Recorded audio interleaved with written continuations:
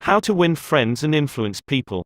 By Dale Carnegie. Contents. 8 things this book will help you achieve. Preface to Revised Edition. How this book was written and why. 9 suggestions on how to get the most out of this book. A shortcut to distinction. Part 1, Fundamental Techniques in Handling People. 1. If you want to gather honey, don't kick over the beehive. 2. The Big Secret of Dealing with People. 3. He who can do this has the whole world with him. He who cannot, walks a lonely way. 4. 8 suggestions on how to get the most out of this book. Part 2, 6 ways to make people like you. 1. Do this and you'll be welcome anywhere. 2. A simple way to make a good impression. 3. If you don't do this, you are headed for trouble. 4. An easy way to become a good conversationalist. 5. How to interest people. 6. How to make people like you instantly. Part 3, 12 ways to win people to your way of thinking. 1. You can't win an argument. 2. A sure way of making enemies, and how to avoid it. 3. If you're wrong, admit it. 4. The high road to a man's reason. 5. The secret of Socrates. 6. The safety valve in handling complaints. 7. How to get cooperation. 8. A formula that will work wonders for you. 9. What everybody wants. 10. An appeal that everybody likes. 11. The movies do it. Radio does it. Why don't you do it? 12. When nothing else works, try this. Part 4, 9 ways to change people without giving offense or arousing resentment. 1. If you must find fault, this is the way to begin. 2. How to criticize, and not be hated for it.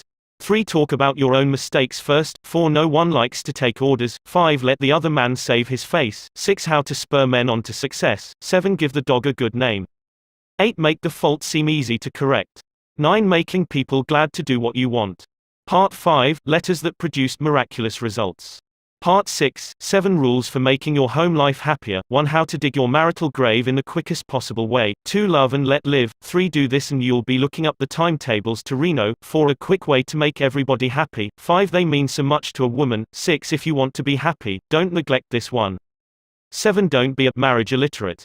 8 things this book will help you achieve. 1. Get out of a mental rut, think new thoughts, acquire new visions, discover new ambitions. 2. Make friends quickly and easily. 3. Increase your popularity. 4. Win people to your way of thinking. 5. Increase your influence, your prestige, your ability to get things done. 6. Handle complaints, avoid arguments, keep your human contacts smooth and pleasant. 7. Become a better speaker, a more entertaining conversationalist. 8. Arouse enthusiasm among your associates. Preface to Revised Edition. How to Win Friends and Influence People was first published in 1937 in an edition of only 5,000 copies. Neither Dale Carnegie nor the publishers, Simon & Schuster, anticipated more than this modest sale. To their amazement, the book became an overnight sensation, and edition after edition rolled off the presses to keep up with the increasing public demand. Now To Win Friends and Influence People took its place in publishing history as one of the all-time international bestsellers. It touched a nerve and filled a human need that was more than a faddish phenomenon of post-Depression days, as evidenced by its continued and uninterrupted sales into the 80s, almost half a century later. Dale Carnegie used to say that it was easier to make $1 million than to put a phrase into the English language. How to Win Friends and Influence People became such a phrase, quoted, paraphrased, parodied, used in innumerable contexts from political cartoon to novels. The book itself was translated into almost every known written language. Each generation has discovered it anew and has found it relevant. Which brings us to the logical question, why revise a book that has proven and continues to prove its vigorous and universal appeal? Why tamper with success? To answer that, we must realize that Dale Carnegie himself was a tireless reviser of his own work during his lifetime. How to Win Friends and Influence People was written to be used as a textbook for his courses in effective speaking and human relations and is still used in those courses today. Until his death in 1955, he constantly improved and revised the course itself to make it applicable to the evolving needs of an ever-growing public. No one was more sensitive to the changing currents of present-day life than Dale Carnegie. He constantly improved and refined his methods of teaching. He updated his book on effective speaking several times. Had he lived longer, he himself would have revised How to Win Friends and Influence People to better reflect the changes that have taken place in the world since the 30s. Many of the names of prominent people in the book, well known at the time of first publication, are no longer recognized by many of today's readers. Certain examples and phrases seem as quaint and dated in our social climate as those in a Victorian novel. The important message and overall impact of the book is weakened to that extent. Our purpose, therefore, in this revision is to clarify and strengthen the book for a modern reader without tampering with the content. We have not changed How to Win Friends and Influence People except to make a few excisions and add a few more contemporary examples. The brash, breezy Carnegie style is intact, even the 30s slang is still there. Dale Carnegie wrote as he spoke, in an intensively exuberant, colloquial, conversational manner. So his voice still speaks as forcefully as ever, in the book and in his work. Thousands of people all over the world are being trained in Carnegie courses in increasing numbers each year. And other thousands are reading and studying How to Win Friends and Influence People and being inspired to use its principles to better their lives. To all of them, we offer this revision in the spirit of the honing and polishing of a finely made tool. Dorothy Carnegie, Mrs. Dale Carnegie, How This Book Was Written and Why by Dale Carnegie. During the first 35 years of the 20th century, the publishing houses of America printed more than 1/5 different books. Most of them were deadly dull, and many were financial failures. Many, did I say? The president of one of the largest publishing houses in the world confessed to me that his company, after 75 years of publishing experience, still lost money on 7 out of every 8 books it published. Why, then, did I have the temerity to write another book? And, after I had written it, why should you bother to read it? Fair questions, both, and I'll try to answer them. I have, since 1912, been conducting educational courses for business and professional men and women in New York. At first, I conducted courses in public speaking only, courses designed to train adults, by actual experience, to think on their feet and express their ideas with more clarity, more effectiveness and more poise, both in business interviews and before groups. But gradually, as the seasons passed, I realized that as sorely as these adults needed training in effective speaking, they needed still more training in the fine art of getting along with people in everyday business and social contacts. I also gradually realized that I was sorely in need of such training myself. As I look back across the years, I am appalled at my own frequent lack of finesse and understanding. How I wish a book such as this had been placed in my hands 20 years ago. What a priceless boon it would have been. Dealing with people is probably the biggest problem you face, especially if you are in business. Yes, and that is also true if you are a housewife, architect or engineer. Research done a few years ago under the auspices of the Carnegie Foundation for the Advancement of Teaching uncovered a most important and significant fact, a fact later confirmed by additional studies made at the Carnegie Institute of Technology. These investigations revealed that even in such technical lines as engineering, about 15% of one's financial success is due to one's technical knowledge and about 85% is due to skill in human engineering to personality and the ability to lead people. For many years, I conducted courses each season at the Engineers Club of Philadelphia, and also courses for the New York chapter of the American Institute of Electrical Engineers. A total of probably more than 1,500 engineers have passed through my classes. They came to me because they had finally realized, after years of observation and experience, that the highest paid personnel in engineering are frequently not those who know the most about engineering. One can, for example, hire mere technical ability in engineering, accountancy, architecture or any other profession at nominal salaries. But the person who has technical knowledge plus the ability to express ideas, to assume leadership, and to arouse enthusiasm among people, that person is headed for higher earning power. In the heyday of his activity, John D. Rockefeller said that the ability to deal with people is as purchasable a commodity as sugar or coffee, and I will pay more for that ability, said John D., than for any other under the sun. Wouldn't you suppose that every college in the land would conduct courses to develop the highest priced ability under the sun? But if there is just one practical, common-sense course of that kind given for adults in even one college in the land, it has escaped my attention up to the present writing. The University of Chicago and the United YMCA. Schools conducted a survey to determine what adults want to study. That survey cost $25,000 and took 2 years. The last part of the survey was made in Meriden, Connecticut. It had been chosen as a typical American town. Every adult in Meriden was interviewed and requested to answer 156 questions. Questions such as, what is your business or profession? Your education? How do you spend your spare time? What is your income? Your hobbies? Your ambitions? Your problems? What subjects are you most interested in studying? And so on. That survey revealed that health is the prime interest of adults and that the second interest is people, how to understand and get along with people, how to make people like you, and how to win others to your way of thinking. So the committee conducting this survey resolved to conduct such a course for adults in Meriden. They searched diligently for a practical textbook on the subject and found not one. Finally, they approached one of the world's outstanding authorities on adult education and asked him if he knew of any book that met the needs of this group. No, he replied, I know what those adults want. But the book they need has never been written. I knew from experience that this statement was true, for I myself had been searching for years to discover a practical, working handbook on human relations. Since no such book existed, I have tried to write one for use in my own courses. And here it is. I hope you like it. In preparation for this book, I read everything that I could find on the subject, everything from newspaper columns, magazine articles, records of the family courts, the writings of the old philosophers and the new psychologists.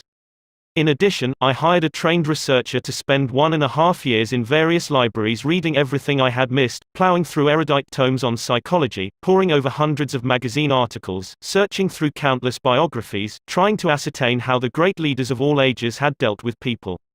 We read their biographies, we read the life stories of all great leaders from Julius Caesar to Thomas Edison. I recall that we read over 100 biographies of Theodore Roosevelt alone. We were determined to spare no time, no expense, to discover every practical idea that anyone had ever used throughout the ages for winning friends and influencing people. I personally interviewed scores of successful people, some of them world-famous inventors like Marconi and Edison, political leaders like Franklin D. Roosevelt and James Farley, business leaders like Owen D. Young, movie stars like Clark Gable and Mary Pickford, and explorers like Martin Johnson, and tried to discover the techniques they used in human relations. From all this material, I prepared a short talk. I called it, How to Win Friends and Influence People. I say, short. It was short in the beginning, but it soon expanded to a lecture that consumed 1 hour and 30 minutes. For years, I gave this talk each season to the adults in the Carnegie Institute courses in New York. I gave the talk and urged the listeners to go out and test it in the business and social contacts, and then come back to class and speak about their experiences and the results they had achieved.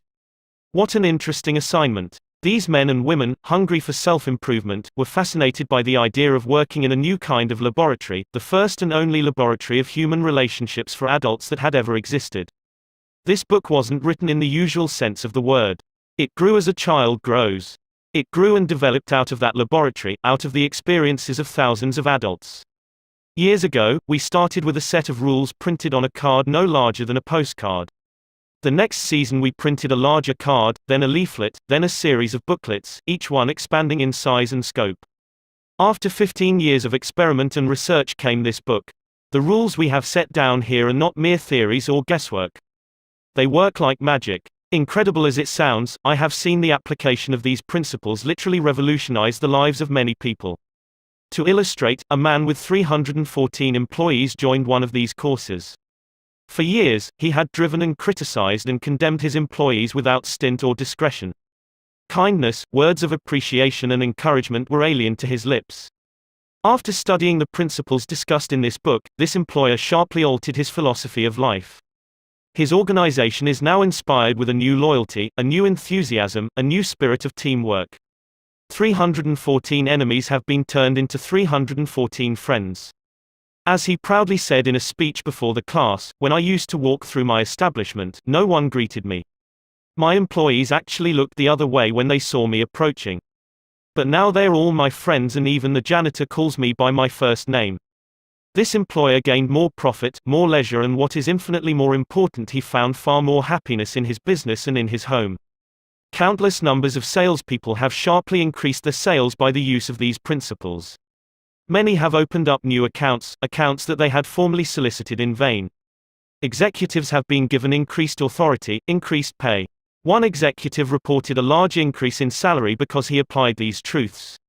Another, an executive in the Philadelphia Gas Works Company, was slated for demotion when he was 65 because of his belligerence, because of his inability to lead people skillfully. This training not only saved him from the demotion but brought him a promotion with increased pay. On innumerable occasions, spouses attending the banquet given at the end of the course have told me that their homes have been much happier since their husbands or wives started this training. People are frequently astonished at the new results they achieve. It all seems like magic. In some cases, in their enthusiasm, they have telephoned me at my home on Sundays because they couldn't wait 48 hours to report their achievements at the regular session of the course. One man was so stirred by a talk on these principles that he sat a day far into the night discussing them with other members of the class. At 3 o'clock in the morning, the others went home. But he was so shaken by a realization of his own mistakes, so inspired by the vista of a new and richer world opening before him, that he was unable to sleep. He didn't sleep that night or the next day or the next night. Who was he? A naive, untrained individual ready to gush over any new theory that came along? No, far from it. He was a sophisticated dealer in art, very much the man about town, who spoke 3 languages fluently and was a graduate of 2 European universities. While writing this chapter, I received a letter from a German of the old school, an aristocrat whose forebears had served for generations as professional army officers under the Hohenzollerns. His letter, written from a transatlantic steamer, telling about the application of these principles, rose almost to a religious fervor. Another man, an old New Yorker, a Harvard graduate, a wealthy man, the owner of a large carpet factory, declared he had learned more in 14 weeks through this system of training about the fine art of influencing people than he had learned about the same subject during his 4 years in college. Absurd, laughable, fantastic. Of course, you are privileged to dismiss this statement with whatever adjective you wish. I am merely reporting, without comment, a declaration made by a conservative and eminently successful Harvard graduate in a public address to approximately 600 people at the Yale Club in New York on the evening of Thursday, February 23, 1933. Compared to what we ought to be, said the famous Professor William James of Harvard, compared to what we ought to be, we are only half awake. We are making use of only a small part of our physical and mental resources. Stating the thing broadly, the human individual thus lives far within his limits. He possesses powers of various sorts which he habitually fails to use, those powers which you habitually fail to use. The sole purpose of this book is to help you discover, develop and profit by those dormant and unused assets. Education, said Dr. John G. Hibben, former president of Princeton University, is the ability to meet life's situations. If by the time you have finished reading the first 3 chapters of this book if you aren't then a little better equipped to meet life's situations, then I shall consider this book to be a total failure so far as you are concerned. For, the great aim of education, said Herbert Spencer, is not knowledge but action, and this is an action book. Dale Carnegie 1936, 9 suggestions on how to get the most out of this book. If you wish to get the most out of this book, there is one indispensable requirement, one essential infinitely more important than any rule or technique. Unless you have this one fundamental requisite, 1,000 rules on how to study will avail little, and if you do have this cardinal endowment, then you can achieve wonders without reading any suggestions for getting the most out of a book. What is this magic requirement? Just this, a deep, driving desire to learn, a vigorous determination to increase your ability to deal with people. How can you develop such an urge? By constantly reminding yourself how important these principles are to you. Picture to yourself how their mastery will aid you in leading a richer, fuller, happier and more fulfilling life. Say to yourself over and over, my popularity, my happiness and sense of worth depend to no small extent upon my skill in dealing with people. Read each chapter rapidly at first to get a bird's eye view of it. You will probably be tempted then to rush on to the next one. But don't, unless you are reading merely for entertainment. But if you are reading because you want to increase your skill in human relations, then go back and reread each chapter thoroughly. In the long run, this will mean saving time and getting results. Stop frequently in your reading to think over what you are reading. Ask yourself just how and when you can apply each suggestion. Read with a crayon, pencil, pen, magic marker or highlighter in your hand. When you come across a suggestion that you feel you can use, draw a line beside it. If it is a 4-star suggestion, then underscore every sentence or highlight it, or mark it with asterisk asterisk asterisk asterisk. Marking and underscoring a book makes it more interesting, and far easier to review rapidly. I knew a woman who had been office manager for a large insurance concern for 15 years. Every month, she read all the insurance contracts her company had issued that month. Yes, she read many of the same contracts over month after month, year after year. Why? Because experience had taught her that that was the only way she could keep the provisions clearly in mind. I once spent almost 2 years writing a book on public speaking, and yet I found I had to keep going back over it from time to time in order to remember what I had written in my own book. The rapidity with which we forget is astonishing. So, if you want to get a real, lasting benefit out of this book, don't imagine that skimming through it once will suffice. After reading it thoroughly, you ought to spend a few hours reviewing it every month. Keep it on your desk in front of you every day. Glance through it often. Keep constantly impressing yourself with the rich possibilities for improvement that still lie in the offing. Remember that the use of these principles can be made habitual only by a constant and vigorous campaign of review and application. There is no other way. Bernard Shaw once remarked, "If you teach a man anything, he will never learn." Shaw was right. Learning is an active process.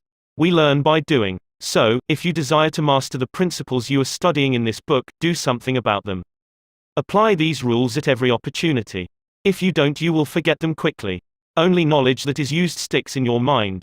You will probably find it difficult to apply these suggestions all the time.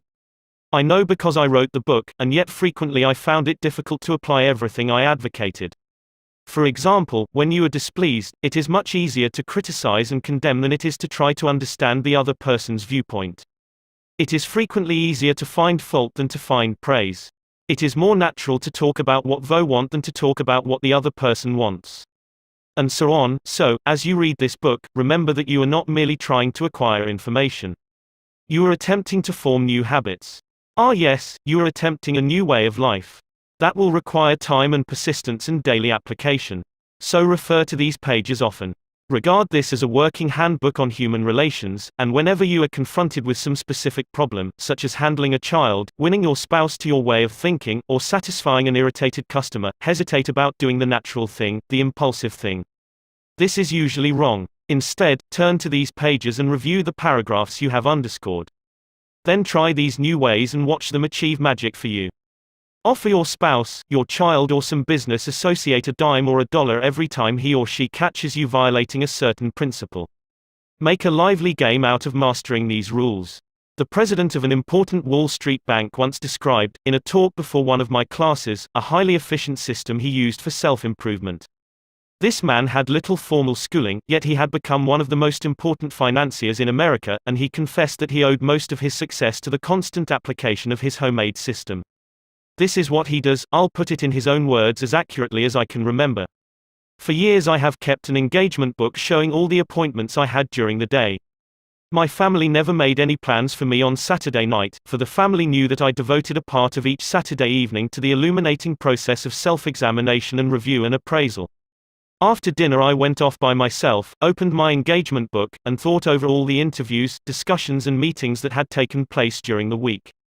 I asked myself, what mistakes did I make that time, what did I do that was right, and in what way could I have improved my performance, what lessons can I learn from that experience? I often found that this weekly review made me very unhappy. I was frequently astonished at my own blunders. Of course, as the years passed, these blunders became less frequent. Sometimes I was inclined to pat myself on the back a little after one of these sessions. This system of self-analysis, self-education, continued year after year, did more for me than any other one thing I have ever attempted. It helped me improve my ability to make decisions, and it aided me enormously in all my contacts with people. I cannot recommend it too highly. Why not use a similar system to check up on your application of the principles discussed in this book? If you do, two things will result. First, you will find yourself engaged in an educational process that is both intriguing and priceless. Second, you will find that your ability to meet and deal with people will grow enormously. You will find at the end of this book several blank pages on which you should record your triumphs in the application of these principles. Be specific. Give names, dates, results. Keeping such a record will inspire you to greater efforts, and how fascinating these entries will be when you chance upon them some evening years from now. In order to get the most out of this book, A. Develop a deep, driving desire to master the principles of human relations. B. Read each chapter twice before going on to the next one. C. As you read, stop frequently to ask yourself how you can apply each suggestion. D. Underscore each important idea. E. Review this book each month. F. Apply these principles at every opportunity. Use this volume as a working handbook to help you solve your daily problems. G. Make a lively game out of your learning by offering some friend a dime or $1 every time he or she catches you violating one of these principles. H. Check up each week on the progress you are making. Ask yourself what mistakes you have made, what improvement, what lessons you have learned for the future. I. Keep notes in the back of this book showing how and when you have applied these principles. A Shortcut to Distinction by Lowell Thomas. This biographical information about Dale Carnegie was written as an introduction to the original edition of How to Win Friends and Influence People. It is reprinted in this edition to give the readers additional background on Dale Carnegie. It was a cold January night in 1935, but the weather couldn't keep them away. 2,500 men and women thronged into the grand ballroom of the Hotel Pennsylvania in New York. Every available seat was filled by 7:30. At 8 o'clock, the eager crowd was still pouring in. The spacious balcony was soon jammed. Presently even standing space was at a premium, and hundreds of people, tired after navigating a day in business, stood up for an hour and a half that night to witness, what? A fashion show, a 6-day bicycle race, or a personal appearance by Clark Gable. No, these people had been lured there by a newspaper ad. 2 evenings previously, they had seen this full-page announcement in the New York Sun staring them in the face: learn to speak effectively, prepare for leadership. Old stuff.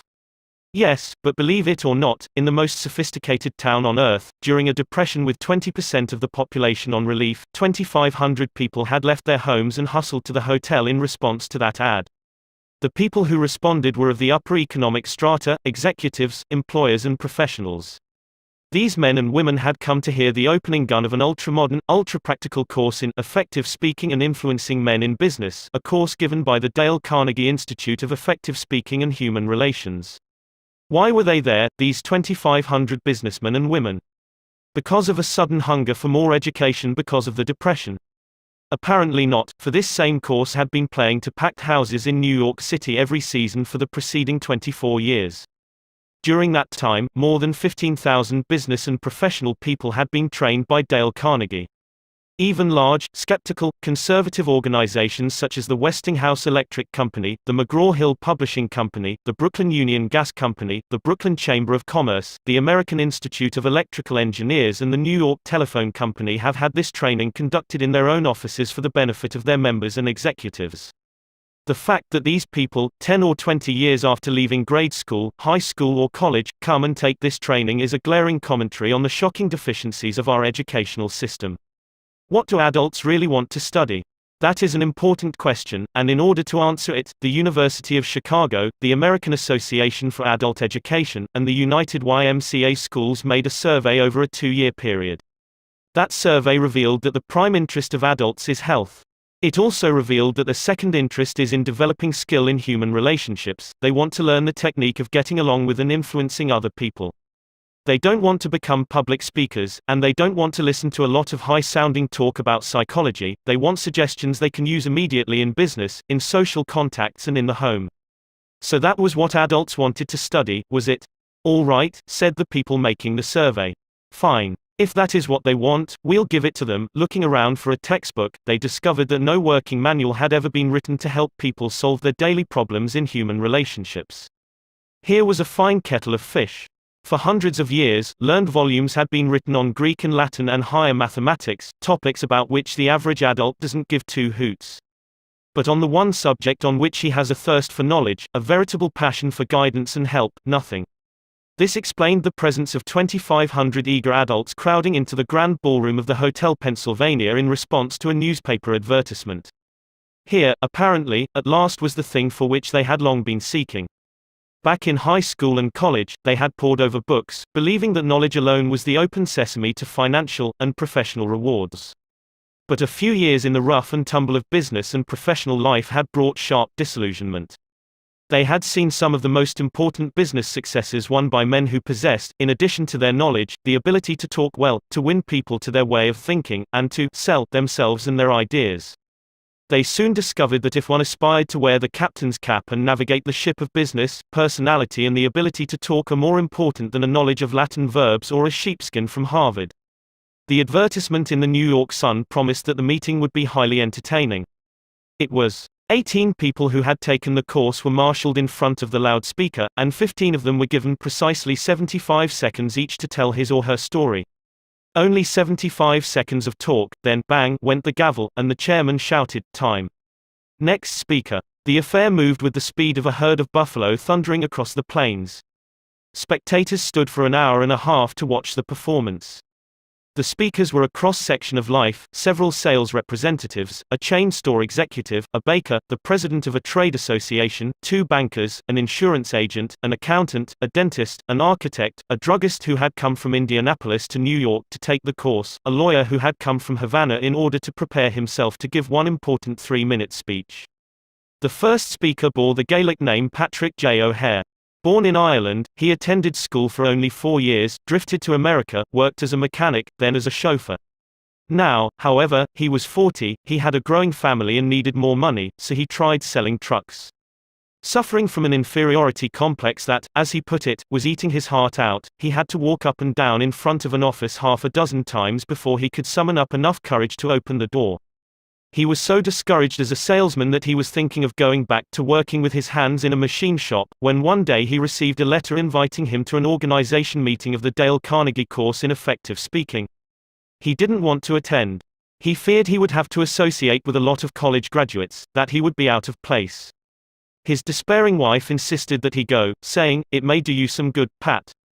God knows you need it." He went down to the place where the meeting was to be held and stood on the sidewalk for 5 minutes before he could generate enough self-confidence to enter the room. The first few times he tried to speak in front of the others, he was dizzy with fear. But as the weeks drifted by, he lost all fear of audiences and soon found that he loved to talk. The bigger the crowd, the better. And he also lost his fear of individuals and of his superiors. He presented his ideas to them, and soon he had been advanced into the sales department. He had become a valued and much liked member of his company. This night, in the Hotel Pennsylvania, Patrick O'Hare stood in front of 2,500 people and told a gay, rollicking story of his achievements. Wave after wave of laughter swept over the audience. Few professional speakers could have equaled his performance. The next speaker, Godfrey Mayer, was a gray-headed banker, the father of 11 children. The first time he had attempted to speak in class, he was literally struck dumb. His mind refused to function. His story is a vivid illustration of how leadership gravitates to the person who can talk. He worked on Wall Street, and for 25 years he had been living in Clifton, New Jersey. During that time, he had taken no active part in community affairs and knew perhaps 500 people. Shortly after he had enrolled in the Carnegie course, he received his tax bill and was infuriated by what he considered unjust charges.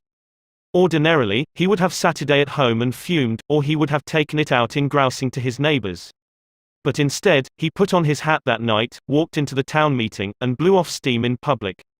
As a result of that talk of indignation, the citizens of Clifton, New Jersey, urged him to run for the town council. So for weeks he went from one meeting to another, denouncing waste and municipal extravagance.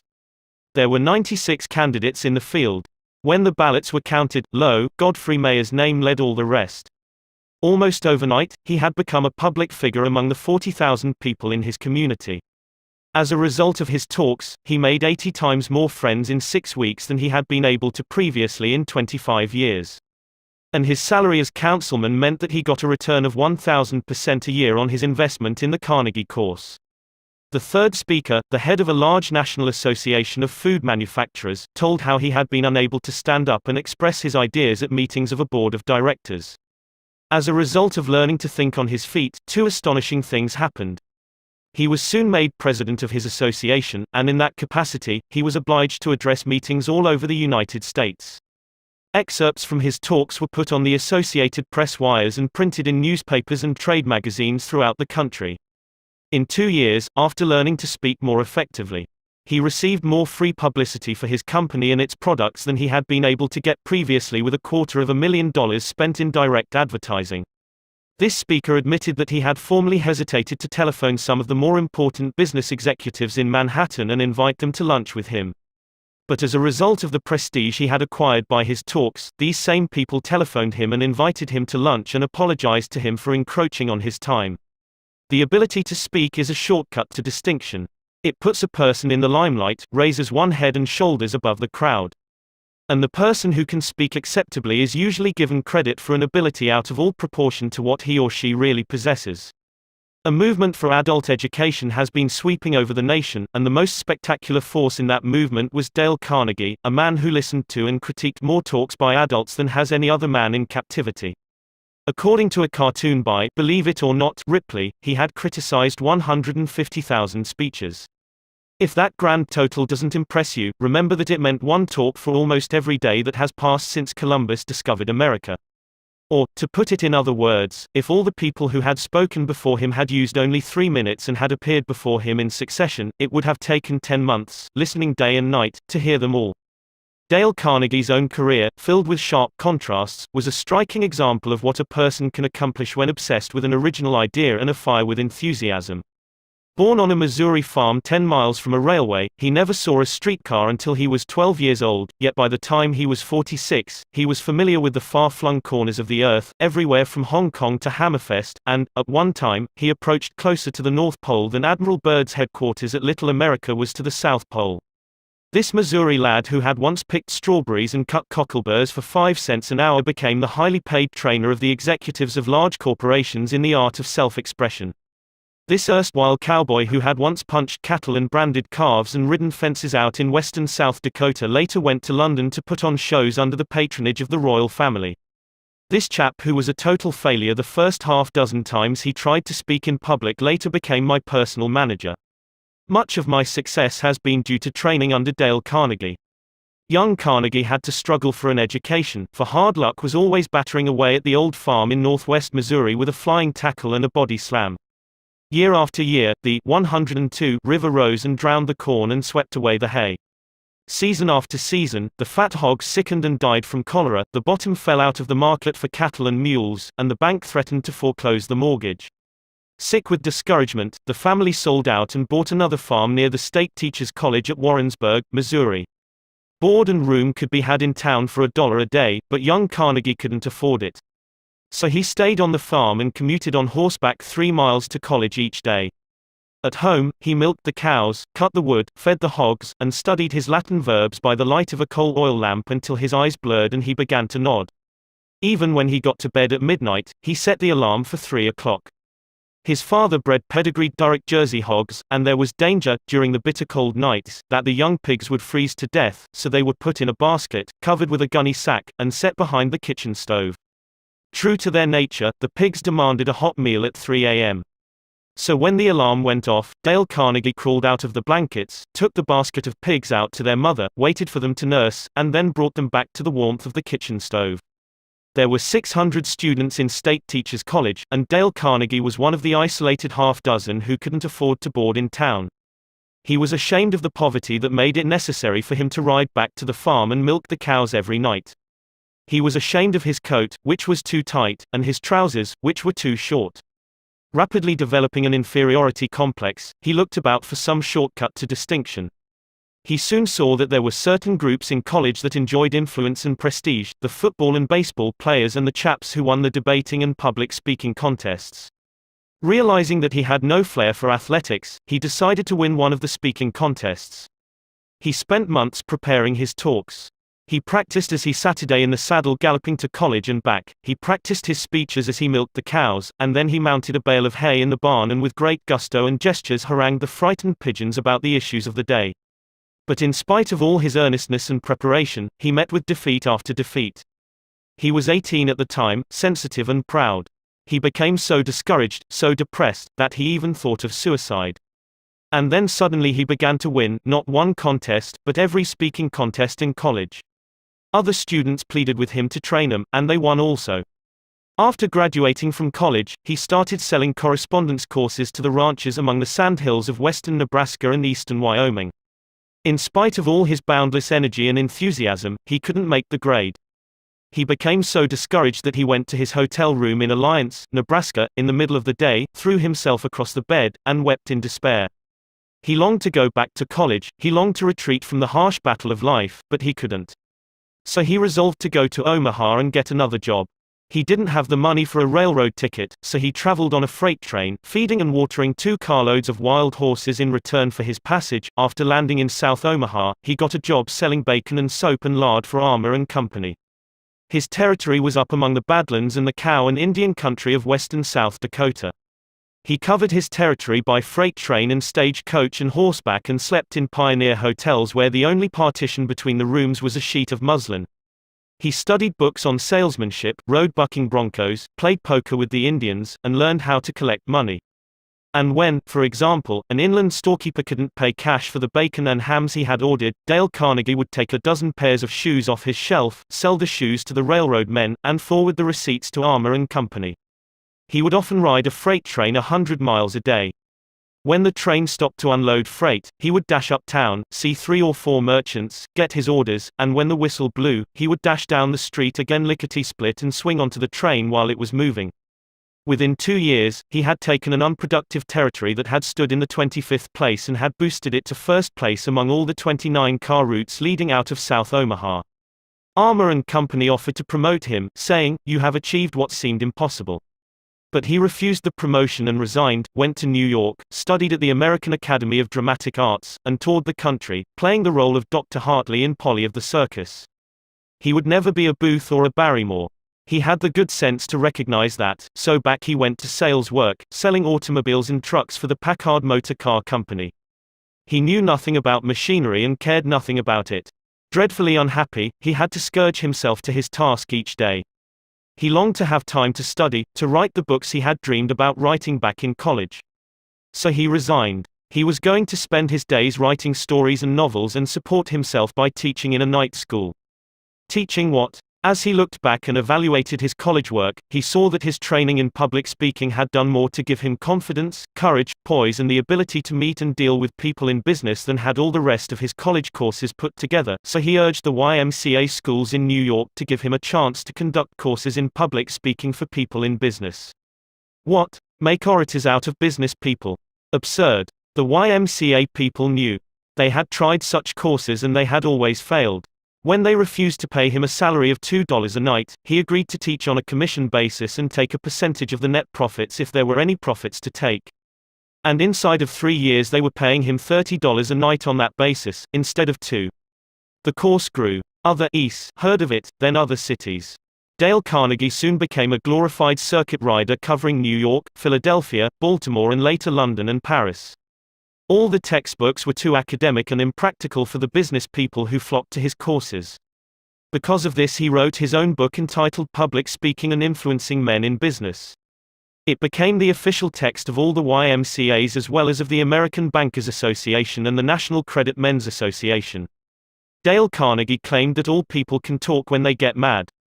He said that if you hit the most ignorant man in town on the jaw and knock him down, he would get on his feet and talk with an eloquence, heat and emphasis that would have rivaled that world-famous orator William Jennings Bryan at the height of his career. He claimed that almost any person can speak acceptably in public if he or she has self-confidence and an idea that is boiling and stewing within. The way to develop self-confidence, he said, is to do the thing you fear to do and get a record of successful experiences behind you. So he forced each class member to talk at every session of the course. The audience is sympathetic. They are all in the same boat, and, by constant practice, they develop a courage, confidence and enthusiasm that carry over into their private speaking. Dale Carnegie would tell you that he made a living all these years, not by teaching public speaking, that was incidental. His main job was to help people conquer their fears and develop courage. He started out at first to conduct merely a course in public speaking, but the students who came were businessmen and women. Many of them hadn't seen the inside of a classroom in 30 years. Most of them were paying their tuition on the installment plan. They wanted results and they wanted them quick, results that they could use the next day in business interviews and in speaking before groups. So he was forced to be swift and practical. Consequently, he developed a system of training that is unique, a striking combination of public speaking, salesmanship, human relations and applied psychology. A slave to no hard and fast rules, he developed a course that is as real as the measles and twice as much fun. When the classes terminated, the graduates formed clubs of their own and continued to meet fortnightly for years afterward.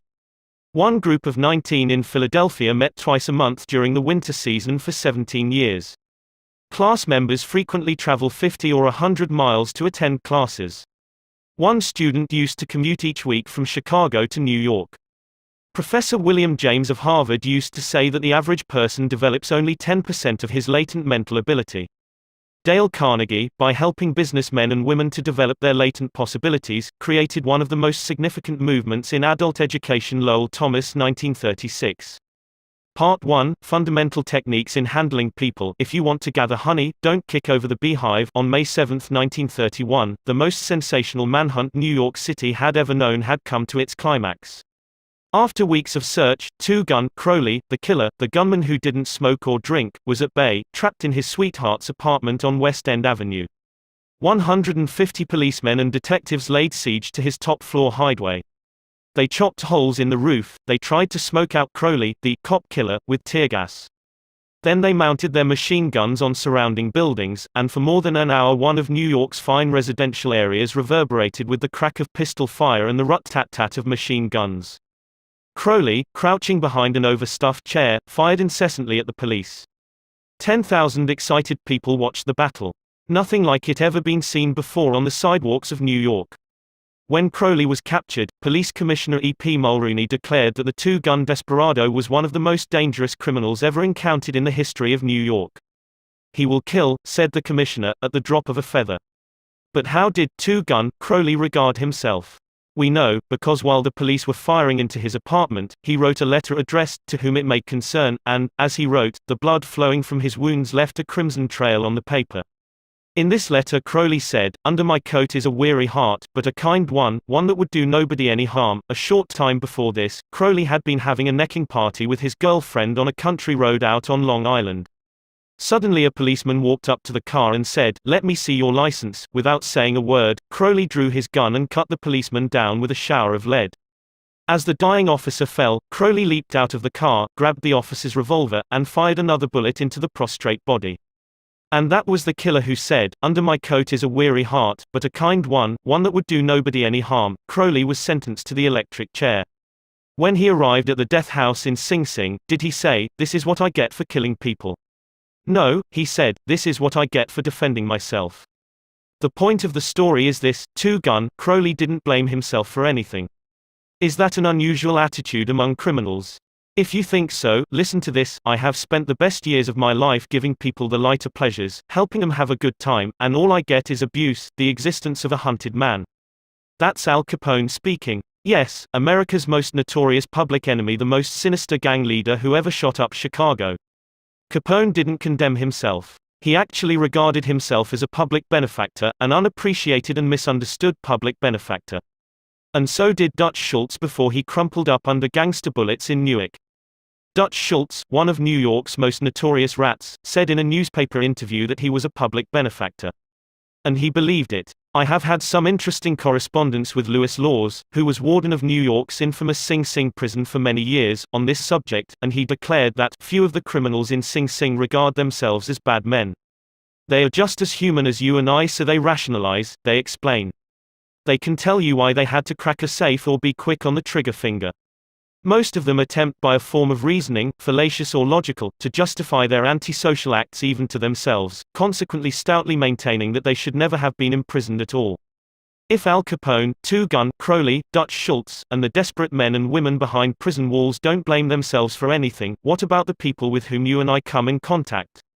John Wanamaker, founder of the stores that bear his name, once confessed, "I learned 30 years ago that it is foolish to scold. I have enough trouble overcoming my own limitations without fretting over the fact that God has not seen fit to distribute evenly the gift of intelligence." Wanamaker learned this lesson early, but I personally had to blunder through this old world for a third of a century before it even began to dawn upon me that 99 times out of 100, people don't criticize themselves for anything, no matter how wrong it may be. Criticism is futile because it puts a person on the defensive and usually makes him strive to justify himself. Criticism is dangerous, because it wounds a person's precious pride, hurts his sense of importance, and arouses resentment. B. F. Skinner, the world-famous psychologist, proved through his experiments that an animal rewarded for good behavior will learn much more rapidly and retain what it learns far more effectively than an animal punished for bad behavior. Later studies have shown that the same applies to humans. By criticizing, we do not make lasting changes and often incur resentment. Hans Selye, another great psychologist, said, "As much as we thirst for approval, we dread condemnation." The resentment that criticism engenders can demoralize employees, family members and friends, and still not correct the situation that has been condemned. George B. Johnston of Enid, Oklahoma, is the safety coordinator for an engineering company. One of his responsibilities is to see that employees wear their hard hats whenever they are on the job in the field. He reported that whenever he came across workers who were not wearing hard hats, he would tell them with a lot of authority of the regulation and that they must comply. As a result, he would get sullen acceptance, and often after he left, the workers would remove the hats. He decided to try a different approach. The next time he found some of the workers not wearing their hard hat, he asked if the hats were uncomfortable or did not fit properly. Then he reminded the men in a pleasant tone of voice that the hat was designed to protect them from injury and suggested that it always be worn on the job. The result was increased compliance with the regulation with no resentment or emotional upset.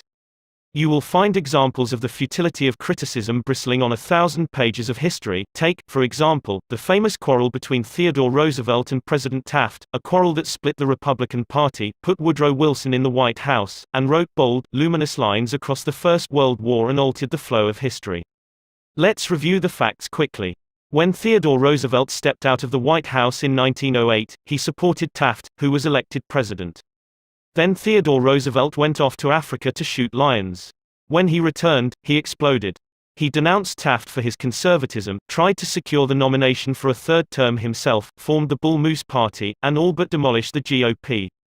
In the election that followed, William Howard Taft and the Republican Party carried only 2 states, Vermont and Utah. The most disastrous defeat the party had ever known. Theodore Roosevelt blamed Taft, but did President Taft blame himself?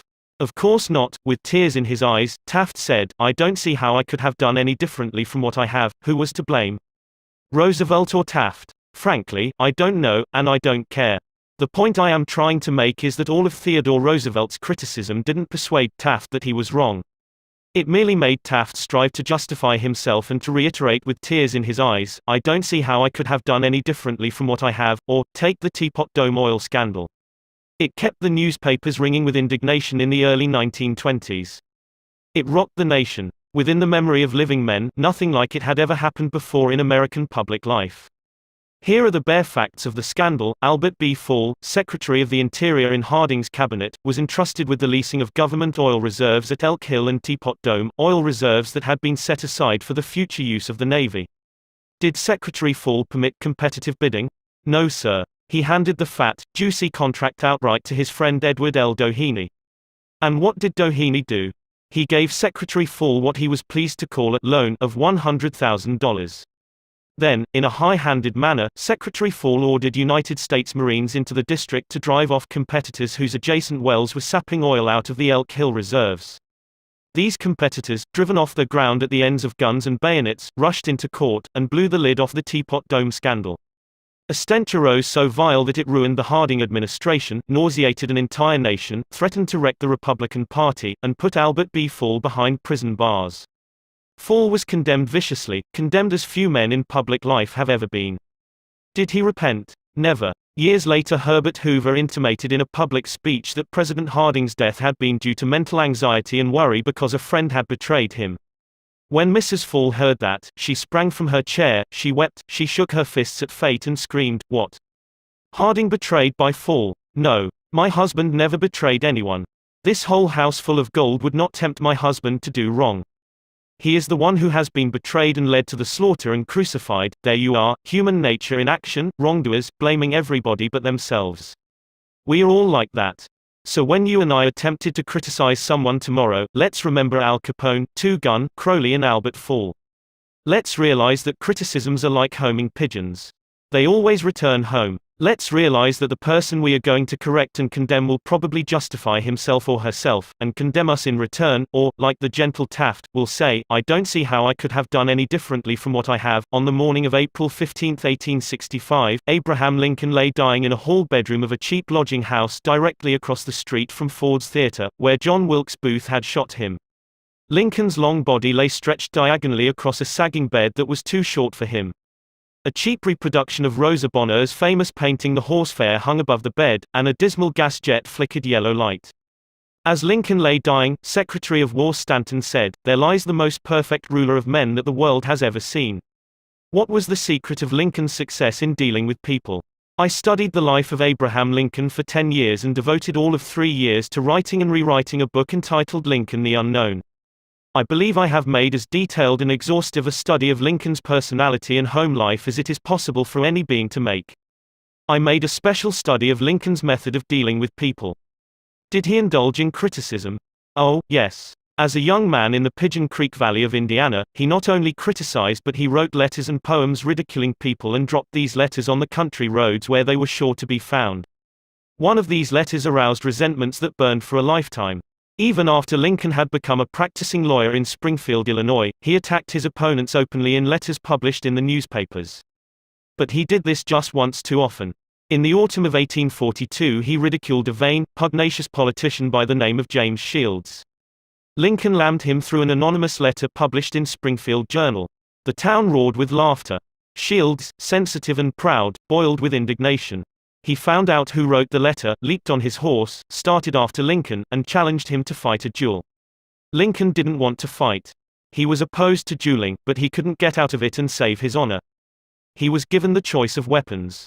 Since he had very long arms, he chose cavalry broadswords and took lessons in sword fighting from a West Point graduate, and, on the appointed day, he and Shields met on a sandbar in the Mississippi River, prepared to fight to the death, but, at the last minute, their seconds interrupted and stopped the duel. That was the most lurid personal incident in Lincoln's life. It taught him an invaluable lesson in the art of dealing with people. Never again did he write an insulting letter. Never again did he ridicule anyone. And from that time on, he almost never criticized anybody for anything. Time after time, during the Civil War, Lincoln put a new general at the head of the Army of the Potomac, and each one in turn, McClellan, Pope, Burnside, Hooker, Meade, blundered tragically and drove Lincoln to pacing the floor in despair. Half the nation savagely condemned these incompetent generals, but Lincoln, with malice toward none, with charity for all, held his peace.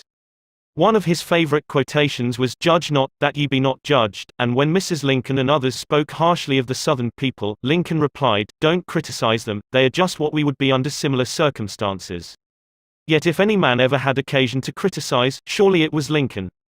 Let's take just one illustration. The Battle of Gettysburg was fought during the first 3 days of July 1863. During the night of July 4, Lee began to retreat southward while storm clouds deluged the country with rain. When Lee reached the Potomac with his defeated army, he found a swollen, impassable river in front of him, and a victorious Union army behind him. Lee was in a trap. He couldn't escape. Lincoln saw that. Here was a golden, heaven-sent opportunity, the opportunity to capture Lee's army and end the war immediately. So, with a surge of high hope, Lincoln ordered Meade not to call a council of war but to attack Lee immediately. Lincoln telegraphed his orders and then sent a special messenger to Meade demanding immediate action. And what did General Meade do? He did the very opposite of what he was told to do. He called a council of war in direct violation of Lincoln's orders. He hesitated. He procrastinated. He telegraphed all manner of excuses. He refused point blank to attack Lee. Finally, the waters receded, and Lee escaped over the Potomac with his forces. Lincoln was furious. "What does this mean?" Lincoln cried to his son Robert. "Great God! What does this mean? We had them within our grasp and had only to stretch forth our hands and they were ours, yet nothing that I could say or do could make the army move. Under the circumstances, almost any general could have defeated Lee. If I had gone up there, I could have whipped him myself." In bitter disappointment, Lincoln sat a day down and wrote Meade this letter. And remember, at this period of his life Lincoln was extremely conservative and restrained in his phraseology. So, this letter coming from Lincoln in 1863 was tantamount to the severest rebuke. "My dear General, I do not believe you appreciate the magnitude of the misfortune involved in Lee's escape. He was within our easy grasp, and to have closed upon him would, in connection with our other late successes, have ended the war. As it is, the war will be prolonged indefinitely. If you could not safely attack Lee last Monday, how can you possibly do so south of the river, when you can take with you very few, no more than 2/3 of the force you then had in hand? It would be unreasonable to expect, and I do not expect that you can now effect much. Your golden opportunity is gone, and I am distressed immeasurably because of it." What do you suppose Meade did when he read the letter? Meade never saw that letter. Lincoln never mailed it. It was found among his papers after his death. My guess is, and this is only a guess, that after writing that letter, Lincoln looked out of the window and said to himself, "Just a minute. Maybe I ought not to be so hasty. It is easy enough for me to sit here in the quiet of the White House and order Meade to attack, but if I had been up at Gettysburg, and if I had seen as much blood as Meade has seen during the last week, and if my ears had been pierced with the screams and shrieks of the wounded and dying, maybe I wouldn't be so anxious to attack either. If I had Meade's timid temperament, perhaps I would have done just what he had done. Anyhow, it is water under the bridge now. If I send this letter, it will relieve my feelings, but it will make Meade try to justify himself. It will make him condemn me. It will arouse hard feelings, impair all his further usefulness as a commander, and perhaps force him to resign from the army. So, as I have already said, Lincoln put the letter aside, for he had learned by bitter experience that sharp criticisms and rebukes almost invariably end in futility. Theodore Roosevelt said that when he, as president, was confronted with a perplexing problem, he used to lean back and look up at a large painting of Lincoln which hung above his desk in the White House and ask himself, what would Lincoln do if he were in my shoes? How would he solve this problem? The next time we attempted to admonish somebody, let's pull a $5 bill out of our pocket, look at Lincoln's picture on the bill, and ask, how would Lincoln handle this problem if he had it? Mark Twain lost his temper occasionally and wrote letters that turned the paper brown. For example, he once wrote to a man who had aroused his ire, "The thing for you is a burial permit. You have only to speak and I will see that you get it." On another occasion he wrote to an editor about a proofreader's attempts to improve my spelling and punctuation. He ordered, "Set the matter according to my copy hereafter and see that the proofreader retains his suggestions in the mush of his decayed brain." The writing of these stinging letters made Mark Twain feel better. They allowed him to blow off steam, and the letters didn't do any real harm, because Mark's wife secretly lifted them out of the mail. They were never sent. Do you know someone you would like to change and regulate and improve? Good. That is fine. I am all in favor of it, but why not begin on yourself? From a purely selfish standpoint, that is a lot more profitable than trying to improve others, yes, and a lot less dangerous. Don't complain about the snow on your neighbor's roof, said Confucius, when your own doorstep is unclean.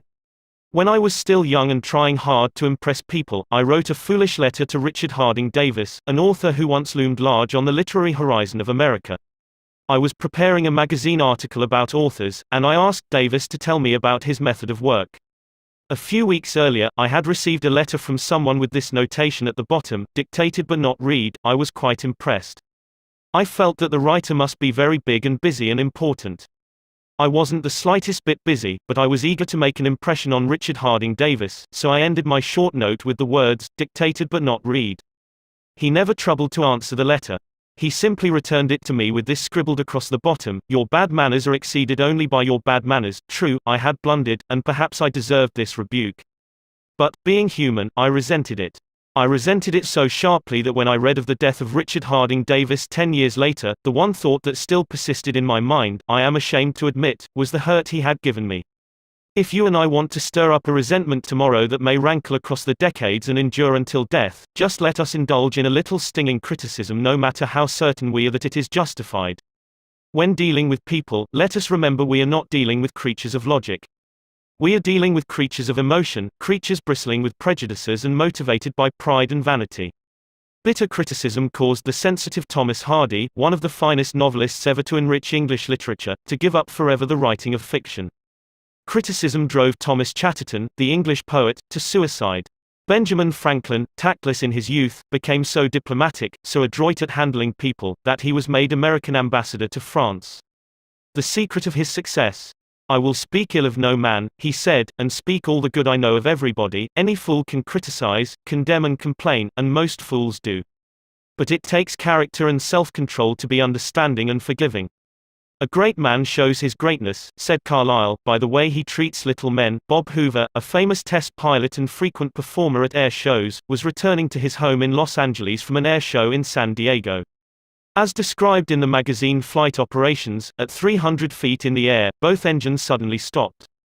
By deft maneuvering he managed to land the plane, but it was badly damaged although nobody was hurt.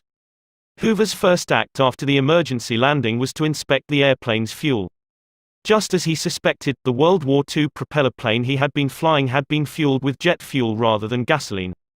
Upon returning to the airport, he asked to see the mechanic who had serviced his airplane. The young man was sick with the agony of his mistake. Tears streamed down his face as Hoover approached. He had just caused the loss of a very expensive plane and could have caused the loss of 3 lives as well. You can imagine Hoover's anger. One could anticipate the tongue lashing that this proud and precise pilot would unleash for that carelessness. But Hoover didn't scold the mechanic, he didn't even criticize him. Instead, he put his big arm around the man's shoulder and said, "To show you I'm sure that you'll never do this again, I want you to service my F-51 tomorrow." Often parents attempted to criticize their children. You would expect me to say, don't. But I will not. I am merely going to say, before you criticize them, read one of the classics of American journalism, Father Forgets. It originally appeared as an editorial in the People's Home Journal. We are reprinting it here with the author's permission, as condensed in the Reader's Digest. Father Forgets is one of those little pieces which, dashed off in a moment of sincere feeling, strikes an echoing chord in so many readers as to become a perennial reprint favorite. Since its first appearance, Father Forgets has been reproduced, writes the author, W. Livingston Land, in hundreds of magazines and house organs, and in newspapers the country over. It has been reprinted almost as extensively in many foreign languages. I have given personal permission to thousands who wish to read it from school, church, and lecture platforms. It has been on the air on countless occasions and programs. Oddly enough, college periodicals have used it, and high school magazines. Sometimes a little piece seems mysteriously to click. This one certainly did. Father Forgets. W. Livingston Land. Listen, son, I am saying this as you lie asleep, one little paw crumpled under your cheek and the blonde curls stickily wet on your damp forehead. I have stolen into your room alone. Just a few minutes ago, as I sat today reading my paper in the library, a stifling wave of remorse swept over me. Guiltily I came to your bedside. There are the things I was thinking, son. I had been cross with you. I scolded you as you were dressing for school because you gave your face merely a dab with a towel. I took you to task for not cleaning your shoes. I called out angrily when you threw some of your things on the floor. At breakfast I found fault, too. You spilled things. You gulped down your food. You put your elbows on the table. You spread butter too thick on your bread. And as you started off to play and I made for my train, you turned and waved a hand and called, "Goodbye, Daddy," and I frowned, and said in reply, "Hold your shoulders back." Then it began all over again in the late afternoon. As I came up the road, I spied you, down on your knees, playing marbles. There were holes in your stockings. I humiliated you before your boyfriends by marching you ahead of me to the house. Stockings were expensive, and if you had to buy them you would be more careful. Imagine that, son, from a father. Do you remember, later, when I was reading in the library, how you came in timidly, with a sort of hurt look in your eyes? When I glanced up over my paper, impatient at the interruption, you hesitated at the door. "What is it you want?" I snapped. You said nothing, but ran across in one tempestuous plunge, and threw your arms around my neck and kissed me, and your small arms tightened with an affection that God had set blooming in your heart and which even neglect could not wither. And then you were gone, pattering up the stairs. Well, son, it was shortly afterwards that my paper slipped from my hands and a terrible sickening fear came over me. What has habit been doing to me? The habit of finding fault, of reprimanding. This was my reward to you for being a boy. It was not that I did not love you, it was that I expected too much of youth. I was measuring you by the yardstick of my own years. And there was so much that was good and fine and true in your character. The little heart of you was as big as the dawn itself over the wide hills. This was shown by your spontaneous impulse to rush in and kiss me good night. Nothing else matters tonight, son. I have come to your bedside in the darkness, and I have knelt there, ashamed. It is a feeble atonement. I know you would not understand these things if I told them to you during your waking hours. But tomorrow I will be a real daddy. I will chum with you, and suffer when you suffer, and laugh when you laugh. I will bite my tongue when impatient words come. I will keep saying as if it were a ritual, "He is nothing but a boy, a little boy." I am afraid I have visualized you as a man. Yet as I see you now, son, crumpled and weary in your cot, I see that you are still a baby. Yesterday you were in your mother's arms, your head on her shoulder. I have asked too much, too much. Instead of condemning people, let's try to understand them. Let's try to figure out why they do what they do. That's a lot more profitable and intriguing than criticism, and it breeds sympathy, tolerance and kindness. To know all is to forgive all. As Dr. Johnson said, God himself, sir, does not propose to judge man until the end of his days. Why should you and I? Principle 1. Don't criticize, condemn or complain with a well thought out and educated way to add a solution. The big secret of dealing with people: there is only one way under high heaven to get anybody to do anything. Did you ever stop to think of that? Yes, just one way. And that is by making the other person want to do it. Remember, there is no other way. Of course, you can make someone want to give you his watch by sticking a revolver in his ribs. You can make your employees give you cooperation, until your back is turned, by threatening to fire them. You can make a child do what you want it to do by a whip or a threat. But these crude methods have sharply undesirable repercussions. The only way I can get you to do anything is by giving you what you want. What do you want? Sigmund Freud said that everything you and I do springs from two motives, the sex urge and the desire to be great. John Dewey, one of America's most profound philosophers, phrased it a bit differently. Dr. Dewey said that the deepest urge in human nature is the desire to be important. Remember that phrase, the desire to be important. It is significant. You are going to hear a lot about it in this book. What do you want? Not many things, but the few that you do wish, you crave with an insistence that will not be denied. Some of the things most people want include 1. Health and the preservation of life. 2. Food. 3. Sleep. 4. Money and the things money will buy. 5. Life in the hereafter. 6. Sexual gratification. 7. The well-being of our children. 8. A feeling of importance. Almost all these wants are usually gratified, all except one. But there is one longing, almost as deep, almost as imperious, as the desire for food or sleep, which is seldom gratified. It is what Freud calls the desire to be great. It is what Dewey calls the desire to be important. Lincoln once began a letter saying, "Everybody likes a compliment." William James said, "The deepest principle in human nature is the craving to be appreciated." He didn't speak, mind you, of the wish or the desire or the longing to be appreciated. He said the craving to be appreciated. Here is a gnawing and unfaltering human hunger, and the rare individual who honestly satisfies this heart hunger will hold people in the palm of his or her hand, and even the undertaker will be sorry when he dies. The desire for a feeling of importance is one of the chief distinguishing differences between mankind and the animals. To illustrate, when I was a farm boy out in Missouri, my father bred fine Durrick Jersey hogs and pedigreed white-faced cattle. We used to exhibit our hogs and white-faced cattle at the country fairs and livestock shows throughout the Middle West. We won first prizes by the score. My father pinned his blue ribbons on a sheet of white muslin, and when friends or visitors came to the house, he would get out the long sheet of muslin. He would hold one end and I would hold the other while he exhibited the blue ribbons. The hogs didn't care about the ribbons they had won. But father did. These prizes gave him a feeling of importance. If our ancestors hadn't had this flaming urge for a feeling of importance, civilization would have been impossible. Without it, we should have been just about like animals. It was this desire for a feeling of importance that led an uneducated, poverty-stricken grocery clerk to study some law books he found in the bottom of a barrel of household plunder that he had bought for 50 cents. You have probably heard of this grocery clerk. His name was Lincoln. It was this desire for a feeling of importance that inspired Dickens to write his immortal novels. This desire inspired Sir Christopher Wren to design his symphonies in stone. This desire made Rockefeller amass millions that he never spent. And this same desire made the richest family in your town build a house far too large for its requirements. This desire makes you want to wear the latest styles, drive the latest cars, and talk about your brilliant children. It is this desire that lures many boys and girls into joining gangs and engaging in criminal activities. The average young criminal, according to E.P. Mulrooney, one-time police commissioner of New York, is filled with ego, and his first request after arrest is for those lurid newspapers that make him out a hero.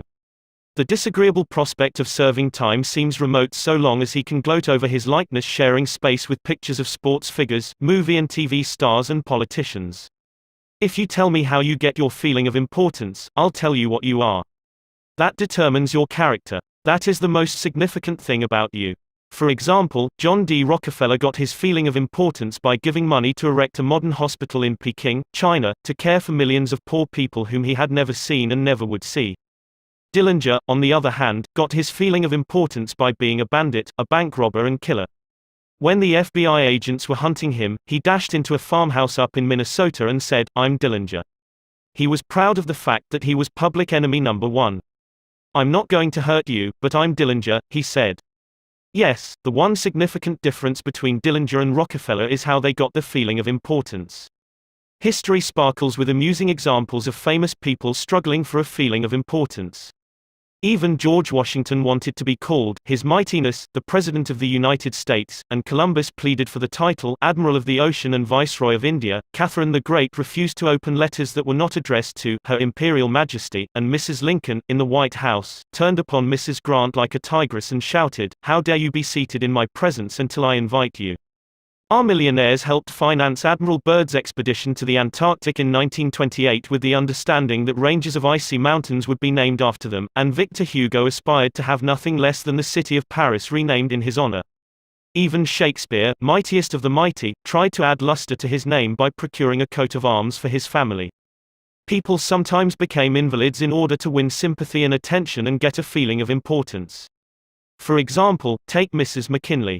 She got a feeling of importance by forcing her husband, the President of the United States, to neglect important affairs of state while he reclined on the bed beside her for hours at a time, his arm about her, soothing her to sleep. She fed her gnawing desire for attention by insisting that he remain with her while she was having her teeth fixed, and once created a stormy scene when he had to leave her alone with the dentist while he kept an appointment with John Hay, his Secretary of State. The writer Mary Roberts Rinehart once told me of a bright, vigorous young woman who became an invalid in order to get a feeling of importance. One day, said Mrs. Rinehart, this woman had been obliged to face something, her age perhaps. The lonely years were stretching ahead and there was little left for her to anticipate. She took to her bed, and for 10 years her old mother traveled to the 3rd floor and back, carrying trays, nursing her. Then one day the old mother, weary with service, lay down and died. For some weeks, the invalid languished, then she got up, put on her clothing, and resumed living again. Some authorities declare that people may actually go insane in order to find, in the dreamland of insanity, the feeling of importance that has been denied them in the harsh world of reality.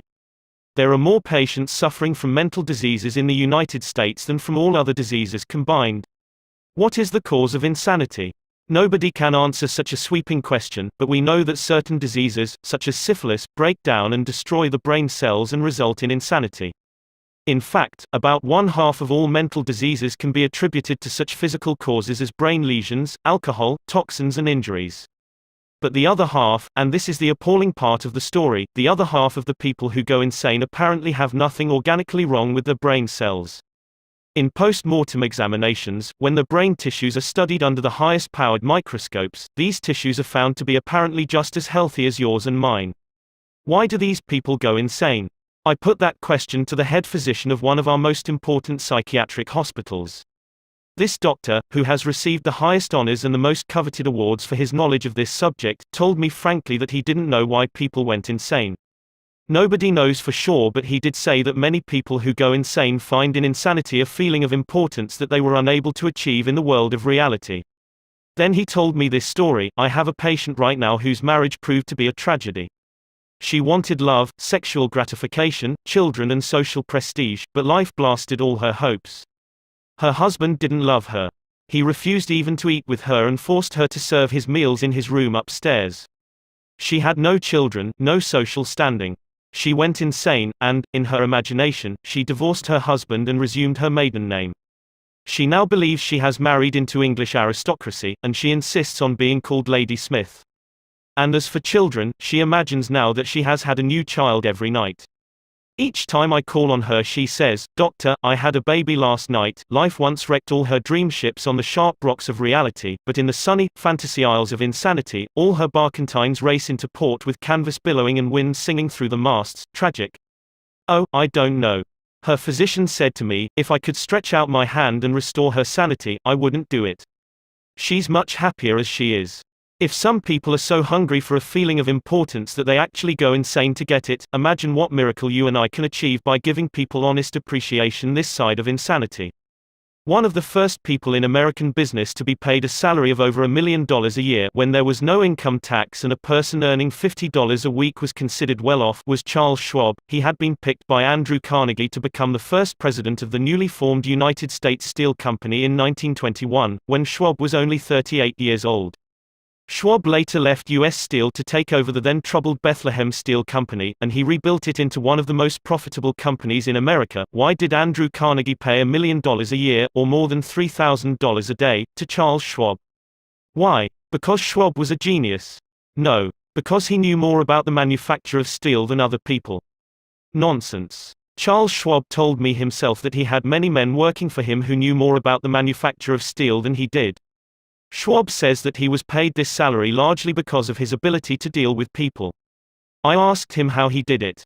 Here is his secret set down in his own words, words that ought to be cast in eternal bronze and hung in every home and school, every shop and office in the land, words that children ought to memorize instead of wasting their time memorizing the conjugation of Latin verbs or the amount of the annual rainfall in Brazil, words that will all but transform your life and mine if we will only live them. I consider my ability to arouse enthusiasm among my people, said Schwab, the greatest asset I possess, and the way to develop the best that is in a person is by appreciation and encouragement.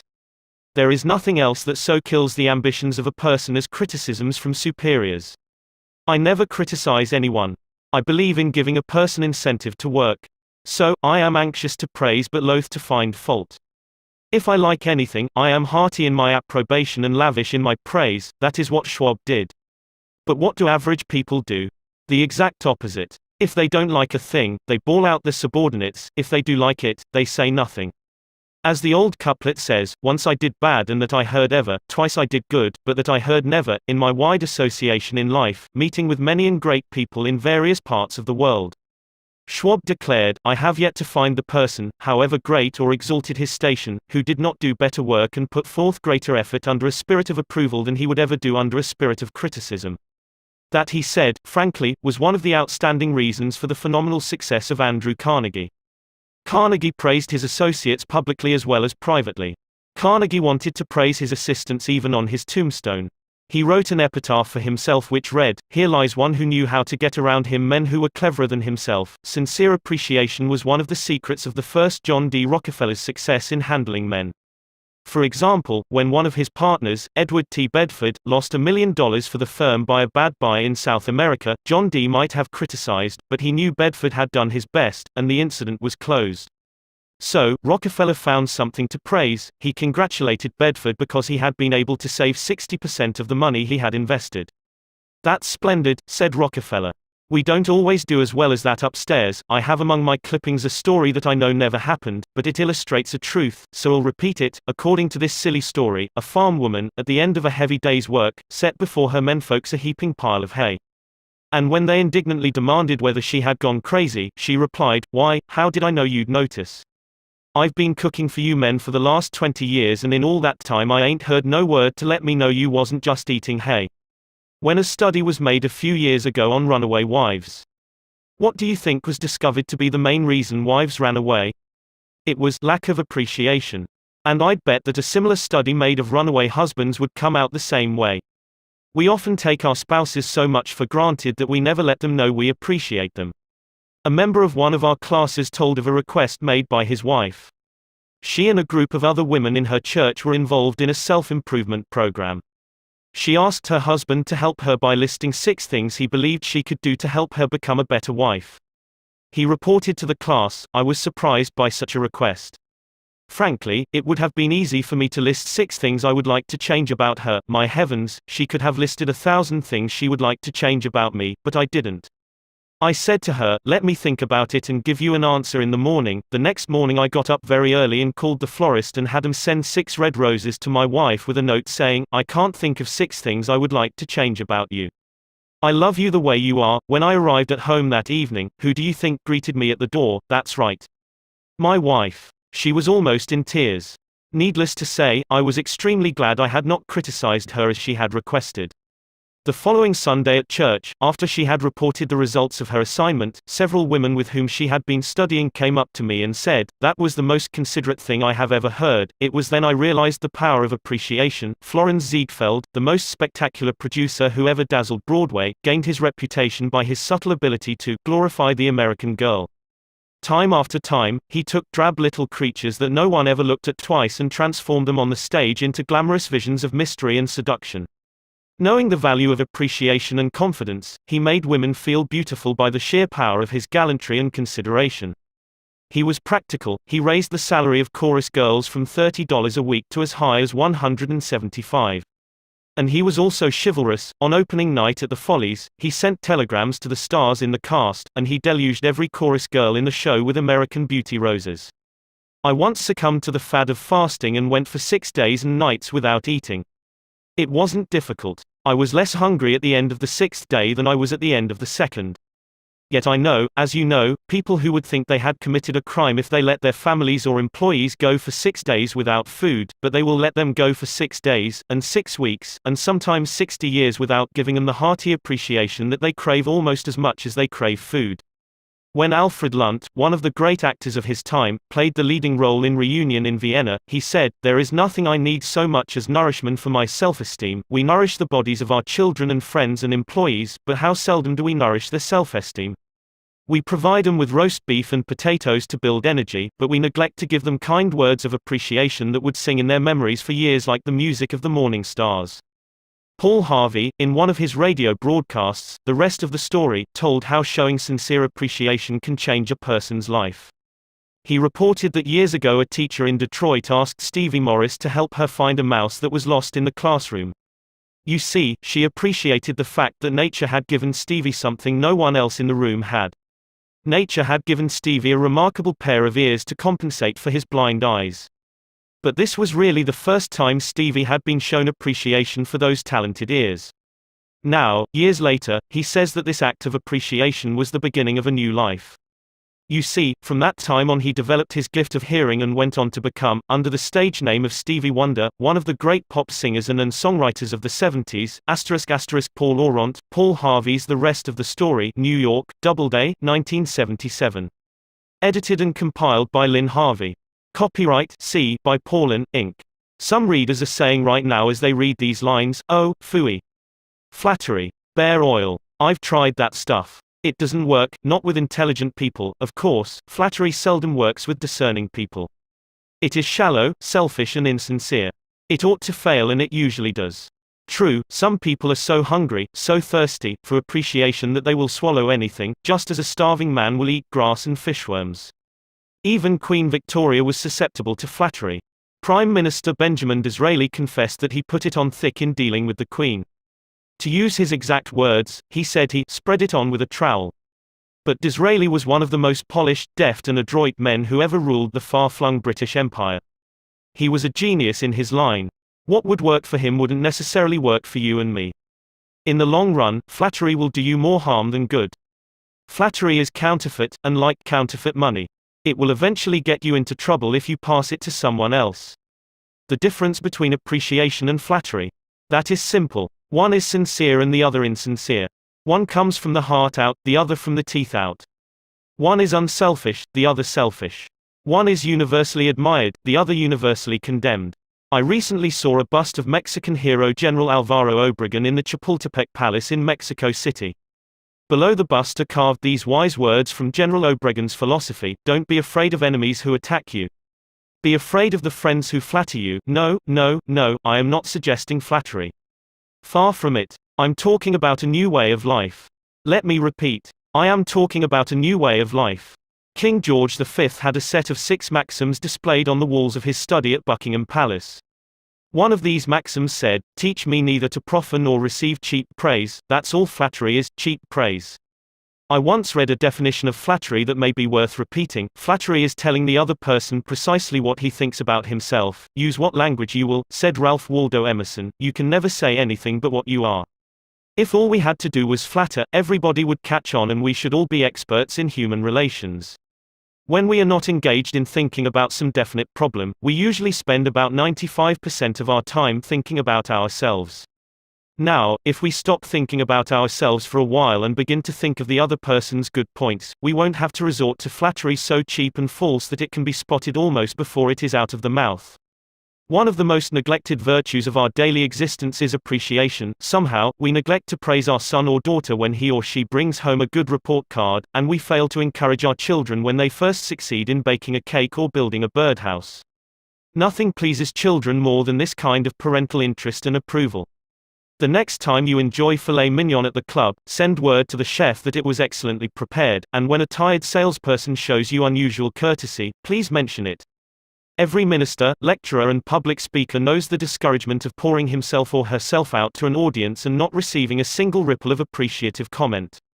What applies to professionals applies doubly to workers in offices, shops and factories and our families and friends. In our interpersonal relations we should never forget that all our associates are human beings and hunger for appreciation. It is the legal tender that all souls enjoy.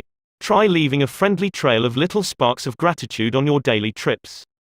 You will be surprised how they will set small flames of friendship that will be rose beacons on your next visit.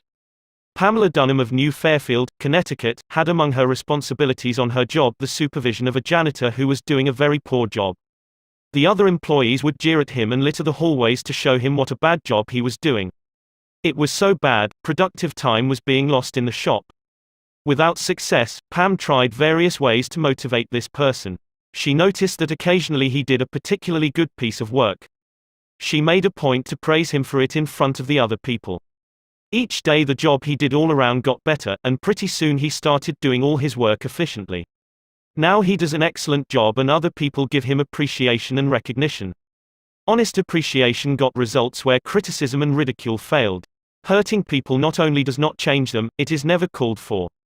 There is an old saying that I have cut out and pasted on my mirror where I cannot help but see it every day: I shall pass this way but once, any good, therefore, that I can do or any kindness that I can show to any human being, let me do it now. Let me not defer nor neglect it, for I shall not pass this way again.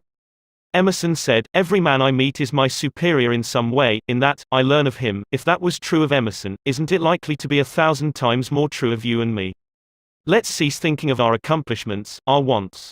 Let's try to figure out the other person's good points. Then forget flattery. Give honest, sincere appreciation. Be hearty in your approbation and lavish in your praise, and people will cherish your words and treasure them and repeat them over a lifetime, repeat them years after you have forgotten them. Principle 2: Give honest and sincere appreciation. He who can do this has the whole world with him. He who cannot walks a lonely way. I often went fishing up in Maine during the summer.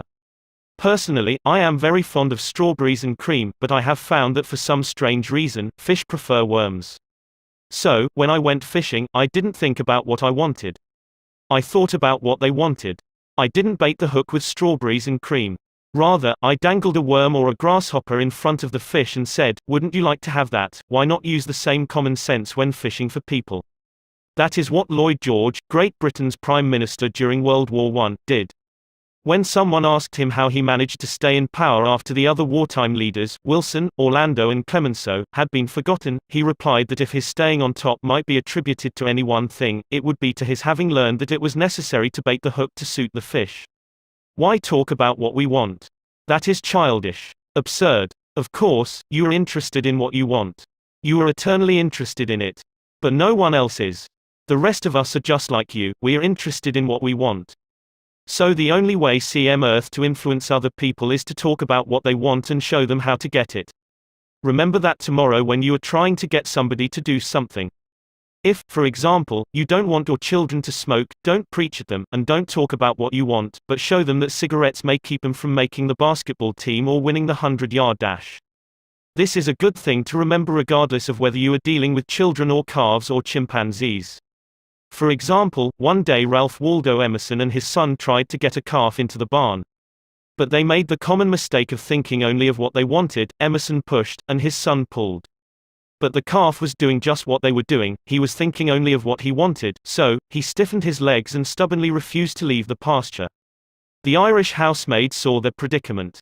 She couldn't write essays and books, but, on this occasion at least, she had more horse sense, or calf sense, than Emerson had. She thought of what the calf wanted, so she put her maternal finger in the calf's mouth and let the calf suck her finger as she gently led him into the barn. Every act you have ever performed since the day you were born was performed because you wanted something. How about the time you gave a large contribution to the Red Cross? Yes, that is no exception to the rule. You gave the Red Cross the donation because you wanted to lend a helping hand, you wanted to do a beautiful, unselfish, divine act, inasmuch as ye have done it unto one of the least of these my brethren, ye have done it unto me. If you hadn't wanted that feeling more than you wanted your money, you would not have made the contribution. Of course, you might have made the contribution because you were ashamed to refuse or because a customer asked you to do it. But one thing is certain. You made the contribution because you wanted something. Harry A. Overstreet in his illuminating book Influencing Human Behavior said, "Action springs out of what we fundamentally desire, and the best piece of advice which can be given to would-be persuaders, whether in business, in the home, in the school, in politics, is, first, arouse in the other person an eager want. He who can do this has the whole world with him. He who cannot walks a lonely way. Andrew Carnegie, the poverty-stricken Scotch lad who started to work at 2 cents an hour and finally gave away $365 million, learned early in life that the only way to influence people is to talk in terms of what the other person wants. He attended school only 4 years, yet he learned how to handle people. To illustrate, his sister-in-law was worried sick over her 2 boys.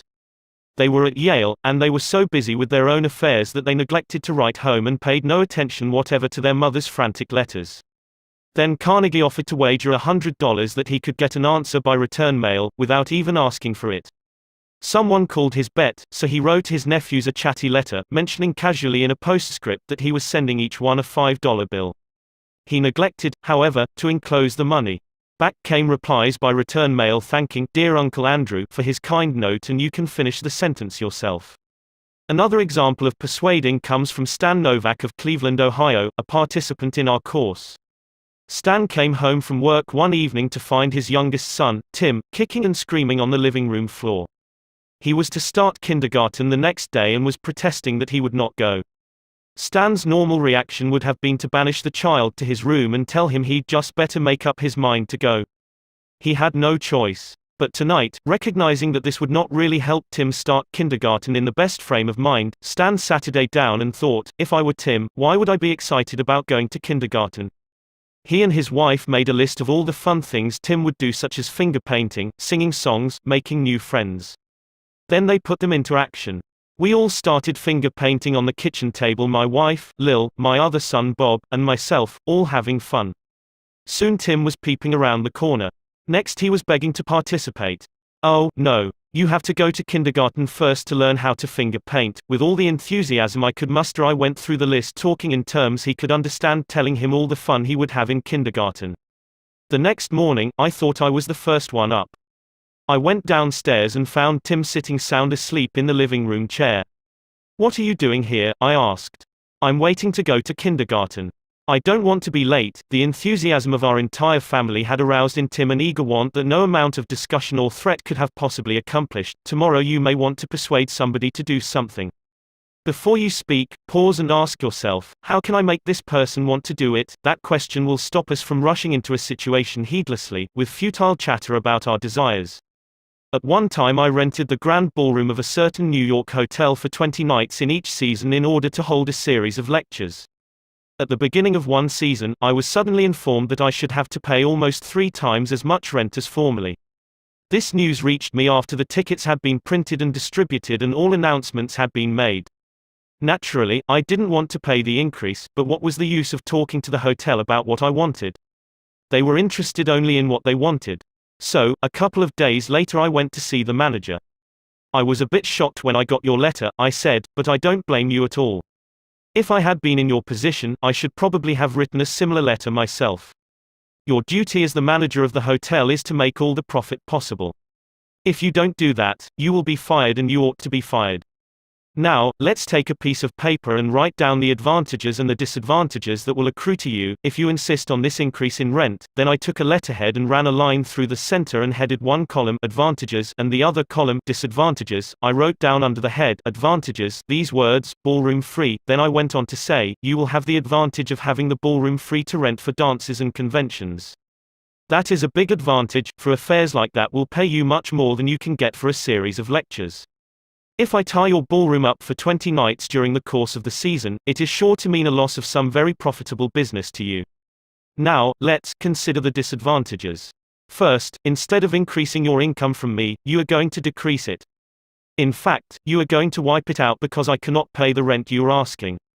I shall be forced to hold these lectures at some other place. There's another disadvantage to you also. These lectures attract crowds of educated and cultured people to your hotel. That is good advertising for you, isn't it? In fact, if you spent $5,000 advertising in the newspapers, you couldn't bring as many people to look at your hotel as I can bring by these lectures.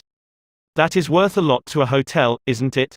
As I talked, I wrote these 2 disadvantages under the proper heading, and handed the sheet of paper to the manager, saying, I wish you would carefully consider both the advantages and disadvantages that are going to accrue to you and then give me your final decision. I received a letter the next day, informing me that my rent would be increased only 50% instead of 300%. Mind you, I got this reduction without saying a word about what I wanted. I talked all the time about what the other person wanted and how he could get it. Suppose I had done the human, natural thing, suppose I had stormed into his office and said, "What do you mean by raising my rent 300% when you know the tickets have been printed and the announcements made? 300%. Ridiculous. Absurd. I won't pay it." What would have happened then? An argument would have begun to steam and boil and sputter, and you know how arguments end. Even if I had convinced him that he was wrong, his pride would have made it difficult for him to back down and give in. Here is one of the best bits of advice ever given about the fine art of human relationships. "If there is any one secret of success," said Henry Ford, "it lies in the ability to get the other person's point of view and see things from that person's angle as well as from your own." That is so good, I want to repeat it. If there is any one secret of success, it lies in the ability to get the other person's point of view and see things from that person's angle as well as from your own. That is so simple, so obvious, that anyone ought to see the truth of it at a glance, yet 90% of the people on this earth ignore it 90% of the time. An example: look at the letters that come across your desk tomorrow morning, and you will find that most of them violate this important canon of common sense. Take this one, a letter written by the head of the radio department of an advertising agency with offices scattered across the continent. This letter was sent to the managers of local radio stations throughout the country. I have set down, in brackets, my reactions to each paragraph. Mr. John Blank, Blankville, Indiana. Dear Mr. Blank, the company desires to retain its position in advertising agency leadership in the radio field. Who cares what your company desires? I am worried about my own problems. The bank is foreclosing the mortgage on my house, the bugs are destroying the hollyhocks, the stock market tumbled yesterday.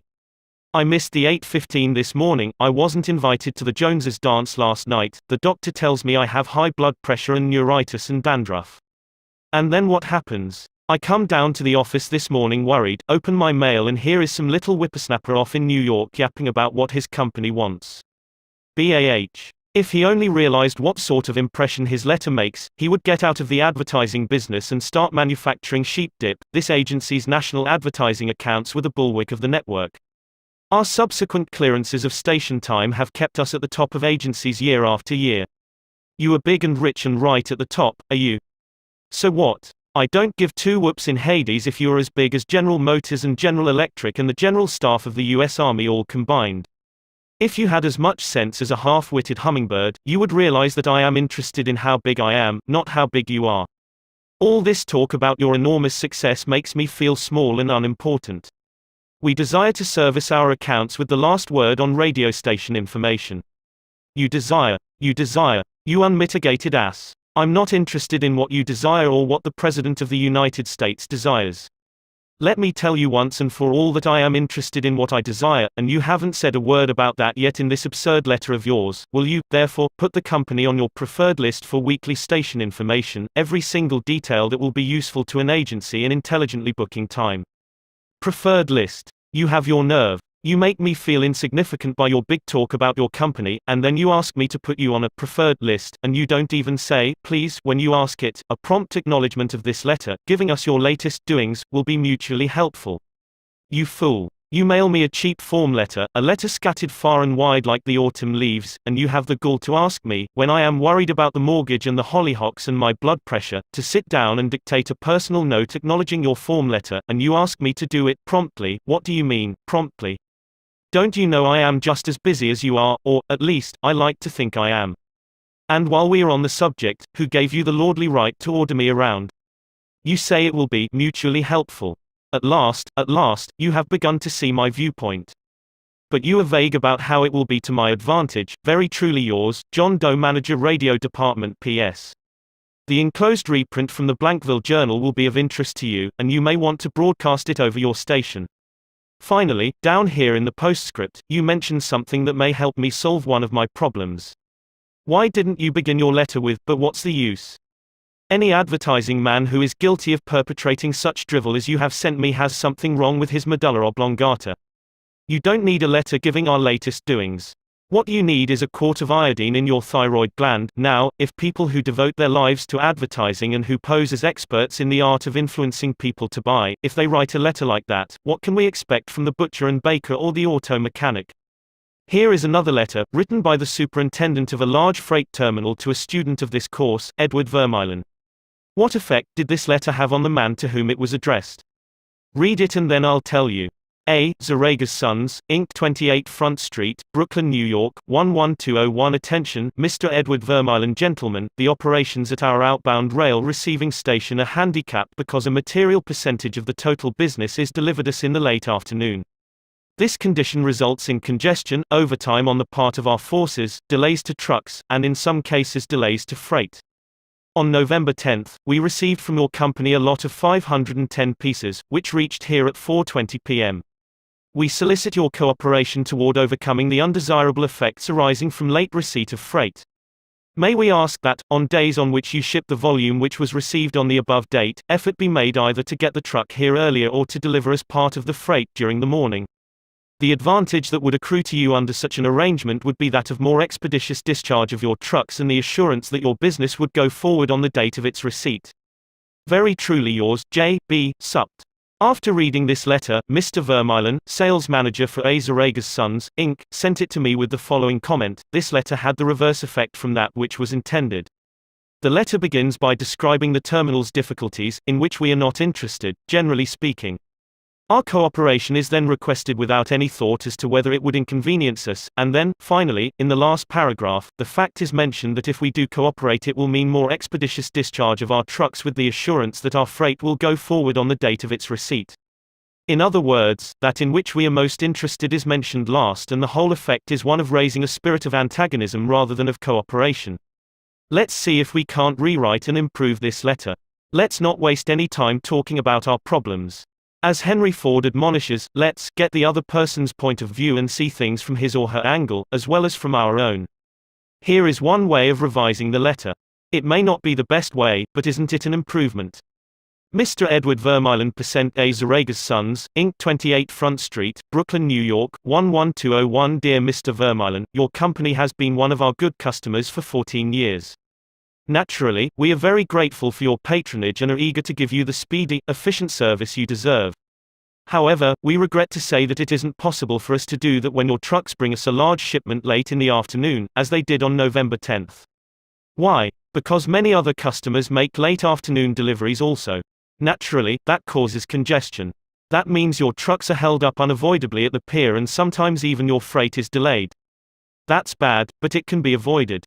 If you make your deliveries at the pier in the morning when possible, your trucks will be able to keep moving, your freight will get immediate attention, and our workers will get home early at night to enjoy a dinner of the delicious macaroni and noodles that you manufacture.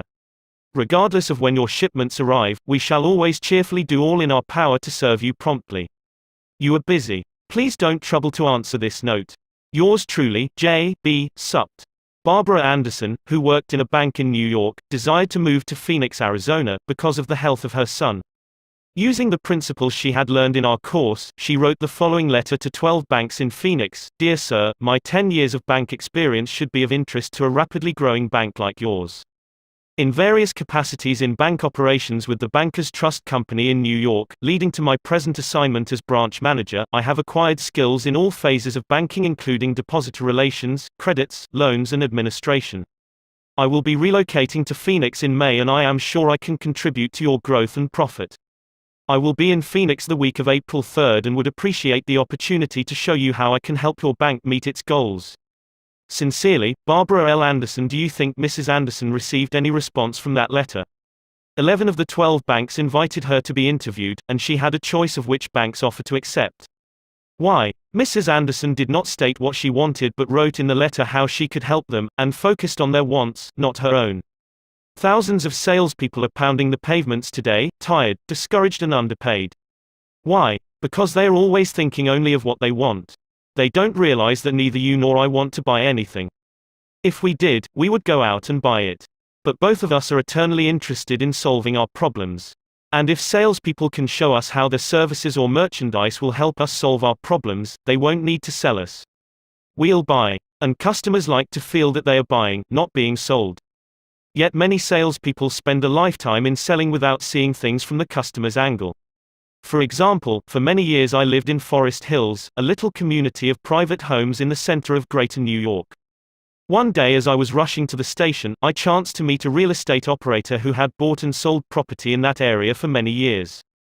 He knew Forest Hills well, so I hurriedly asked him whether or not my stucco house was built with metal lath or hollow tile. He said he didn't know and told me what I already knew, that I could find out by calling the Forest Hills Garden Association. The following morning, I received a letter from him. Did he give me the information I wanted? He could have gotten it in 60 seconds by a telephone call. But he didn't. He told me again that I could get it by telephoning, and then asked me to let him handle my insurance. He was not interested in helping me. He was interested only in helping himself. J. Howard Lucas of Birmingham, Alabama, tells how two salespeople from the same company handled the same type of situation. He reported, "Several years ago, I was on the management team of a small company. Headquartered near us was the district office of a large insurance company. Their agents were assigned territories, and our company was assigned to two agents, whom I shall refer to as Carl and John. One morning, Carl dropped by our office and casually mentioned that his company had just introduced a new life insurance policy for executives and thought we might be interested later on, and he would get back to us when he had more information on it. The same day, John saw us on the sidewalk while returning from a coffee break, and he shouted, 'Hey Luke, hold up, I have some great news for you fellows.' He hurried over and very excitedly told us about an executive life insurance policy his company had introduced that very day.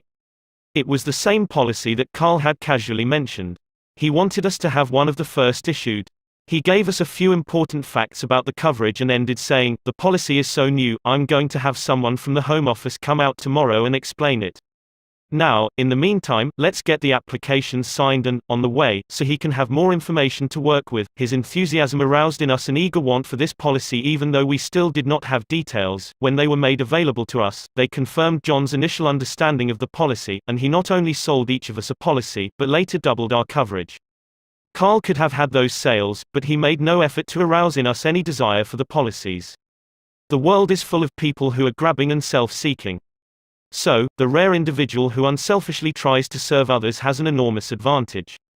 He has little competition. Owen D. Young, a noted lawyer and one of America's great business leaders, once said, "People who can put themselves in the place of other people who can understand the workings of their minds, need never worry about what the future has in store for them."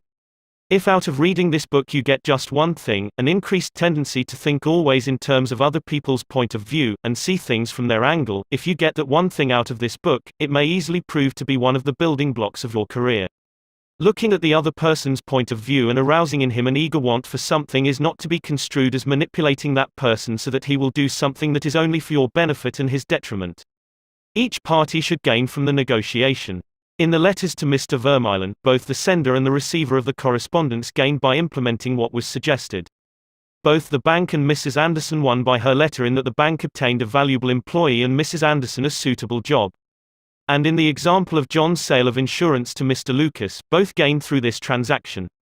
Another example in which everybody gains through this principle of arousing an eager want comes from Michael E. Whidden of Warwick, Rhode Island, who is a territory salesman for the Shell Oil Company. Mike wanted to become the number one salesperson in his district, but one service station was holding him back. It was run by an older man who could not be motivated to clean up his station. It was in such poor shape that sales were declining significantly. This manager would not listen to any of Mike's pleas to upgrade the station. After many exhortations and heart-to-heart talks, all of which had no impact, Mike decided to invite the manager to visit the newest Shell station in his territory. The manager was so impressed by the facilities at the new station that when Mike visited him the next time, his station was cleaned up and had recorded a sales increase. This enabled Mike to reach the number one spot in his district. All his talking and discussion hadn't helped, but by arousing an eager want in the manager, by showing him the modern station, he had accomplished his goal, and both the manager and Mike benefited. Most people go through college and learn to read Virgil and master the mysteries of calculus without ever discovering how their own minds function. For instance, I once gave a course in effective speaking for the young college graduates who were entering the employ of the Carrier Corporation, the large air conditioner manufacturer. One of the participants wanted to persuade the others to play basketball in their free time, and this is about what he said: "I want you to come out and play basketball.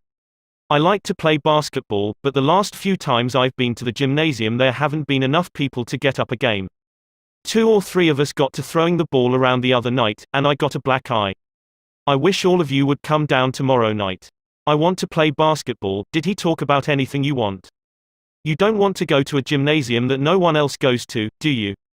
You don't care about what he wants. You don't want to get a black eye. Could he have shown you how to get the things you want by using the gymnasium? Surely. More pep, keener edge to the appetite. Clearer brain. Fun, games. Basketball. To repeat Professor Overstreet's wise advice, first, arouse in the other person an eager want. He who can do this has the whole world with him. He who cannot walks a lonely way. One of the students in the author's training course was worried about his little boy. The child was underweight and refused to eat properly. His parents used the usual method. They scolded and nagged. Mother wants you to eat this and that, father wants you to grow up to be a big man. Did the boy pay any attention to these pleas? Just about as much as you pay to one fleck of sand on a sandy beach.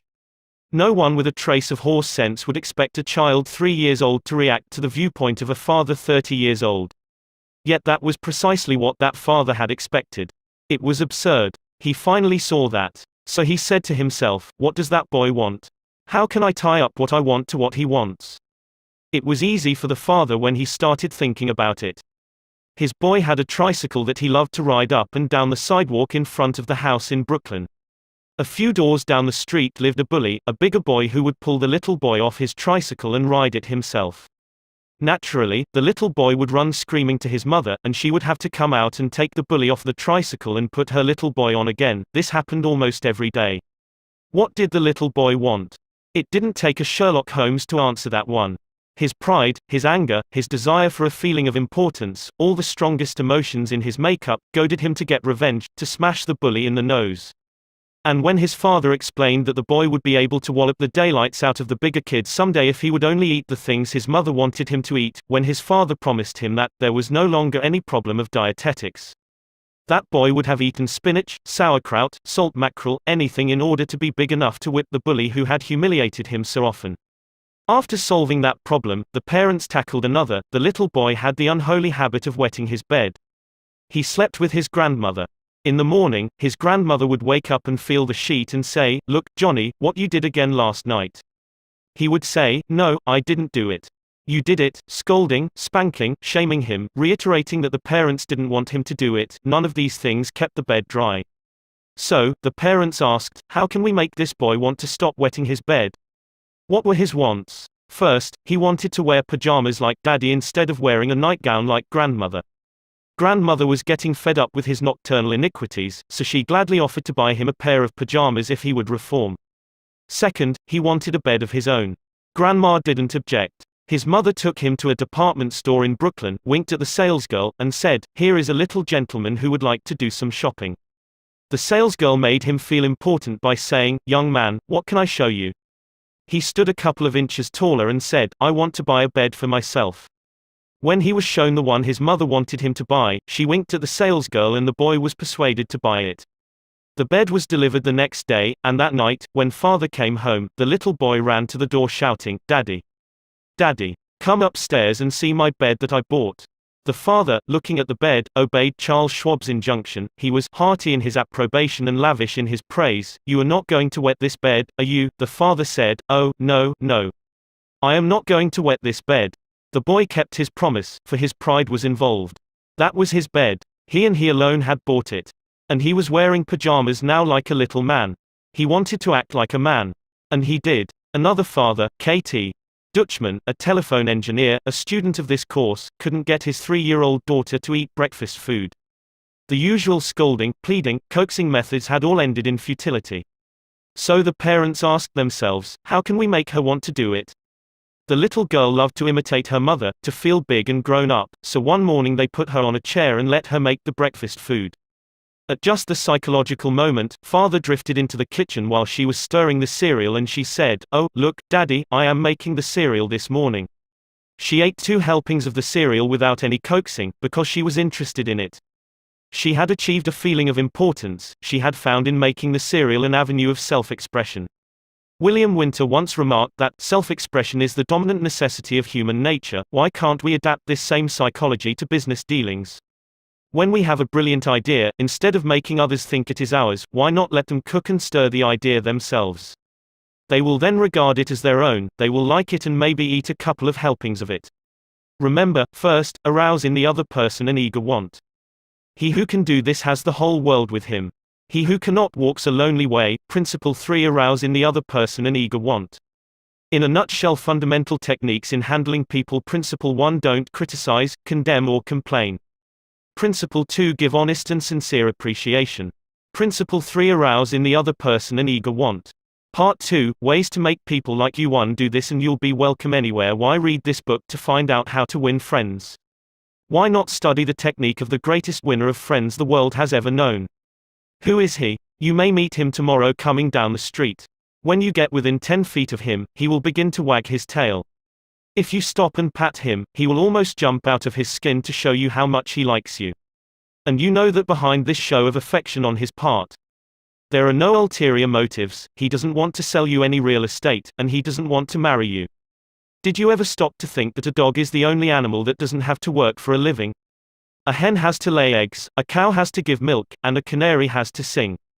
But a dog makes his living by giving you nothing but love. When I was 5 years old, my father bought a little yellow-haired pup for 50 cents. He was the light and joy of my childhood. Every afternoon about 4:30, he would sit in the front yard with his beautiful eyes staring steadfastly at the path, and as soon as he heard my voice or saw me swinging my dinner pail through the buckbrush, he was off like a shot, racing breathlessly up the hill to greet me with leaps of joy and barks of sheer ecstasy. Tippy was my constant companion for 5 years. Then one tragic night, I shall never forget it, he was killed within 10 feet of my head, killed by lightning. Tippy's death was the tragedy of my boyhood. You never read a book on psychology, Tippy. You didn't need to. You knew by some divine instinct that you can make more friends in 2 months by becoming genuinely interested in other people than you can in 2 years by trying to get other people interested in you. Let me repeat that. You can make more friends in 2 months by becoming interested in other people than you can in 2 years by trying to get other people interested in you. Yet I know and you know people who blunder through life trying to wigwag other people into becoming interested in them. Of course, it doesn't work. People are not interested in you. They are not interested in me. They are interested in themselves, morning, noon and after dinner. The New York Telephone Company made a detailed study of telephone conversations to find out which word is the most frequently used. You have guessed it, it is the personal pronoun I.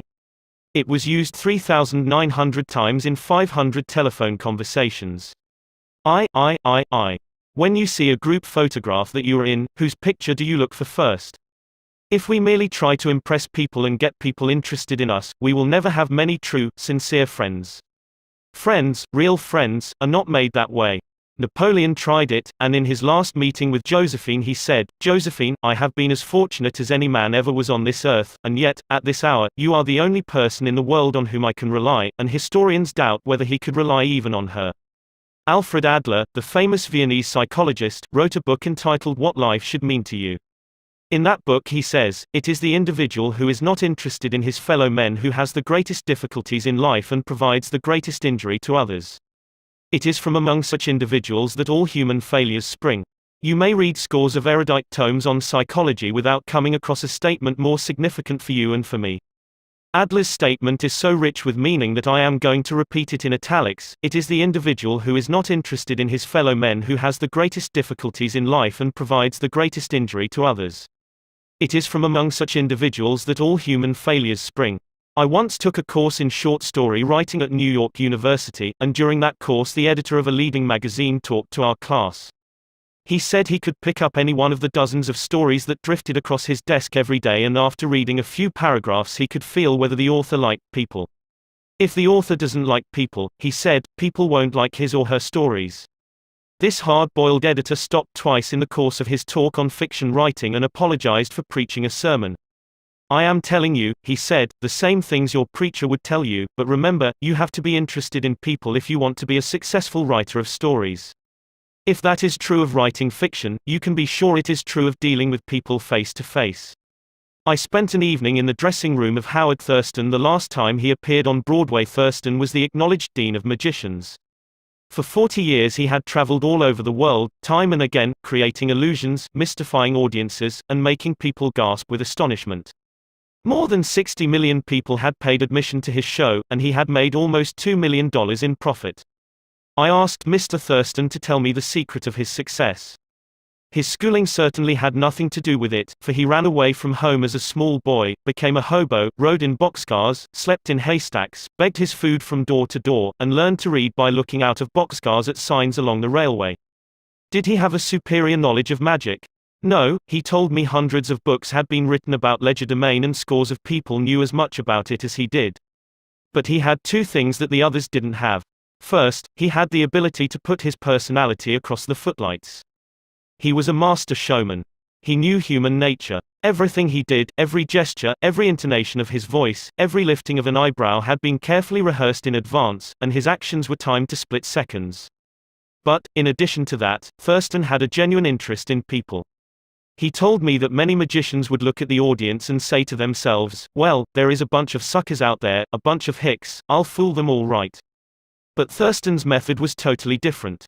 He told me that every time he went on stage, he said to himself, I am grateful because these people come to see me, they make it possible for me to make my living in a very agreeable way. I'm going to give them the very best I possibly can. He declared he never stepped in front of the footlights without first saying to himself over and over, I love my audience. I love my audience, ridiculous. Absurd. You are privileged to think anything you like. I am merely passing it on to you without comment as a recipe used by one of the most famous magicians of all time.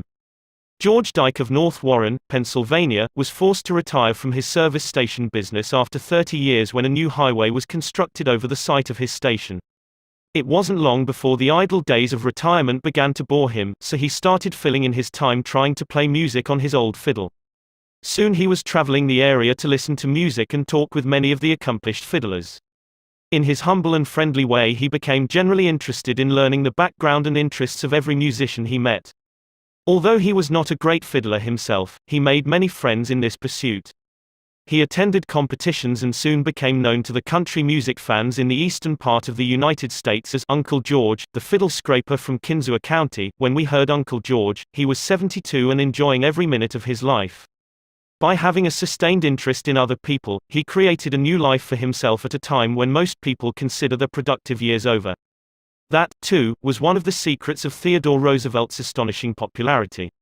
Even his servants loved him.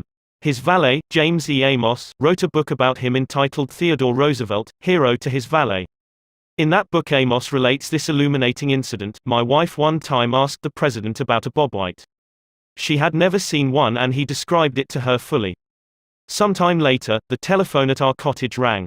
Amos and his wife lived in a little cottage on the Roosevelt estate at Oyster Bay. My wife answered it and it was Mr. Roosevelt himself.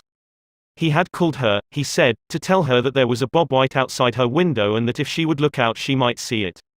Little things like that were so characteristic of him.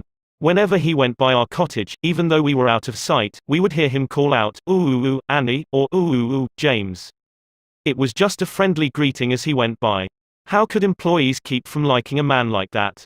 How could anyone keep from liking him? Roosevelt called at the White House one day when the President and Mrs. Taft were away. His honest liking for humble people was shown by the fact that he greeted all the old White House servants by name, even the scullery maids. When he saw Alice, the kitchen maid, writes Archie Butt, he asked her if she still made cornbread. Alice told him that she sometimes made it for the servants, but no one ate it upstairs. They show bad taste, Roosevelt boomed, and I'll tell the president so when I see him. Alice brought a piece to him on a plate, and he went over to the office eating it as he went and greeting gardeners and laborers as he passed. He addressed each person just as he had addressed them in the past. Ike Hoover, who had been head usher at the White House for 40 years, said with tears in his eyes, "It is the only happy day we had in nearly 2 years, and not one of us would exchange it for a $100 bill." The same concern for the seemingly unimportant people helped sales representative Edward M. Sykes, Jr., of Chatham, New Jersey, retain an account. Many years ago, he reported, "I called on customers for Johnson & Johnson in the Massachusetts area. One account was a drug store in Hingham. Whenever I went into this store, I would always talk to the soda clerk and sales clerk for a few minutes before talking to the owner to obtain his order. One day I went up to the owner of the store, and he told me to leave as he was not interested in buying J&J products anymore because he felt they were concentrating their activities on food and discount stores to the detriment of the small drugstore. I left with my tail between my legs and drove around the town for several hours. Finally, I decided to go back and try at least to explain our position to the owner of the store. When I returned, I walked in and as usual said hello to the soda clerk and sales clerk. When I walked up to the owner, he smiled at me and welcomed me back. He then gave me double the usual order. I looked at him with surprise and asked him what had happened since my visit only a few hours earlier. He pointed to the young man at the soda fountain and said that after I had left, the boy had come over and said that I was one of the few salespeople that called on the store that even bothered to say hello to him and to the others in the store.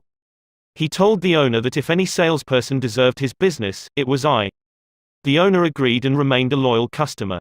I never forgot that to be genuinely interested in other people is a most important quality for a salesperson to possess, for any person, for that matter. I have discovered from personal experience that one can win the attention and time and cooperation of even the most sought-after people by becoming genuinely interested in them. Let me illustrate. Years ago I conducted a course in fiction writing at the Brooklyn Institute of Arts and Sciences, and we wanted such distinguished and busy authors as Kathleen Norris, Fannie Hurst, Ida Tarbell, Albert Payson Terhune and Rupert Hughes to come to Brooklyn and give us the benefit of their experiences. So we wrote them, saying we admired their work and were deeply interested in getting their advice and learning the secrets of their success. Each of these letters was signed by about 150 students. We said we realized that these authors were busy, too busy to prepare a lecture. So we enclosed a list of questions for them to answer about themselves and their methods of work. They liked that. Who wouldn't like it? So they left their homes and traveled to Brooklyn to give us a helping hand. By using the same method, I persuaded Leslie M. Shaw, Secretary of the Treasury in Theodore Roosevelt's cabinet, George W. Wickersham, Attorney General in Taft's cabinet, William Jennings Bryan, Franklin D. Roosevelt and many other prominent men to come to talk to the students of my courses in public speaking. All of us, be we workers in a factory, clerks in an office or even a king upon his throne, all of us like people who admire us. Take the German Kaiser, for example. At the close of World War I he was probably the most savagely and universally despised man on this earth. Even his own nation turned against him when he fled over into Holland to save his neck. The hatred against him was so intense that millions of people would have loved to tear him limb from limb or burn him at the stake. In the midst of all this forest fire of fury, one little boy wrote the Kaiser a simple, sincere letter glowing with kindliness and admiration. This little boy said that no matter what the others thought, he would always love Wilhelm as his emperor. The Kaiser was deeply touched by his letter and invited the little boy to come to see him. The boy came, so did his mother, and the Kaiser married her. That little boy didn't need to read a book on how to win friends and influence people. He knew how instinctively. If we want to make friends, let's put ourselves out to do things for other people, things that require time, energy, unselfishness and thoughtfulness. When the Duke of Windsor was Prince of Wales, he was scheduled to tour South America, and before he started out on that tour he spent months studying Spanish so that he could make public talks in the language of the country, and the South Americans loved him for it. For years I made it a point to find out the birthdays of my friends. How? Although I haven't the foggiest bit of faith in astrology, I began by asking the other party whether he believed the date of one's birth has anything to do with character and disposition. I then asked him or her to tell me the month and day of birth. If he or she said November 24th, for example, I kept repeating to myself, November 24th, November 24th. The minute my friend's back was turned, I wrote down the name and birthday and later would transfer it to a birthday book. At the beginning of each year, I had these birthday dates scheduled in my calendar pad so that they came to my attention automatically. When the natal day arrived, there was my letter or telegram. What a hit it made. I was frequently the only person on earth who remembered. If we want to make friends, let's greet people with animation and enthusiasm. When somebody calls you on the telephone, use the same psychology. Say, hello, in tones that bespeak how pleased you are to have the person call. Many companies train their telephone operators to greet all callers in a tone of voice that radiates interest and enthusiasm. The caller feels the company is concerned about them. Let's remember that when we answer the telephone tomorrow. Showing a genuine interest in others not only wins friends for you but may develop in its customers a loyalty to your company. In an issue of the publication of the National Bank of North America of New York, the following letter from Madeline Rosedale, a depositor, was published, *** Eagle, publication of the National Bank of North America, NEW York, March 31, 1978. I would like you to know how much I appreciate your staff. Everyone is so courteous, polite and helpful. What a pleasure it is, after waiting on a long line, to have the teller greet you pleasantly. Last year my mother was hospitalized for 5 months. Frequently I went to Marie Petricello, a teller. She was concerned about my mother and inquired about her progress. Is there any doubt that Mrs. Rosedale will continue to use this bank? Charles R. Walters, of one of the large banks in New York City, was assigned to prepare a confidential report on a certain corporation. He knew of only one person who possessed the facts he needed so urgently. As Mr. Walters was ushered into the president's office, a young woman stuck her head through a door and told the president that she didn't have any stamps for him that day. "I am collecting stamps for my 12-year-old son," the president explained to Mr. Walters. Mr. Walters stated his mission and began asking questions. The president was vague, general, nebulous. He didn't want to talk, and apparently nothing could persuade him to talk. The interview was brief and barren. "Frankly, I didn't know what to do," Mr. Walters said as he related the story to the class. "Then I remembered what his secretary had said to him, stamps, 12-year-old son. And I also recalled that the foreign department of our bank collected stamps taken from letters pouring in from every continent washed by the 7 seas. The next afternoon I called on this man and sent in word that I had some stamps for his boy. Was I ushered in with enthusiasm? Yes, sir, he couldn't have shaken my hand with more enthusiasm if he had been running for Congress. He radiated smiles and goodwill. My George will love this one," he kept saying as he fondled the stamps. "And look at this. This is a treasure." We spent half an hour talking stamps and looking at a picture of his boy, and he then devoted more than an hour of his time to giving me every bit of information I wanted, without my even suggesting that he do it. He told me all he knew, and then called in his subordinates and questioned them. He telephoned some of his associates. He loaded me down with facts, figures, reports and correspondence. In the parlance of newspaper reporters, I had a scoop. Here is another illustration. M. Nafley Jr. of Philadelphia had tried for years to sell fuel to a large chain store organization. But the chain store company continued to purchase its fuel from an out-of-town dealer and haul it right past the door of Nowell's office. Mr. Nafley made a speech one night before one of my classes, pouring out his hot wrath upon chain stores, branding them as a curse to the nation. And still he wondered why he couldn't sell them. I suggested that he try different tactics. To put it briefly, this is what happened. We staged a debate between members of the course on whether the spread of the chain store is doing the country more harm than good. Mr. Nafley, at my suggestion, took the negative side. He agreed to defend the chain stores, and then went straight to an executive of the chain store organization that he despised and said, "I am not here to try to sell fuel. I have come to ask you to do me a favor." He then told about his debate and said, "I have come to you for help because I can't think of anyone else who would be more capable of giving me the facts I want. I'm anxious to win this debate, and I'll deeply appreciate whatever help you can give me." Here is the rest of the story in Mr. Nowell's own words. "I had asked this man for precisely 1 minute of his time. It was with that understanding that he consented to see me. After I had stated my case, he motioned me to a chair and talked to me for exactly 1 hour and 47 minutes. He called in another executive who had written a book on chain stores. He wrote to the National Chain Store Association and secured for me a copy of a debate on the subject. He feels that the chain store is rendering a real service to humanity. He is proud of what he is doing for hundreds of communities." His eyes fairly glowed as he talked, and I must confess that he opened my eyes to things I had never even dreamed of. He changed my whole mental attitude. As I was leaving, he walked with me to the door, put his arm around my shoulder, wished me well in my debate, and asked me to stop in and see him again and let him know how I made out. The last words he said to me were, "Please see me again later in the spring. I should like to place an order with you for fuel." To me that was almost a miracle. Here he was offering to buy fuel without my even suggesting it. I had made more headway in 2 hours by becoming genuinely interested in him and his problems than I could have made in 10 years trying to get him interested in me and my product. "You didn't discover a new truth, Mr. Nafley. For a long time ago, 100 years before Christ was born, a famous old Roman poet, Publius Syrus, remarked, 'We are interested in others when they are interested in us.' A show of interest, as with every other principle of human relations, must be sincere. It must pay off not only for the person showing the interest, but for the person receiving the attention. It is a two-way street, both parties benefit."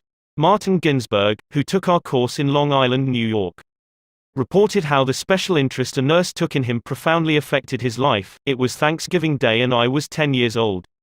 I was in a welfare ward of a city hospital and was scheduled to undergo major orthopedic surgery the next day. I knew that I could only look forward to months of confinement, convalescence and pain. My father was dead, my mother and I lived alone in a small apartment and we were on welfare. My mother was unable to visit me that day. As the day went on, I became overwhelmed with the feeling of loneliness, despair and fear. I knew my mother was home alone worrying about me, not having anyone to be with, not having anyone to eat with and not even having enough money to afford a Thanksgiving Day dinner. The tears welled up in my eyes, and I stuck my head under the pillow and pulled the covers over it. I cried silently, but oh so bitterly, so much that my body racked with pain. A young student nurse heard my sobbing and came over to me. She took the covers off my face and started wiping my tears. She told me how lonely she was, having to work that day and not being able to be with her family. She asked me whether I would have dinner with her. She brought 2 trays of food, sliced turkey, mashed potatoes, cranberry sauce and ice cream for dessert. She talked to me and tried to calm my fears. Even though she was scheduled to go off duty at 4 p.m., she stayed on her own time until almost 11 p.m. She played games with me, talked to me and stayed with me until I finally fell asleep. Many Thanksgivings have come and gone since I was 10, but one never passes without me remembering that particular one and my feelings of frustration, fear, loneliness and the warmth and tenderness of the stranger that somehow made it all bearable. If you want others to like you, if you want to develop real friendships, if you want to help others at the same time as you help yourself, keep this principle in mind. Principle 1: Become genuinely interested in other people. A simple way to make a good first impression. At a dinner party in New York, one of the guests, a woman who had inherited money, was eager to make a pleasing impression on everyone. She had squandered a modest fortune on sables, diamonds and pearls. But she hadn't done anything whatever about her face. It radiated soreness and selfishness. She didn't realize what everyone knows, namely, that the expression one wears on one's face is far more important than the clothes one wears on one's back. Charles Schwab told me his smile had been worth $1 million. And he was probably understating the truth. For Schwab's personality, his charm, his ability to make people like him, were almost wholly responsible for his extraordinary success, and one of the most delightful factors in his personality was his captivating smile. Actions speak louder than words, and a smile says, "I like you, you make me happy. I am glad to see you." That is why dogs make such a hit. They are so glad to see us that they almost jump out of their skins. So, naturally, we are glad to see them. A baby's smile has the same effect. Have you ever been in a doctor's waiting room and looked around at all the glum faces waiting impatiently to be seen? Dr. Stephen K. Sproul, a veterinarian in Raytown, Missouri, told of a typical spring day when his waiting room was full of clients waiting to have their pets inoculated. No one was talking to anyone else, and all were probably thinking of a dozen other things they would rather be doing than wasting time sitting in that office. He told one of our classes, there were 6 or 7 clients waiting when a young woman came in with a 9-month-old baby and a kitten. As luck would have it, she sat down next to a gentleman who was more than a little distraught about the long wait for service. The next thing he knew, the baby just looked up at him with that great big smile that is so characteristic of babies. What did that gentleman do? Just what you and I would do, of course. He smiled back at the baby. Soon he struck up a conversation with the woman about her baby and his grandchildren, and soon the entire reception room joined in, and the boredom and tension were converted into a pleasant and enjoyable experience, an insincere grin. No, that doesn't fool anybody. We know it is mechanical and we resent it. I am talking about a real smile, a heartwarming smile, a smile that comes from within, the kind of smile that will bring a good price in the marketplace. Professor James V. McConnell, a psychologist at the University of Michigan, expressed his feelings about a smile.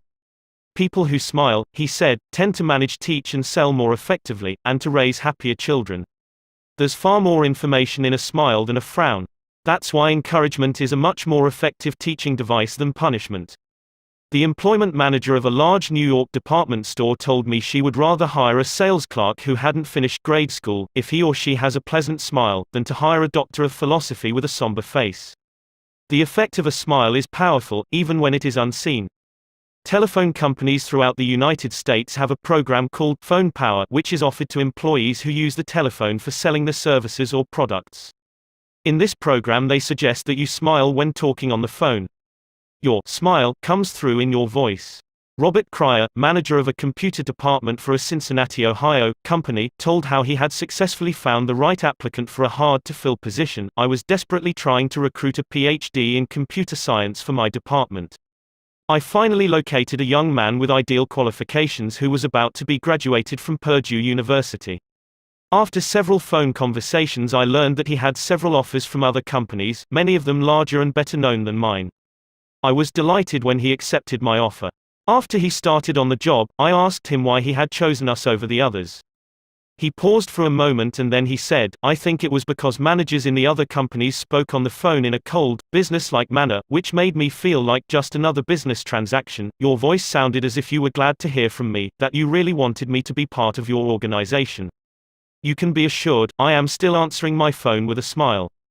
The chairman of the board of directors of one of the largest rubber companies in the United States told me that, according to his observations, people rarely succeed at anything unless they have fun doing it.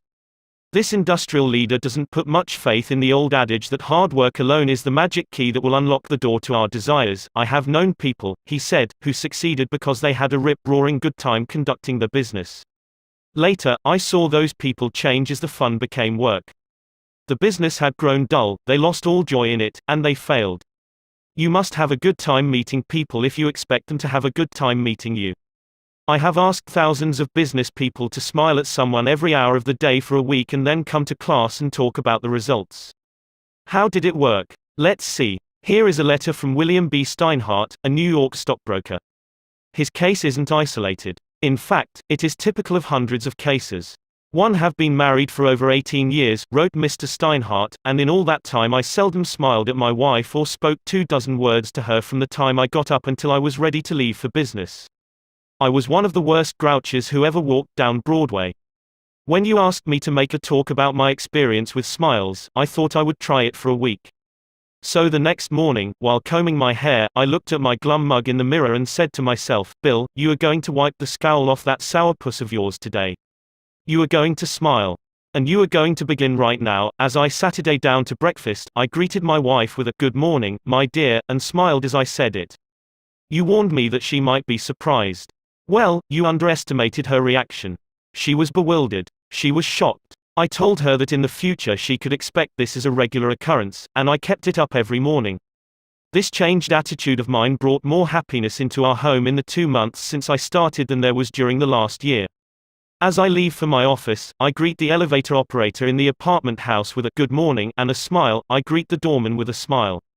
I smile at the cashier in the subway booth when I ask for change.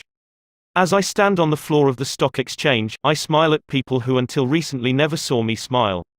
I soon found that everybody was smiling back at me. I treat those who come to me with complaints or grievances in a cheerful manner. I smile as I listen to them, and I find that adjustments are accomplished much easier. I find that smiles are bringing me dollars, many dollars every day. I share my office with another broker. One of his clerks is a likable young chap, and I was so elated about the results I was getting that I told him recently about my new philosophy of human relations. He then confessed that when I first came to share my office with his firm he thought me a terrible grouch, and only recently changed his mind. He said I was really human when I smiled.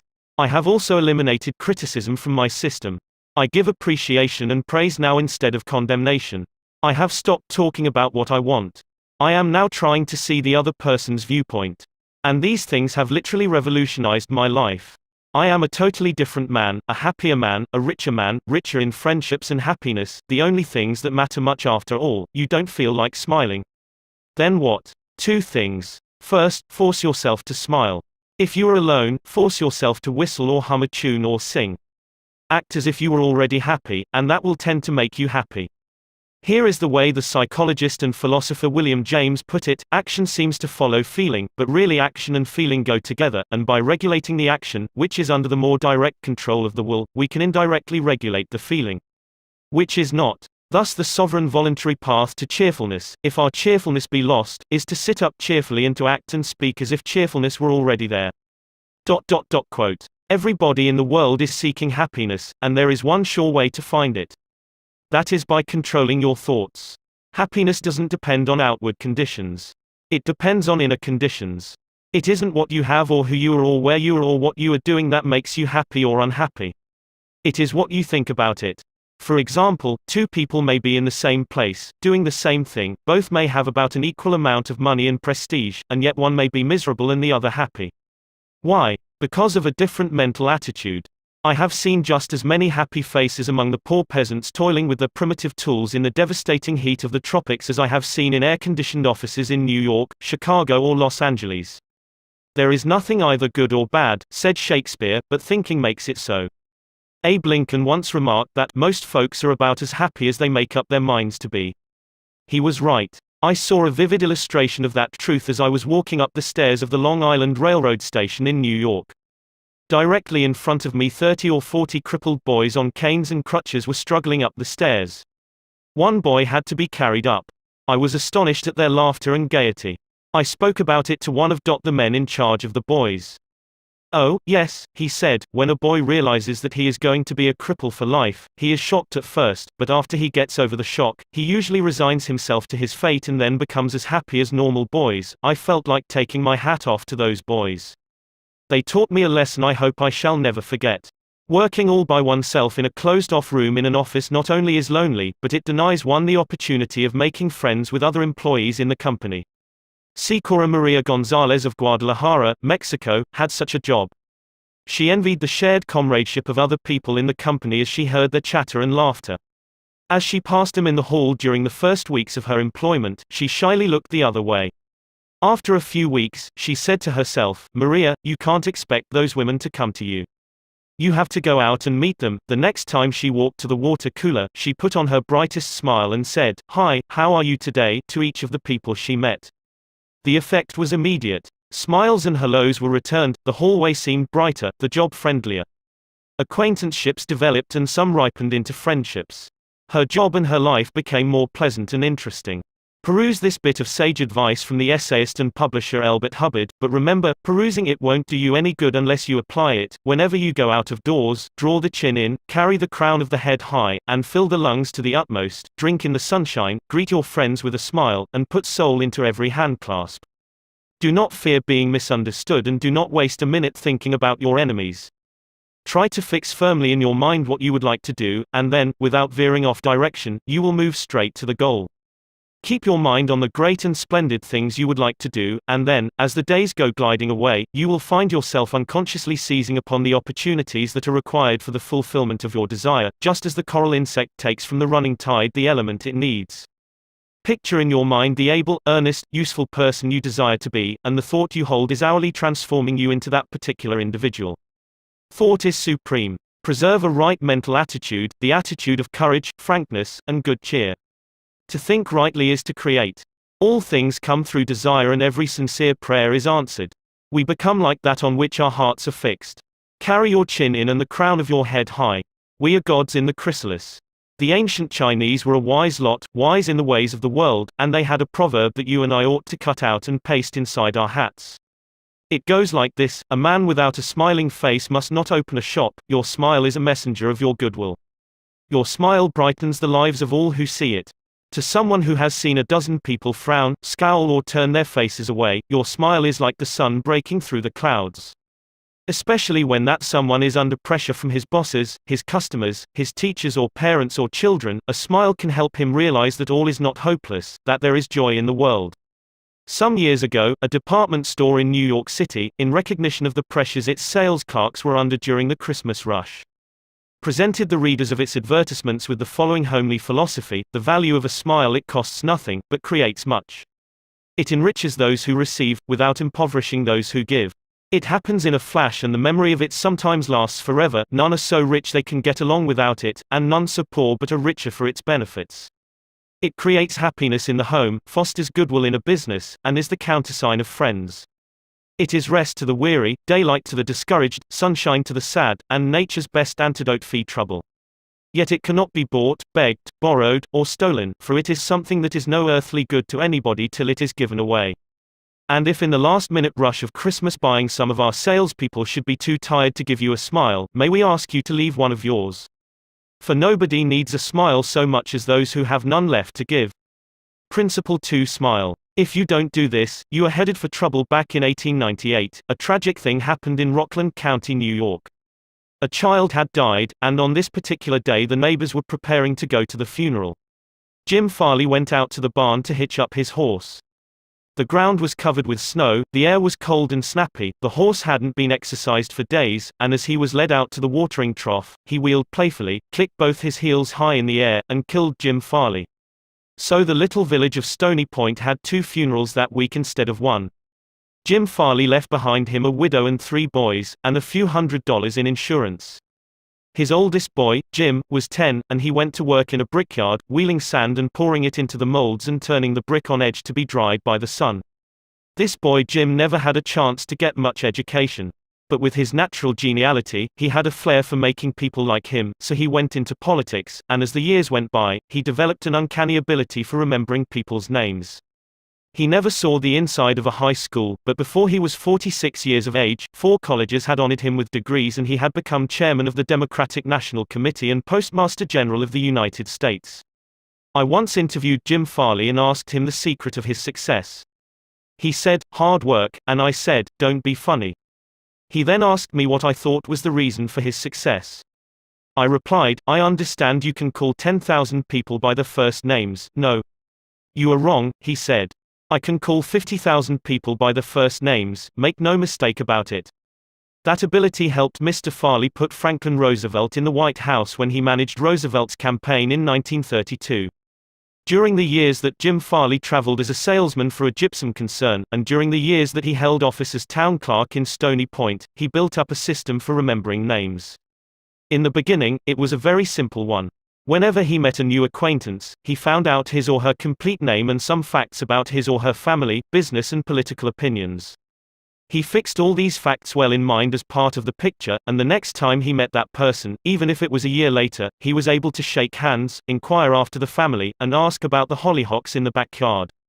No wonder he developed a following. For months before Roosevelt's campaign for president began, Jim Farley wrote hundreds of letters a day to people all over the western and northwestern states. Then he hopped onto a train and in 19 days covered 20 states and 12,000 miles, traveling by buggy, train, automobile and boat. He would drop into town, meet his people at lunch or breakfast, tea or dinner, and give them a heart-to-heart talk, then he'd dash off again on another leg of his journey. As soon as he arrived back east, he wrote to one person in each town he had visited, asking for a list of all the guests to whom he had talked. The final list contained thousands and thousands of names, yet each person on that list was paid the subtle flattery of getting a personal letter from James Farley. These letters began, "Dear Bill" or "Dear Jane," and they were always signed, Jim. Jim Farley discovered early in life that the average person is more interested in his or her own name than in all the other names on earth put together.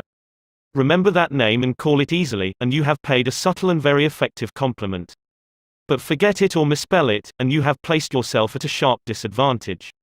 For example, I once organized a public speaking course in Paris and sent form letters to all the American residents in the city. French typists with apparently little knowledge of English filled in the names and naturally they made blunders. One man, the manager of a large American bank in Paris, wrote me a scathing rebuke because his name had been misspelled. Sometimes it is difficult to remember a name, particularly if it is hard to pronounce. Rather than even try to learn it, many people ignore it or call the person by an easy nickname. Sid Levy called on a customer for some time whose name was Nicodemus Papadoulos. Most people just called him Nick. Levy told us, "I made a special effort to say his name over several times to myself before I made my call.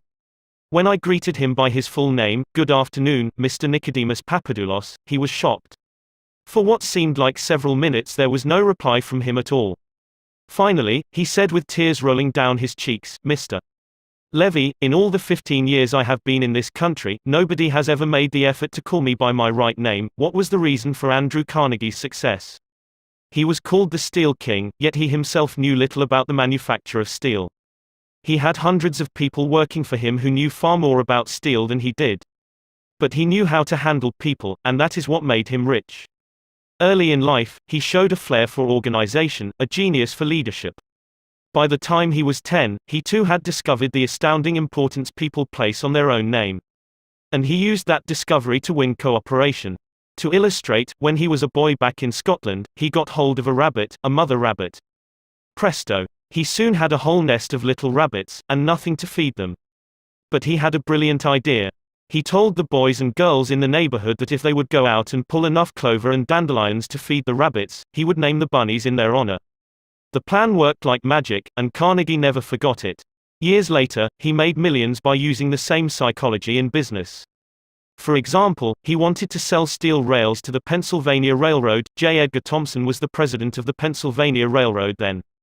So Andrew Carnegie built a huge steel mill in Pittsburgh and called it the Edgar Thompson Steel Works. Here is a riddle. See if you can guess it. When the Pennsylvania Railroad needed steel rails, where do you suppose J. Edgar Thompson bought them? From Sears, Roebuck? No, you're wrong. Guess again. When Carnegie and George Pullman were battling each other for supremacy in the railroad sleeping car business, the Steel King again remembered the lesson of the rabbits. The Central Transportation Company, which Andrew Carnegie controlled, was fighting with the company that Pullman owned. Both were struggling to get the sleeping car business of the Union Pacific Railroad, bucking each other, slashing prices, and destroying all chance of profit. Both Carnegie and Pullman had gone to New York to see the board of directors of the Union Pacific. Meeting one evening in the St. Nicholas Hotel, Carnegie said, "Good evening, Mr. Pullman, aren't we making a couple of fools of ourselves?" "What do you mean?" Pullman demanded. Then Carnegie expressed what he had on his mind, a merger of their two interests.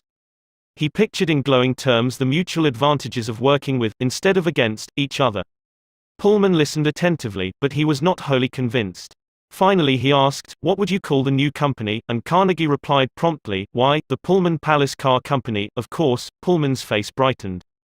"Come into my room," he said. "Let's talk it over." That talk made industrial history. This policy of remembering and honoring the names of his friends and business associates was one of the secrets of Andrew Carnegie's leadership. He was proud of the fact that he could call many of his factory workers by their first names, and he boasted that while he was personally in charge, no strike ever disturbed his flaming steel mills. Benton Love, chairman of Texas Commerce Bank Shares, believes that the bigger a corporation gets, the colder it becomes. One way to warm it up, he said, is to remember people's names. The executive who tells me he can't remember names is at the same time telling me he can't remember a significant part of his business and is operating on quicksand. Karen Kursick of Rancho Palos Verdes, California, a flight attendant for TWA, made it a practice to learn the names of as many passengers in her cabin as possible and use the name when serving them. This resulted in many compliments on her service expressed both to her directly and to the airline. One passenger wrote, "I haven't flown TWA for some time, but I'm going to start flying nothing but TWA from now on. You make me feel that your airline has become a very personalized airline, and that is important to me. People are so proud of their names that they strive to perpetuate them at any cost." Even blustering, hard-boiled old P.T. Barnum, the greatest showman of his time, disappointed because he had no sons to carry on his name, offered his grandson, C.H. Seeley, $25,000 if he would call himself Barnum Seeley. For many centuries, nobles and magnates supported artists, musicians and authors so that their creative works would be dedicated to them. Libraries and museums owe their richest collections to people who cannot bear to think that their names might perish from the memory of the race. The New York Public Library has its Astor and Lenox collections. The Metropolitan Museum perpetuates the names of Benjamin Altman and J.P. Morgan. And nearly every church is beautified by stained glass windows commemorating the names of their donors. Many of the buildings on the campus of most universities bear the names of donors who contributed large sums of money for this honor. Most people don't remember names, for the simple reason that they don't take the time and energy necessary to concentrate and repeat and fix names indelibly in their minds. They make excuses for themselves, they are too busy. But they were probably no busier than Franklin D. Roosevelt, and he took time to remember and recall even the names of mechanics with whom he came into contact. To illustrate, the Chrysler organization built a special car for Mr. Roosevelt, who could not use a standard car because his legs were paralyzed. W. F. Chamberlain and a mechanic delivered it to the White House. I have in front of me a letter from Mr. Chamberlain relating his experiences.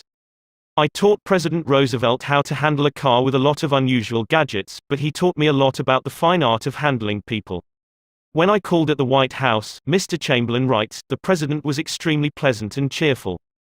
He called me by name, made me feel very comfortable, and particularly impressed me with the fact that he was vitally interested in things I had to show him and tell him.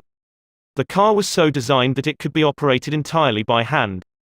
A crowd gathered around to look at the car, and he remarked, "I think it is marvelous. All you have to do is to touch a button and it moves away and you can drive it without effort. I think it is grand, I don't know what makes it go." I'd love to have the time to tear it down and see how it works." When Roosevelt's friends and associates admired the machine, he said in their presence, "Mr. Chamberlain, I certainly appreciate all the time and effort you have spent in developing this car. It is a mighty fine job." He admired the radiator, the special rear vision mirror and clock, the special spotlight, the kind of upholstery, the sitting position of the driver's seat, the special suitcases in the trunk with his monogram on each suitcase. In other words, he took notice of every detail to which he knew I had given considerable thought. He made a point of bringing these various pieces of equipment to the attention of Mrs. Roosevelt, Miss Perkins, the Secretary of Labor, and his secretary. He even brought the old White House porter into the picture by saying, "George, you want to take particularly good care of the suitcases." When the driving lesson was finished, the president turned to me and said, "Well, Mr. Chamberlain, I have been keeping the Federal Reserve Board waiting 30 minutes. I guess I had better get back to work." I took a mechanic with me to the White House. He was introduced to Roosevelt when he arrived. He didn't talk to the president, and Roosevelt heard his name only once. He was a shy chap, and he kept in the background. But before leaving us, the president looked for the mechanic, shook his hand, called him by name, and thanked him for coming to Washington. And there was nothing perfunctory about his thanks. He meant what he said. I could feel that. A few days after returning to New York, I got an autographed photograph of President Roosevelt and a little note of thanks again expressing his appreciation for my assistance.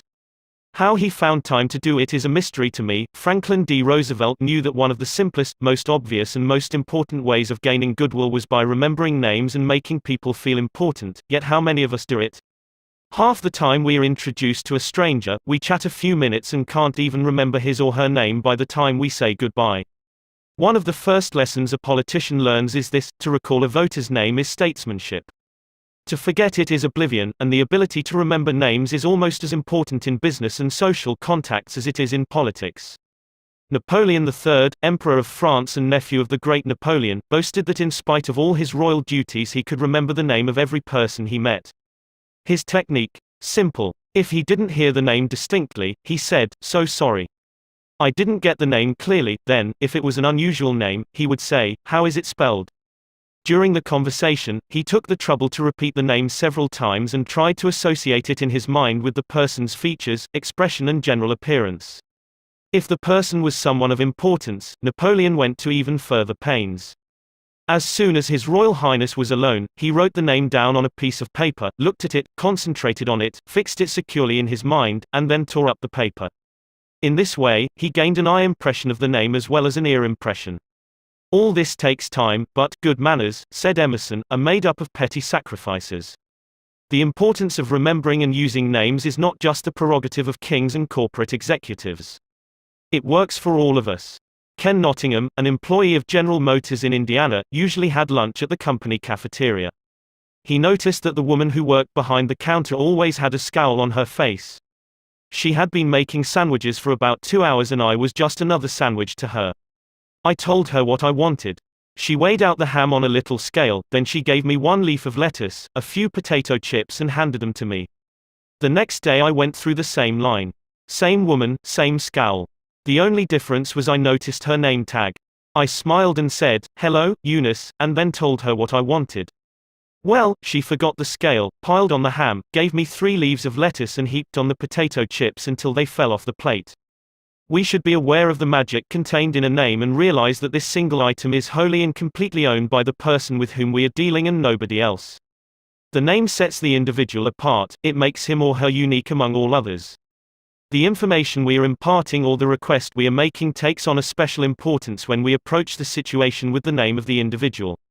From the waitress to the senior executive, the name will work magic as we deal with others. Principle 3: Remember that a person's name is to that person the sweetest and most important sound in any language. An easy way to become a good conversationalist. Some time ago, I attended a bridge party. I don't play bridge, and there was a woman there who didn't play bridge either. She had discovered that I had once been Lowell Thomas's manager before he went on the radio and that I had traveled in Europe a great deal while helping him prepare the illustrated travel talks he was then delivering. So she said, "Oh, Mr. Carnegie, I do want you to tell me about all the wonderful places you have visited and the sights you have seen." As we sat down on the sofa, she remarked that she and her husband had recently returned from a trip to Africa. "Africa?" I exclaimed. "How interesting. I've always wanted to see Africa, but I never got there except for a 24-hour stay once in Algiers. Tell me, did you visit the big game country? Yes. How fortunate. I envy you. Do tell me about Africa. That kept her talking for 45 minutes. She never again asked me where I had been or what I had seen. She didn't want to hear me talk about my travels. All she wanted was an interested listener, so she could expand her ego and tell about where she had been. Was she unusual? No. Many people are like that. For example, I met a distinguished botanist at a dinner party given by a New York book publisher. I had never talked with a botanist before, and I found him fascinating. I literally sat on the edge of my chair and listened while he spoke of exotic plants and experiments in developing new forms of plant life and indoor gardens, and even told me astonishing facts about the humble potato. I had a small indoor garden of my own, and he was good enough to tell me how to solve some of my problems. As I said, we were at a dinner party. There must have been a dozen other guests, but I violated all the canons of courtesy, ignored everyone else, and talked for hours to the botanist. Midnight came, I said good night to everyone and departed. The botanist then turned to our host and paid me several flattering compliments. I was most stimulating, I was this and I was that, and he ended by saying I was a most interesting conversationalist, an interesting conversationalist. Why, I had said hardly anything at all. I couldn't have said anything if I had wanted to without changing the subject, for I didn't know any more about botany than I knew about the anatomy of a penguin. But I had done this, I had listened intently. I had listened because I was genuinely interested. And he felt it. Naturally that pleased him. That kind of listening is one of the highest compliments we can pay anyone. Few human beings, wrote Jack Woodford in Strangers in Love, few human beings are proof against the implied flattery of rapt attention. I went even further than giving him rapt attention. I was hearty in my approbation and lavish in my praise. I told him that I had been immensely entertained and instructed, and I had. I told him I wished I had his knowledge, and I did. I told him that I should love to wander the fields with him, and I have. I told him I must see him again, and I did. And so I had him thinking of me as a good conversationalist when, in reality, I had been merely a good listener and had encouraged him to talk. What is the secret, the mystery, of a successful business interview? Well, according to former Harvard President Charles W. Eliot, there is no mystery about successful business intercourse. Exclusive attention to the person who is speaking to you is very important. Nothing else is so flattering as that. Eliot himself was a past master of the art of listening. Henry James, one of America's first great novelists, recalled, Dr. Eliot's listening was not mere silence, but a form of activity. Sitting very erect on the end of his spine with hands joined in his lap. Making no movement except that he revolved his thumbs around each other faster or slower, he faced his interlocutor and seemed to be hearing with his eyes as well as his ears. He listened with his mind and attentively considered what you had to say while you said it. At the end of an interview, the person who had talked to him felt that he had had his say. Self-evident, isn't it? You don't have to study for 4 years in Harvard to discover that. Yet I know and you know department store owners who will rent expensive space, buy their goods economically, dress their windows appealingly, spend thousands of dollars in advertising and then hire clerks who haven't the sense to be good listeners, clerks who interrupt customers, contradict them, irritate them, and all but drive them from the store. A department store in Chicago almost lost a regular customer who spent several $1,000s each year in that store because a sales clerk wouldn't listen. Mrs. Henrietta Douglas, who took our course in Chicago, had purchased a coat at a special sale. After she had brought it home, she noticed that there was a tear in the lining. She came back the next day and asked the sales clerk to exchange it. The clerk refused even to listen to her complaint. "You bought this at a special sale," she said. She pointed to a sign on the wall. "Read that," she exclaimed, "all sales are final, once you bought it, you have to keep it. Sew up the lining yourself." "But this was damaged merchandise," Mrs. Douglas complained. "Makes no difference," the clerk interrupted. "Final's final." Mrs. Douglas was about to walk out indignantly, swearing never to return to that store ever, when she was greeted by the department manager, who knew her from her many years of patronage. Mrs. Douglas told her what had happened. The manager listened attentively to the whole story, examined the coat and then said, "Special sales are final, so we can dispose of merchandise at the end of the season. But this no return policy does not apply to damaged goods. We will certainly repair or replace the lining, or if you prefer, give you your money back." What a difference in treatment. If that manager had not come along and listened to the customer, a long-term patron of that store could have been lost forever. Listening is just as important in one's home life as in the world of business. Millie Esposito of Croton-on-Hudson, New York, made it her business to listen carefully when one of her children wanted to speak with her. One evening she was sitting in the kitchen with her son, Robert, and after a brief discussion of something that was on his mind, Robert said, "Mom, I know that you love me very much." Mrs. Esposito was touched and said, "Of course I love you very much." "Did you doubt it?" Robert responded, "No, but I really know you love me because whenever I want to talk to you about something you stop whatever you are doing and listen to me." The chronic kicker, even the most violent critic, will frequently soften and be subdued in the presence of a patient, sympathetic listener, a listener who will be silent while the irate fault-finder dilates like a king cobra and spews the poison out of his system. To illustrate, the New York Telephone Company discovered a few years ago that it had to deal with one of the most vicious customers who ever cursed a customer service representative. And he did curse. He raved. He threatened to tear the phone out by its roots. He refused to pay certain charges that he declared were false. He wrote letters to the newspapers. He filed innumerable complaints with the Public Service Commission, and he started several suits against the telephone company. At last, one of the company's most skillful troubleshooters was sent to interview this stormy petrel. This troubleshooter listened and let the cantankerous customer enjoy himself pouring out his tirade. The telephone representative listened and said yes and sympathized with his grievance. He raved on and I listened for near 3 hours, the troubleshooter said as he related his experiences before one of the author's classes. Then I went back and listened some more. I interviewed him 4 times, and before the 4th visit was over I had become a charter member of an organization he was starting. He called it the Telephone Subscribers Protective Association. I am still a member of this organization, and, so far as I know, I'm the only member in the world today besides Mr. I listened and sympathized with him on every point that he made during these interviews. He had never had a telephone representative talk with him that way before, and he became almost friendly. The point on which I went to see him was not even mentioned on the first visit, nor was it mentioned on the second or third, but upon the 4th interview, I closed the case completely. He paid all his bills in full, and for the first time in the history of his difficulties with the telephone company he voluntarily withdrew his complaints from the Public Service Commission. Doubtless Mr. had considered himself a holy crusader, defending the public rights against callous exploitation. But in reality, what he had really wanted was a feeling of importance. He got this feeling of importance at first by kicking and complaining. But as soon as he got his feeling of importance from a representative of the company, his imagined grievances vanished into thin air.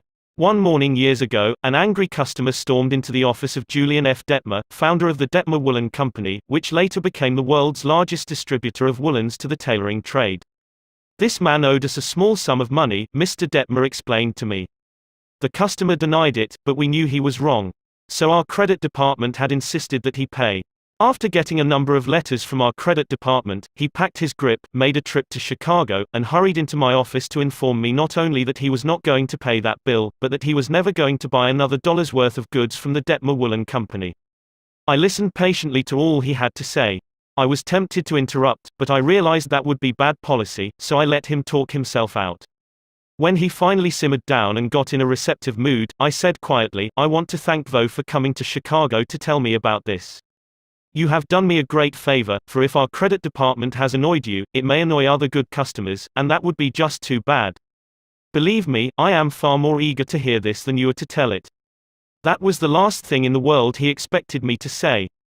I think he was a trifle disappointed, because he had come to Chicago to tell me a thing or two, but here I was thanking him instead of scrapping with him. I assured him we would wipe the charge off the books and forget it, because he was a very careful man with only one account to look after, while our clerks had to look after thousands. Therefore, he was less likely to be wrong than we were. I told him that I understood exactly how he felt and that, if I were in his shoes, I should undoubtedly feel precisely as he did. Since he wasn't going to buy from us anymore, I recommended some other woolen houses. In the past, we had usually lunched together when he came to Chicago, so I invited him to have lunch with me this day. He accepted reluctantly, but when we came back to the office he placed a larger order than ever before. He returned home in a softened mood and, wanting to be just as fair with us as we had been with him, looked over his bills, found one that had been mislaid, and sent us a check with his apologies. Later, when his wife presented him with a baby boy, he gave his son the middle name of Detmer, and he remained a friend and customer of the house until his death 22 years afterwards. Years ago, a poor Dutch immigrant boy washed the windows of a bakery shop after school to help support his family. His people were so poor that in addition he used to go out in the street with a basket every day and collect stray bits of coal that had fallen in the gutter where the coal wagons had delivered fuel. That boy, Edward Bok, never got more than 6 years of schooling in his life, yet eventually he made himself one of the most successful magazine editors in the history of American journalism. How did he do it? That is a long story, but how he got his start can be told briefly. He got his start by using the principles advocated in this chapter. He left school when he was 13 and became an office boy for Western Union, but he didn't for one moment give up the idea of an education. Instead, he started to educate himself. He saved his car fares and went without lunch until he had enough money to buy an encyclopedia of American biography, and then he did an unheard of thing. He read the lives of famous people and wrote them asking for additional information about their childhoods. He was a good listener. He asked famous people to tell him more about themselves. He wrote General James A. Garfield, who was then running for president, and asked if it was true that he was once a towboy on a canal, and Garfield replied. He wrote General Grant asking about a certain battle, and Grant drew a map for him and invited this 14-year-old boy to dinner and spent the evening talking to him. Soon our Western Union messenger boy was corresponding with many of the most famous people in the nation: Ralph Waldo Emerson, Oliver Wendell Holmes, Longfellow, Mrs. Abraham Lincoln, Louisa May Alcott, General Sherman and Jefferson Davis. Not only did he correspond with these distinguished people, but as soon as he got a vacation, he visited many of them as a welcome guest in their homes. This experience imbued him with a confidence that was invaluable. These men and women fired him with a vision and ambition that shaped his life. And all this, let me repeat, was made possible solely by the application of the principles we are discussing here. Isaac F. Marcosson, a journalist who interviewed hundreds of celebrities, declared that many people fail to make a favorable impression because they don't listen attentively. They have been so much concerned with what they are going to say next that they do not keep their ears open. Very important people have told me that they prefer good listeners to good talkers, but the ability to listen seems rarer than almost any other good trait, and not only important personages crave a good listener, but ordinary folk do too. As the Reader's Digest once said, many persons call a doctor when all they want is an audience. During the darkest hours of the Civil War, Lincoln wrote to an old friend in Springfield, Illinois, asking him to come to Washington. Lincoln said he had some problems he wanted to discuss with him. The old neighbor called at the White House, and Lincoln talked to him for hours about the advisability of issuing a proclamation freeing the slaves. Lincoln went over all the arguments for and against such a move, and then read letters and newspaper articles, some denouncing him for not freeing the slaves and others denouncing him for fear he was going to free them. After talking for hours, Lincoln shook hands with his old neighbor, said good night, and sent him back to Illinois without even asking for his opinion. Lincoln had done all the talking himself. That seemed to clarify his mind. He seemed to feel easier after that talk, the old friend said. Lincoln hadn't wanted advice, he had wanted merely a friendly, sympathetic listener to whom he could unburden himself. That's what we all want when we are in trouble. That is frequently all the irritated customer wants, and the dissatisfied employee or the hurt friend. One of the great listeners of modern times was Sigmund Freud. A man who met Freud described his manner of listening. It struck me so forcibly that I shall never forget him. He had qualities which I had never seen in any other man. Never had I seen such concentrated attention. There was none of that piercing, soul-penetrating gaze business. His eyes were mild and genial. His voice was low and kind. His gestures were few. But the attention he gave me, his appreciation of what I said, even when I said it badly, was extraordinary. You've no idea what it meant to be listened to like that. If you want to know how to make people shun you and laugh at you behind your back and even despise you, here is the recipe: never listen to anyone for long. Talk incessantly about yourself. If you have an idea while the other person is talking, don't wait for him or her to finish, bust right in and interrupt in the middle of a sentence. Do you know people like that? I do, unfortunately, and the astonishing part of it is that some of them are prominent. Bores, that is all they are, bores intoxicated with their own egos, drunk with a sense of their own importance. People who talk only of themselves think only of themselves. And those people who think only of themselves, Dr. Nicholas Murray Butler, longtime president of Columbia University, said, are hopelessly uneducated. They are not educated, said Dr. Butler, no matter how instructed they may be, so if you aspire to be a good conversationalist, be an attentive listener. To be interesting, be interested. Ask questions that other persons will enjoy answering. Encourage them to talk about themselves and their accomplishments. Remember that the people you are talking to are 100 times more interested in themselves and their wants and problems than they are in you and your problems. A person's toothache means more to that person than a famine in China which kills 1 million people. A boil on one's neck interests one more than 40 earthquakes in Africa. Think of that the next time you start a conversation. Principle 4. Be a good listener. How to interest people. Everyone who was ever a guest of Theodore Roosevelt was astonished at the range and diversity of his knowledge. Whether his visitor was a cowboy or a rough rider, a New York politician or a diplomat, Roosevelt knew what to say. And how was it done? The answer was simple. Whenever Roosevelt expected a visitor, he sat up late the night before, reading up on the subject in which he knew his guest was particularly interested. For Roosevelt knew, as all leaders know, that the royal road to a person's heart is to talk about the things he or she treasures most. The genial William Leon Phelps, essayist and professor of literature at Yale, learned this lesson early in life. When I was 8 years old and was spending a weekend visiting my Aunt Libby Lindsley at her home in Stratford on the Housatonic, he wrote in his essay on human nature, a middle-aged man called one evening, and after a polite skirmish with my aunt, he devoted his attention to me.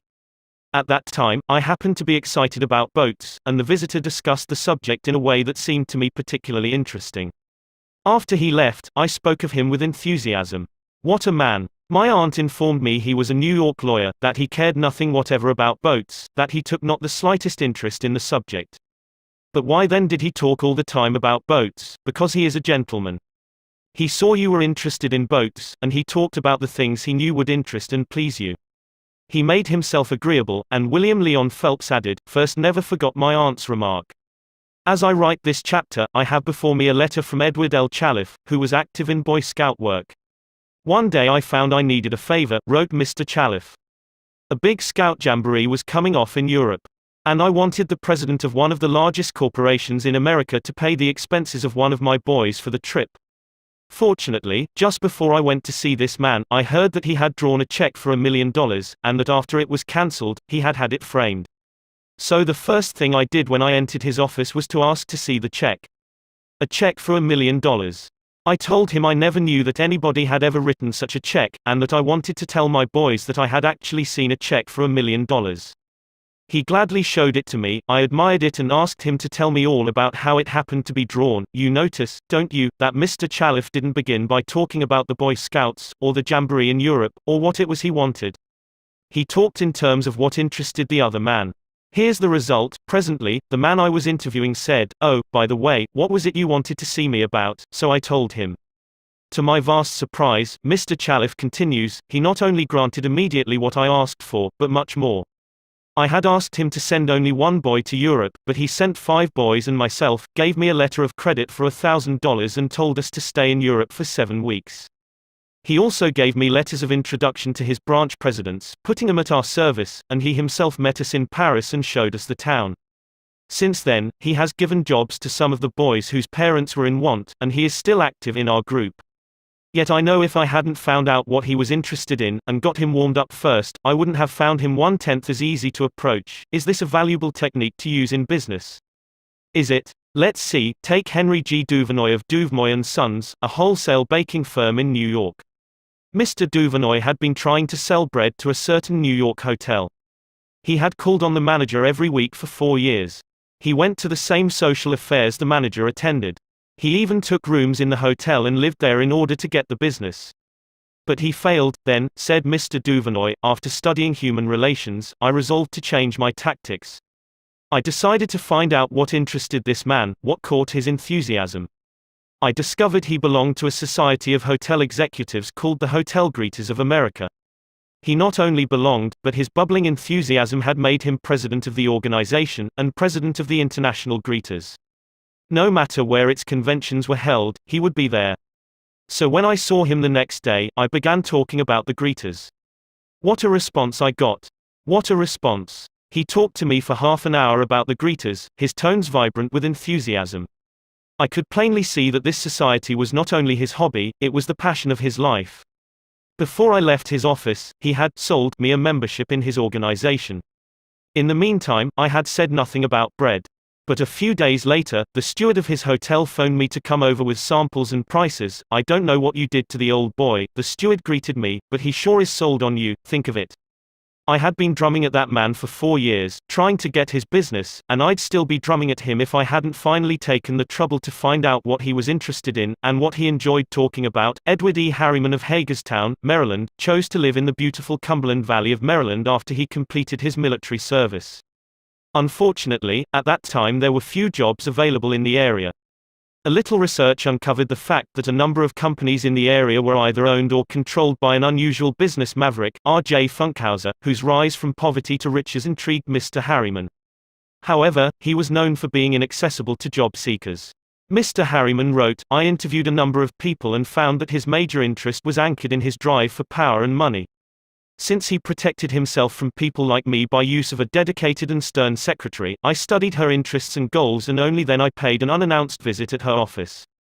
She had been Mr. Funkhauser's orbiting satellite for about 15 years. When I told her I had a proposition for him which might translate itself into financial and political success for him, she became enthused. I also conversed with her about her constructive participation in his success. After this conversation, she arranged for me to meet Mr. Funkhauser. I entered his huge and impressive office determined not to ask directly for a job. He was seated behind a large carved desk and thundered at me. "How about it, young man?" I said. "Mr. Funkhauser, I believe I can make money for you." He immediately rose and invited me to sit in one of the large upholstered chairs. I enumerated my ideas and the qualifications I had to realize these ideas, as well as how they would contribute to his personal success and that of his businesses. R.J., as he became known to me, hired me at once, and for over 20 years I have grown in his enterprises and we both have prospered. Talking in terms of the other person's interests pays off for both parties. Howard Z. Herzig, a leader in the field of employee communications, has always followed this principle. When asked what reward he got from it, Mr. Herzig responded that he not only received a different reward from each person, but that in general the reward had been an enlargement of his life each time he spoke to someone. Principle 5. Talk in terms of the other person's interests. How to make people like you instantly. I was waiting in line to register a letter in the post office at 33rd Street and 8th Avenue in New York. I noticed that the clerk appeared to be bored with the job, weighing envelopes, handing out stamps, making change, issuing receipts, the same monotonous grind year after year. So I said to myself, I am going to try to make that clerk like me. Obviously, to make him like me, I must say something nice, not about myself, but about him. So I asked myself, what is there about him that I can honestly admire? That is sometimes a hard question to answer, especially with strangers, but, in this case, it happened to be easy. I instantly saw something I admired no end. So while he was weighing my envelope, I remarked with enthusiasm, "I certainly wish I had your head of hair." He looked up, half startled, his face beaming with smiles. "Well, it isn't as good as it used to be," he said modestly.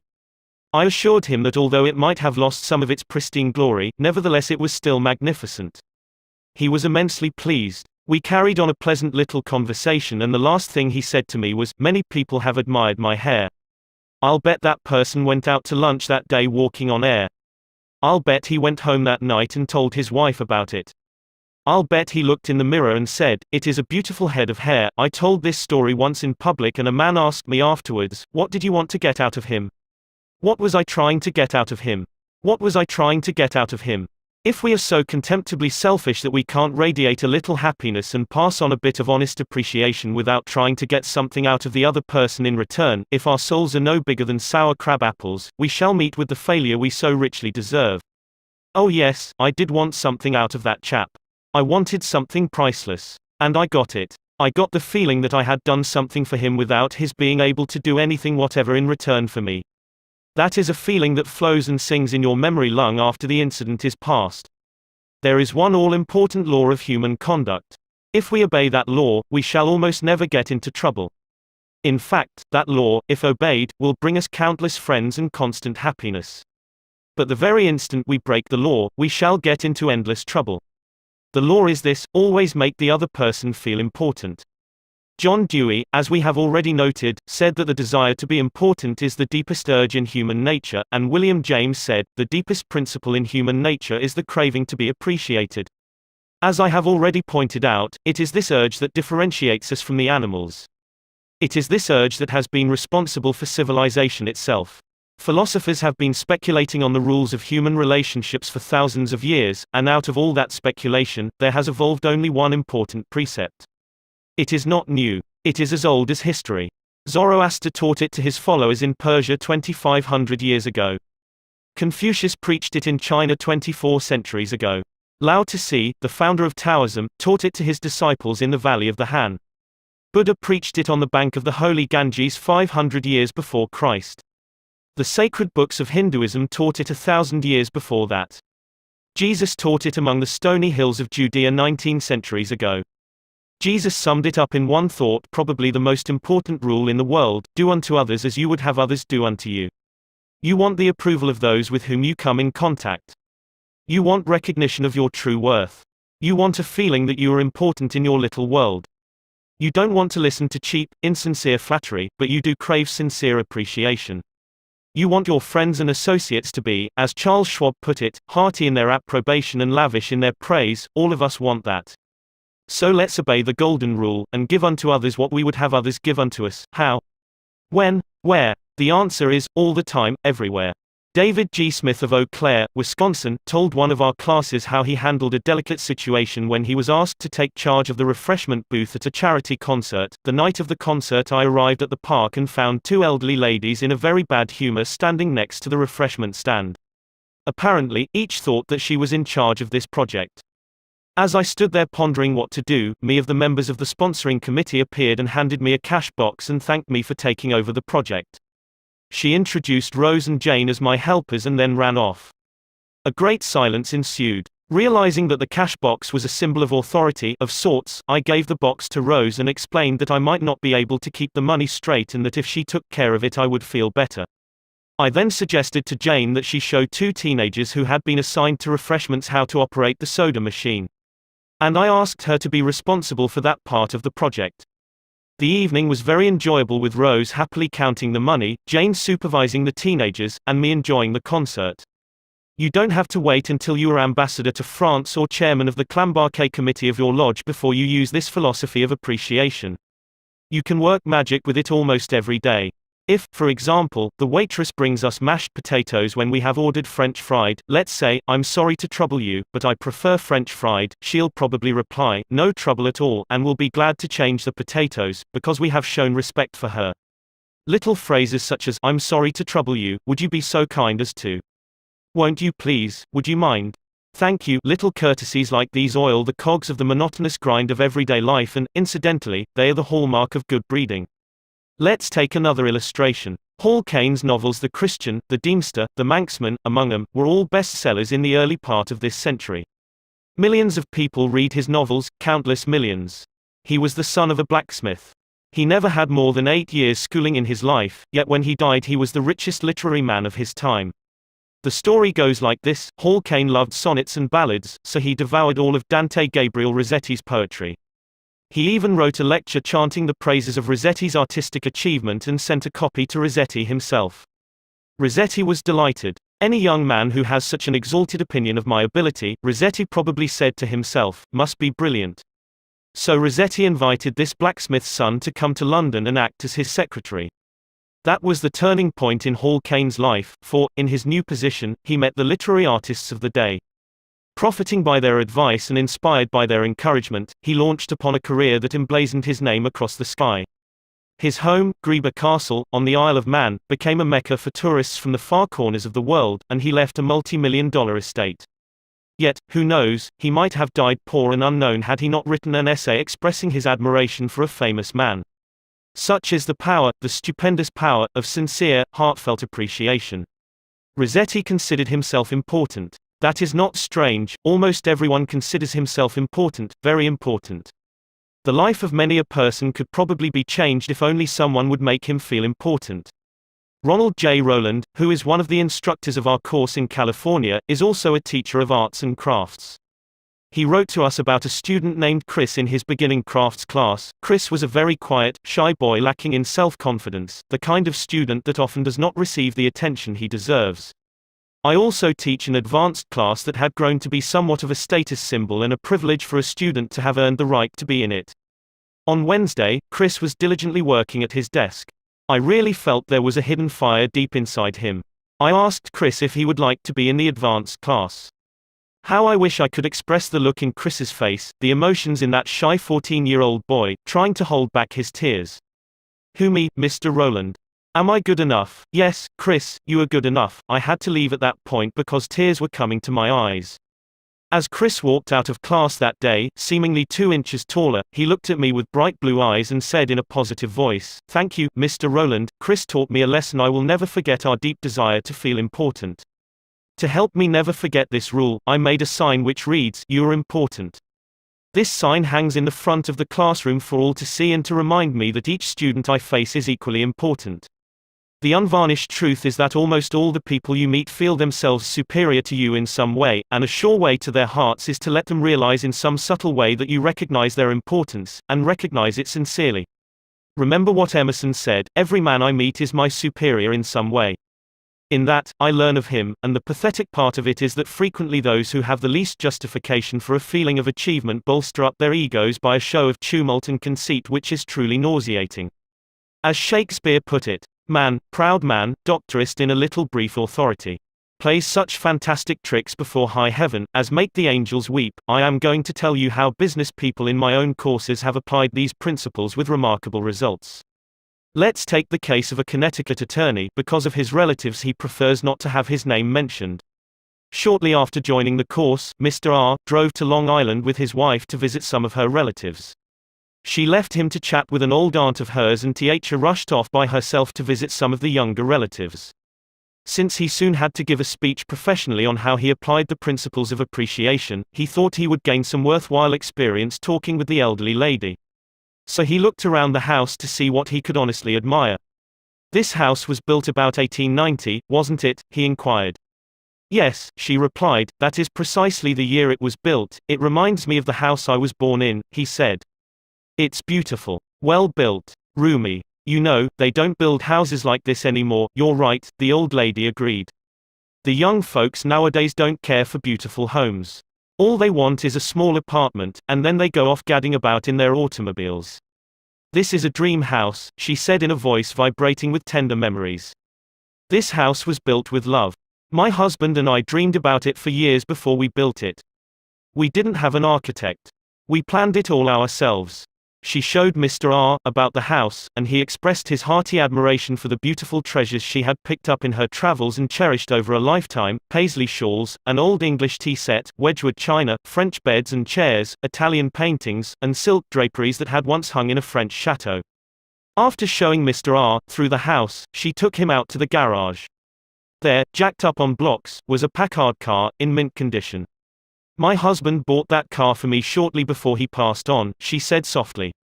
"I have never ridden in it since his death. You appreciate nice things, and I'm going to give this car to you." "Why, Auntie," he said, "you overwhelm me. I appreciate your generosity, of course, but I couldn't possibly accept it. I'm not even a relative of yours.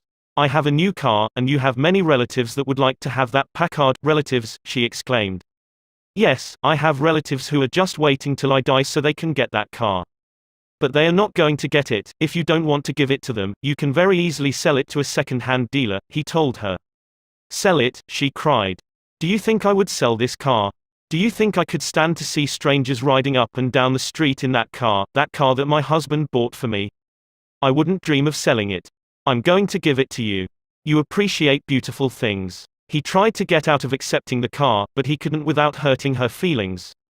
This lady, left all alone in a big house with her paisley shawls, her French antiques, and her memories, was starving for a little recognition. She had once been young and beautiful and sought after. She had once built a house warm with love and had collected things from all over Europe to make it beautiful. Now, in the isolated loneliness of old age, she craved a little human warmth, a little genuine appreciation, and no one gave it to her. And when she found it, like a spring in the desert, her gratitude couldn't adequately express itself with anything less than the gift of her cherished Packard. Let's take another case. Donald M. McMahon, who was superintendent of Lewis and Valentine, nurseryman and landscape architects in Rye, New York, related this incident. Shortly after I attended the talk on How to Win Friends and Influence People, I was landscaping the estate of a famous attorney. The owner came out to give me a few instructions about where he wished to plant a mass of rhododendrons and azaleas. I said, "Judge, you have a lovely hobby. I've been admiring your beautiful dogs. I understand you win a lot of blue ribbons every year at the show in Madison Square Garden." The effect of this little expression of appreciation was striking. "Yes," the judge replied, "I do have a lot of fun with my dogs. Would you like to see my kennel?" He spent almost an hour showing me his dogs and the prizes they had won. He even brought out their pedigrees and explained about the bloodlines responsible for such beauty and intelligence. Finally, turning to me, he asked, "Do you have any small children?" "Yes, I do," I replied. "I have a son." "Well, wouldn't he like a puppy?" the judge inquired. "Oh, yes, he'd be tickled pink." "All right, I'm going to give him one," the judge announced. He started to tell me how to feed the puppy. Then he paused. "You'll forget it if I tell you." "I'll write it out." So the judge went in the house, typed out the pedigree and feeding instructions, and gave me a puppy worth several $100 and 1 hour and 15 minutes of his valuable time, largely because I had expressed my honest admiration for his hobby and achievements. George Eastman, of Kodak fame, invented the transparent film that made motion pictures possible, amassed a fortune of $100 million, and made himself one of the most famous businessmen on earth. Yet in spite of all these tremendous accomplishments, he craved little recognitions, even as you and I to illustrate. When Eastman was building the Eastman School of Music and also Kilbourne Hall in Rochester, James Adamson, then president of the Superior Seating Company of New York, wanted to get the order to supply the theater chairs for these buildings. Phoning the architect, Mr. Adamson made an appointment to see Mr. Eastman in Rochester.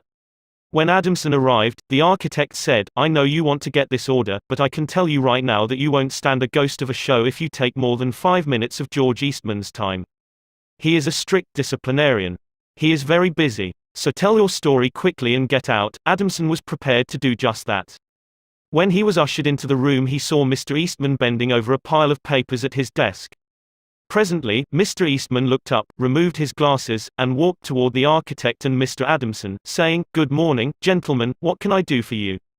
The architect introduced them, and then Mr. Adamson said, "While we've been waiting for you, Mr. Eastman, I've been admiring your office. I wouldn't mind working in a room like this myself. I'm in the interior woodworking business, and I never saw a more beautiful office in all my life." George Eastman replied, "You remind me of something I had almost forgotten.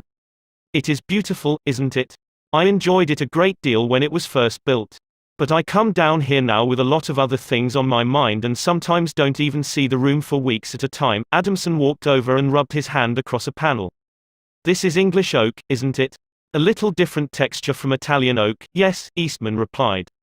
"Imported English oak. It was selected for me by a friend who specializes in fine woods." Then Eastman showed him about the room, commenting on the proportions, the coloring, the hand carving and other effects he had helped to plan and execute. While drifting about the room, admiring the woodwork, they paused before a window, and George Eastman, in his modest, soft-spoken way, pointed out some of the institutions through which he was trying to help humanity: the University of Rochester, the General Hospital, the Homeopathic Hospital, the Friendly Home, the Children's Hospital. Mr. Adamson congratulated him warmly on the idealistic way he was using his wealth to alleviate the sufferings of humanity. Presently, George Eastman unlocked a glass case and pulled out the first camera he had ever owned, an invention he had bought from an Englishman. Adamson questioned him at length about his early struggles to get started in business, and Mr. Eastman spoke with real feeling about the poverty of his childhood, telling how his widowed mother had kept a boarding house while he clerked in an insurance office. The terror of poverty haunted him day and night, and he resolved to make enough money so that his mother wouldn't have to work. Mr. Adamson drew him out with further questions and listened, absorbed, while he related the story of his experiments with dry photographic plates. He told how he had worked in an office all day, and sometimes experimented all night, taking only brief naps while the chemicals were working, sometimes working and sleeping in his clothes for 72 hours at a stretch. James Adamson had been ushered into Eastman's office at 10:15 and had been warned that he must not take more than 5 minutes, but an hour had passed, then 2 hours passed. And they were still talking. Finally, George Eastman turned to Adamson and said, "The last time I was in Japan I bought some chairs, brought them home, and put them in my sun porch. But the sun peeled the paint, so I went downtown the other day and bought some paint and painted the chairs myself. Would you like to see what sort of a job I can do painting chairs? All right. Come up to my home and have lunch with me and I'll show you. After lunch, Mr. Eastman showed Adamson the chairs he had brought from Japan. They weren't worth more than a few dollars, but George Eastman, now a multimillionaire, was proud of them because he himself had painted them. The order for the seats amounted to $90,000. Who do you suppose got the order, James Adamson or one of his competitors? From the time of this story until Mr. Eastman's death, he and James Adamson were close friends. Claude Marais, a restaurant owner in Rouen, France, used this principle and saved his restaurant the loss of a key employee. This woman had been in his employ for 5 years and was a vital link between M. Marais and his staff of 21 people. He was shocked to receive a registered letter from her advising him of her resignation. M. Marais reported, "I was very surprised and, even more, disappointed, because I was under the impression that I had been fair to her and receptive to her needs. Inasmuch as she was a friend as well as an employee, I probably had taken her too much for granted and maybe was even more demanding of her than of other employees. I could not, of course, accept this resignation without some explanation.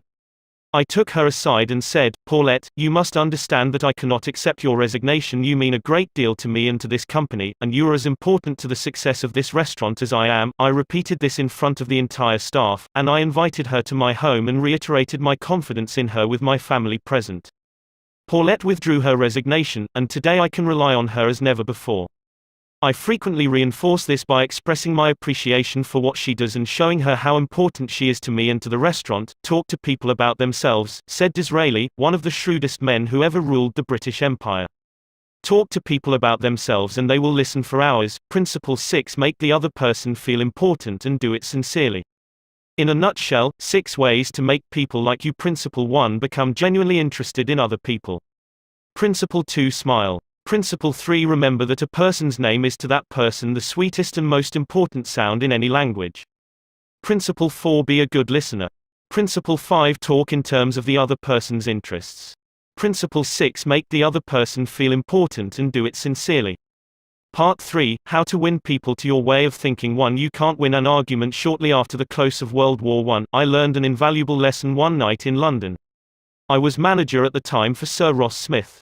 During the war, Sir Ross had been the Australian ace out in Palestine, and shortly after peace was declared, he astonished the world by flying halfway around it in 30 days.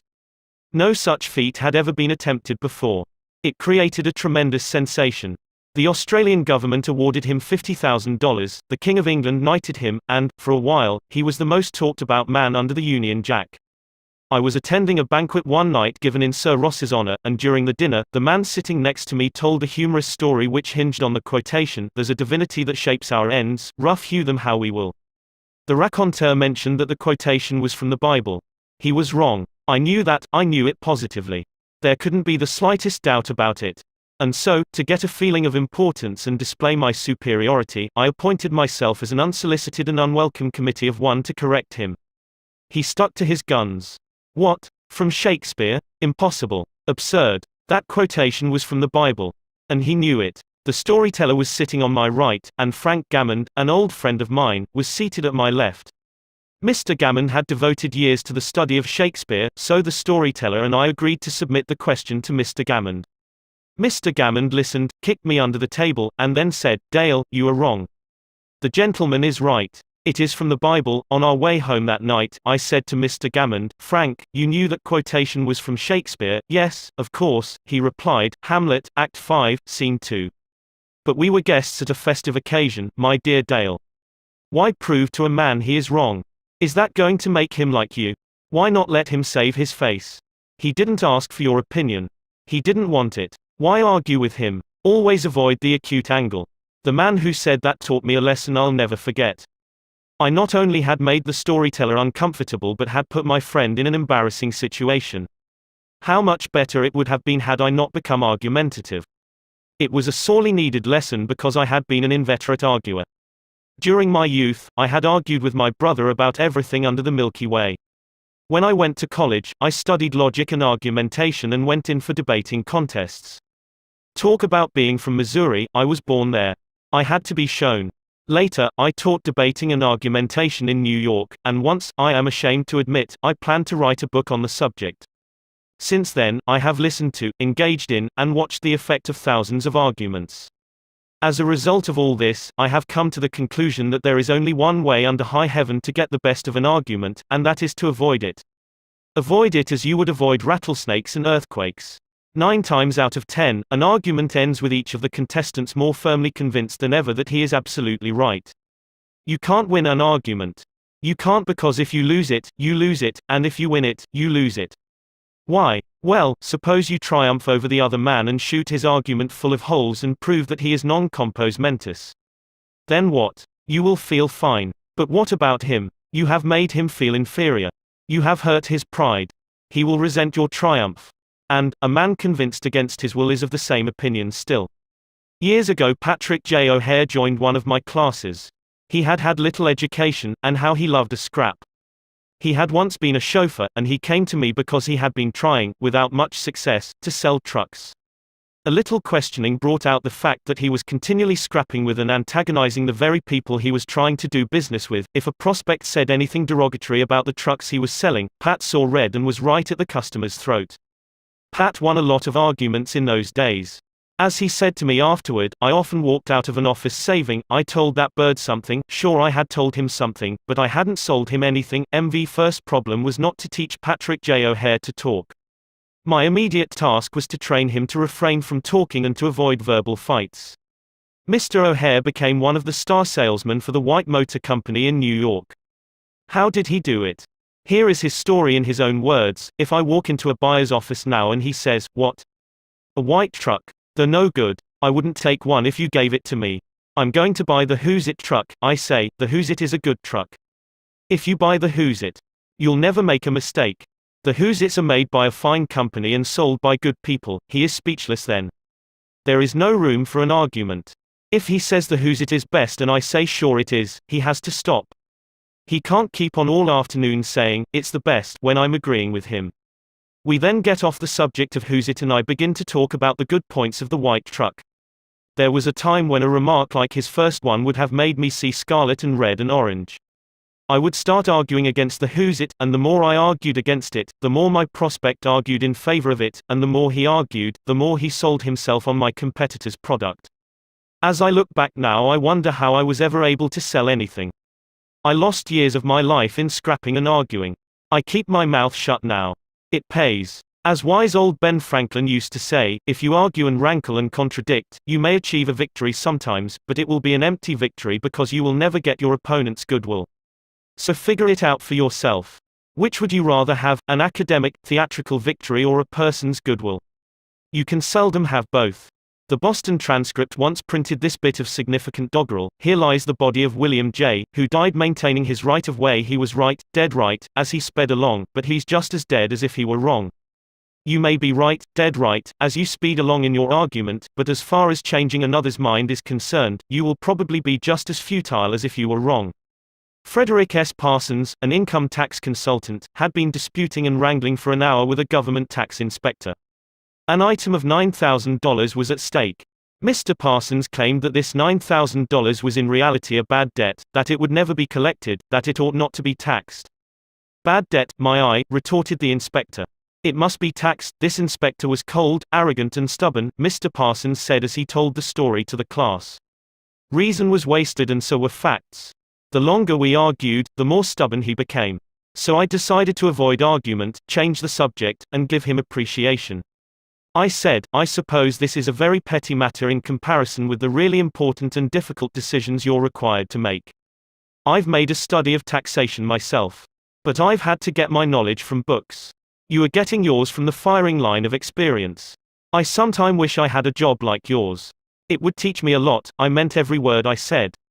Well, the inspector straightened up in his chair, leaned back, and talked for a long time about his work, telling me of the clever frauds he had uncovered.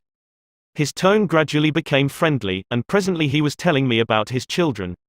As he left, he advised me that he would consider my problem further and give me his decision in a few days. He called at my office 3 days later and informed me that he had decided to leave the tax return exactly as it was filed. This tax inspector was demonstrating one of the most common of human frailties. He wanted a feeling of importance, and as long as Mr. Parsons argued with him, he got his feeling of importance by loudly asserting his authority. But as soon as his importance was admitted and the argument stopped and he was permitted to expand his ego, he became a sympathetic and kindly human being. Buddha said, hatred is never ended by hatred but by love, and a misunderstanding is never ended by an argument but by tact, diplomacy, conciliation and a sympathetic desire to see the other person's viewpoint. Lincoln once reprimanded a young army officer for indulging in a violent controversy with an associate. No man who is resolved to make the most of himself, said Lincoln, can spare time for personal contention. Still less can he afford to take the consequences, including the vitiation of his temper and the loss of self-control.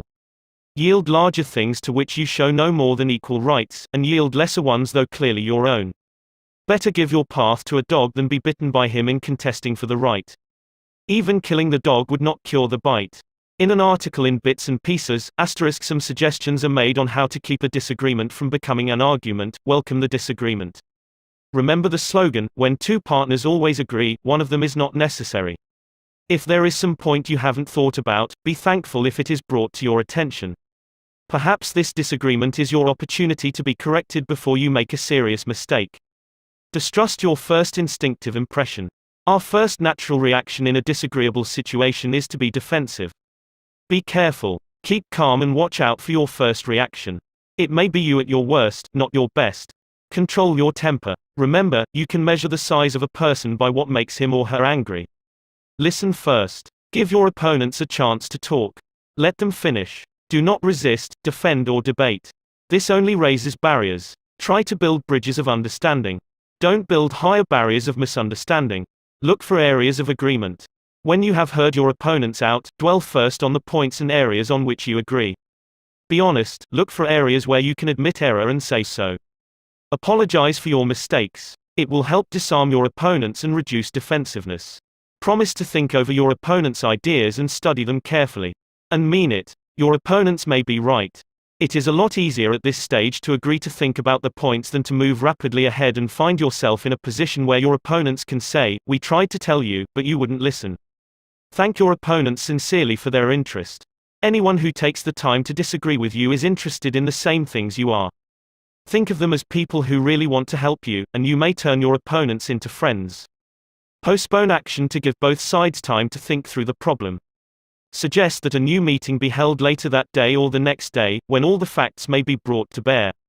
In preparation for this meeting, ask yourself some hard questions. Could my opponents be right? Partly right? Is there truth or merit in their position or argument? Is my reaction one that will relieve the problem, or will it just relieve any frustration? Will my reaction drive my opponents further away or draw them closer to me? Will my reaction elevate the estimation good people have of me? Will I win or lose? What price will I have to pay if I win? If I am quiet about it, will the disagreement blow over? Is this difficult situation an opportunity for me? Bits and Pieces, published by the Economics Press, Fairfield, NJ.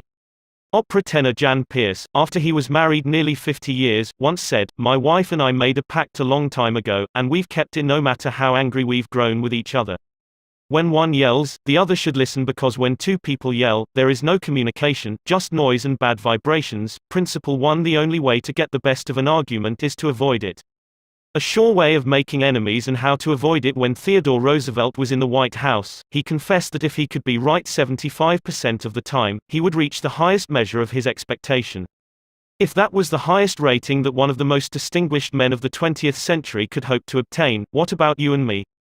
If you can be sure of being right only 55% of the time, you can go down to Wall Street and make $1 million a day.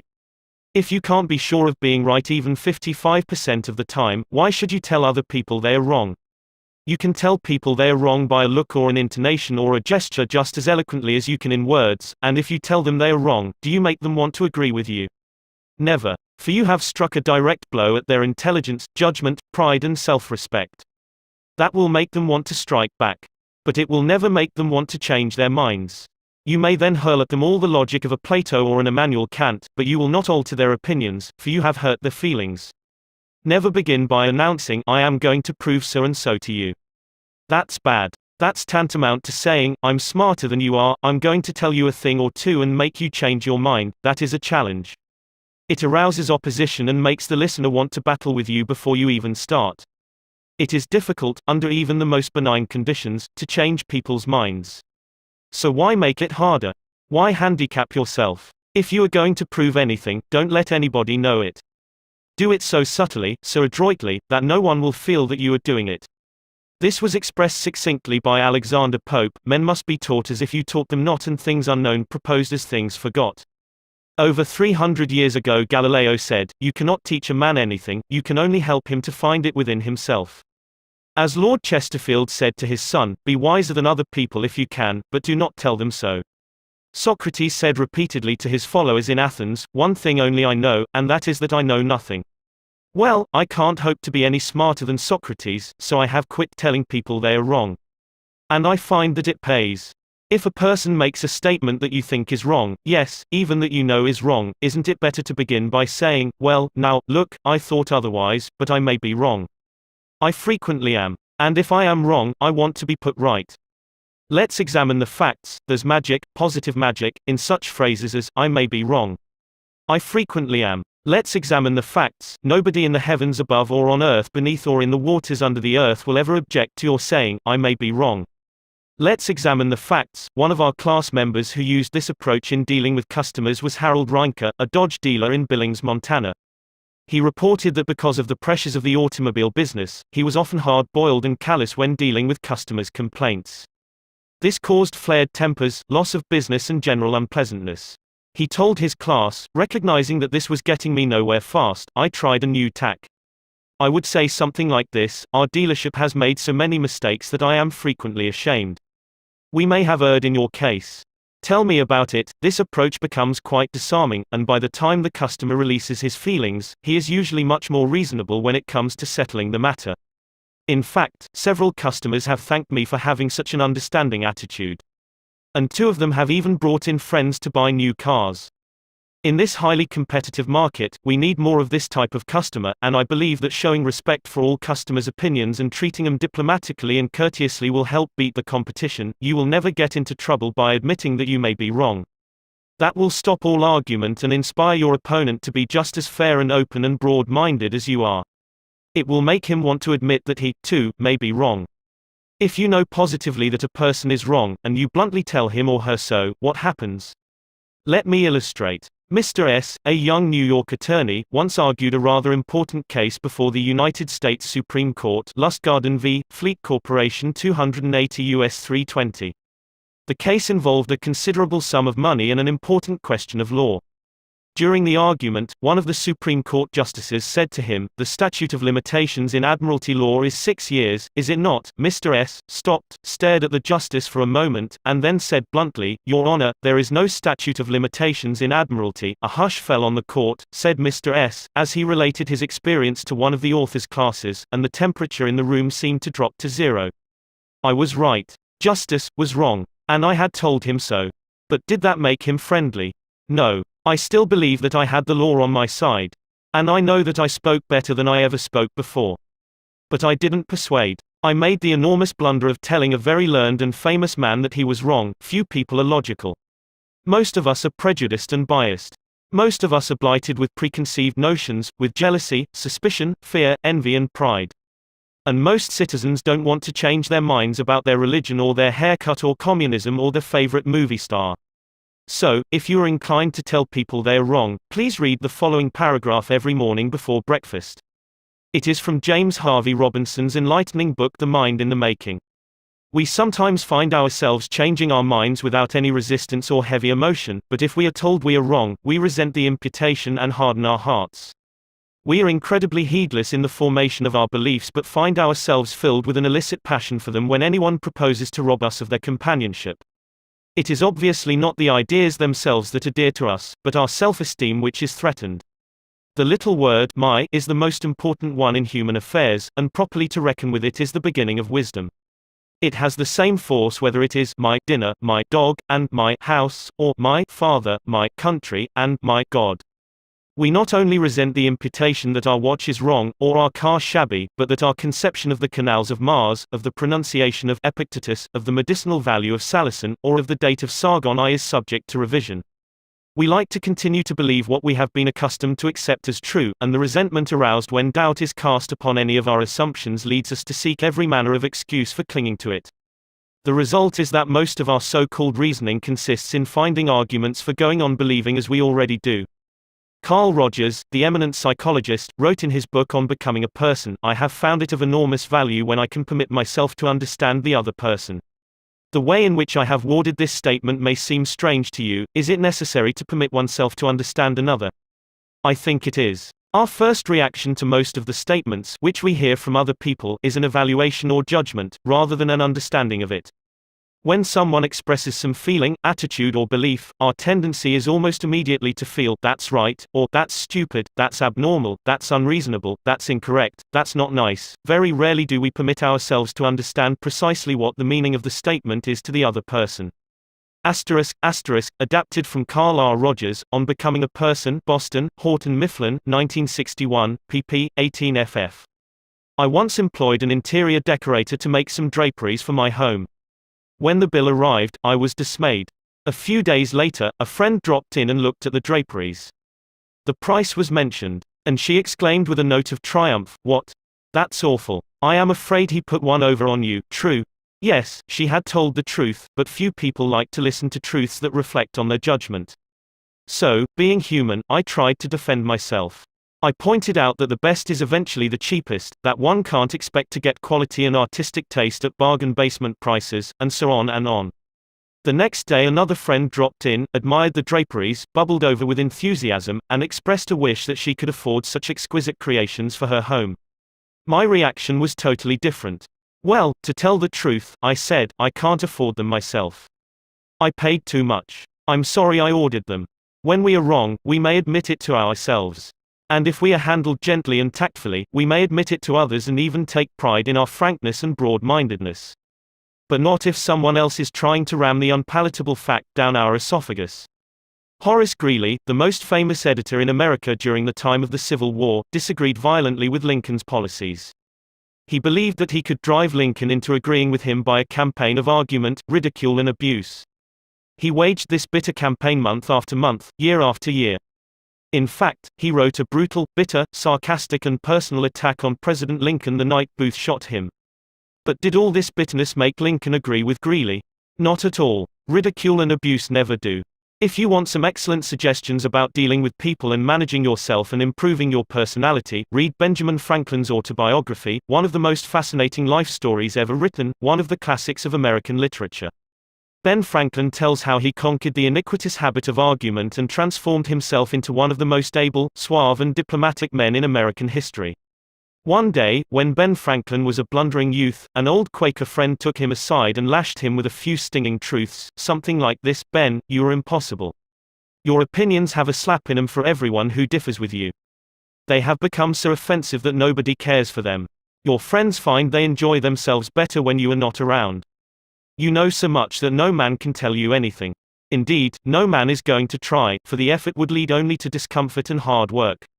So you are not likely ever to know any more than you do now, which is very little."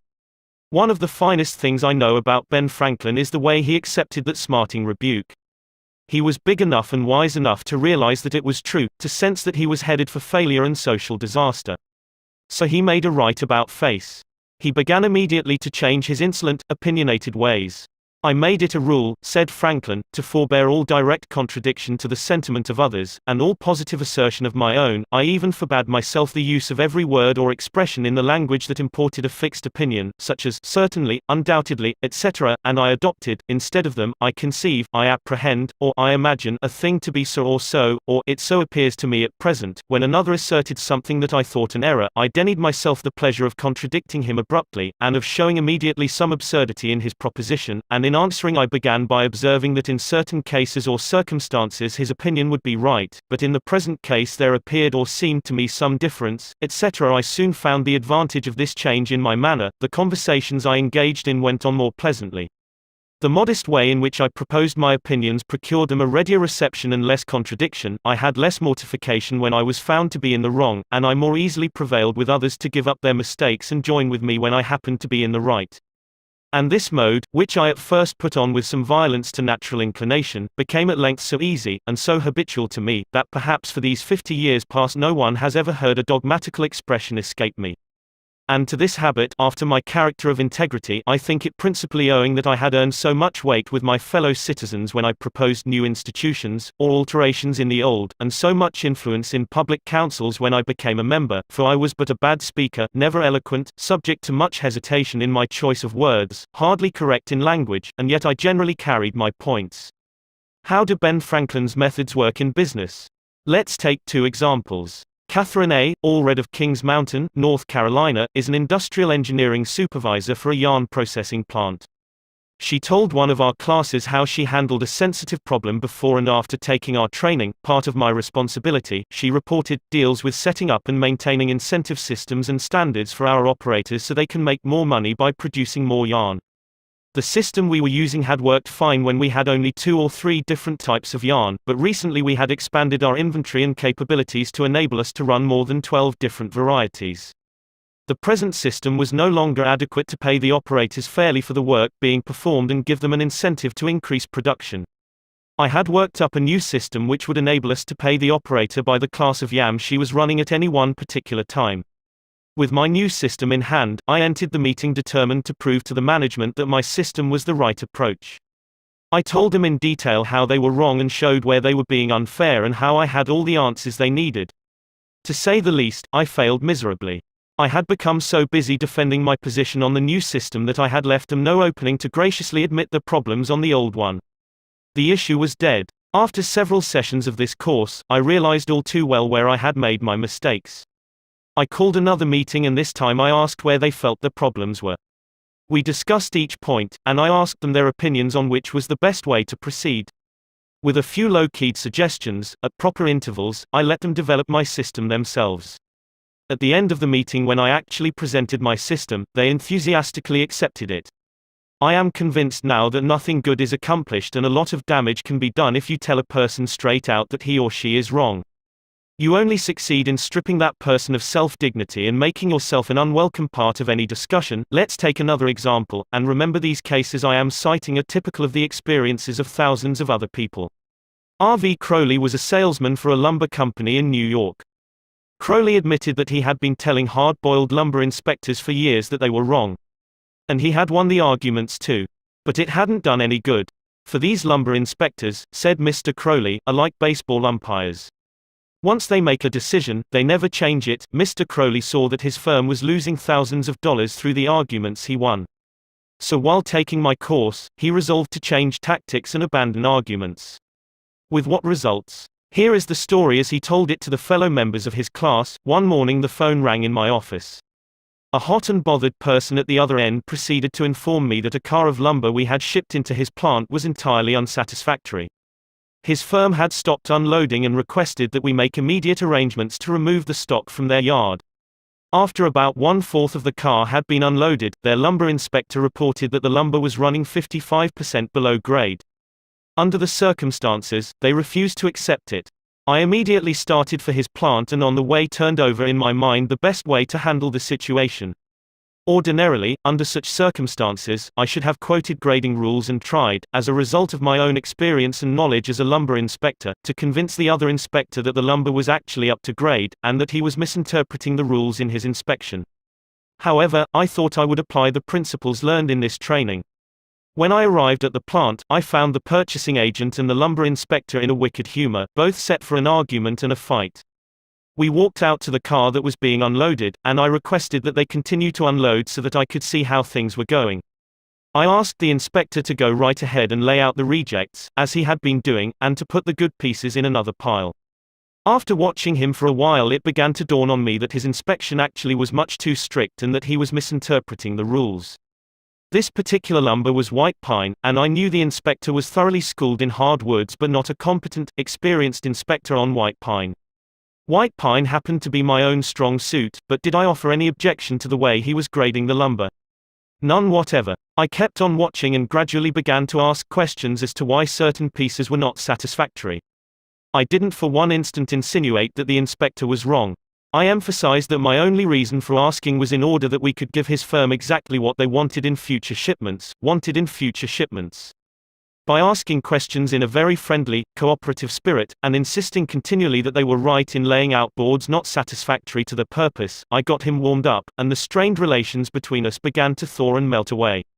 An occasional carefully put remark on my part gave birth to the idea in his mind that possibly some of these rejected pieces were actually within the grade that they had bought, and that their requirements demanded a more expensive grade. I was very careful, however, not to let him think I was making an issue of this point. Gradually his whole attitude changed. He finally admitted to me that he was not experienced on white pine and began to ask me questions about each piece as it came out of the car. I would explain why such a piece came within the grade specified, but kept on insisting that we did not want him to take it if it was unsuitable for their purpose. He finally got to the point where he felt guilty every time he put a piece in the rejected pile. And at last he saw that the mistake was on their part for not having specified as good a grade as they needed. The ultimate outcome was that he went through the entire carload again after I left, accepted the whole lot, and we received a check in full.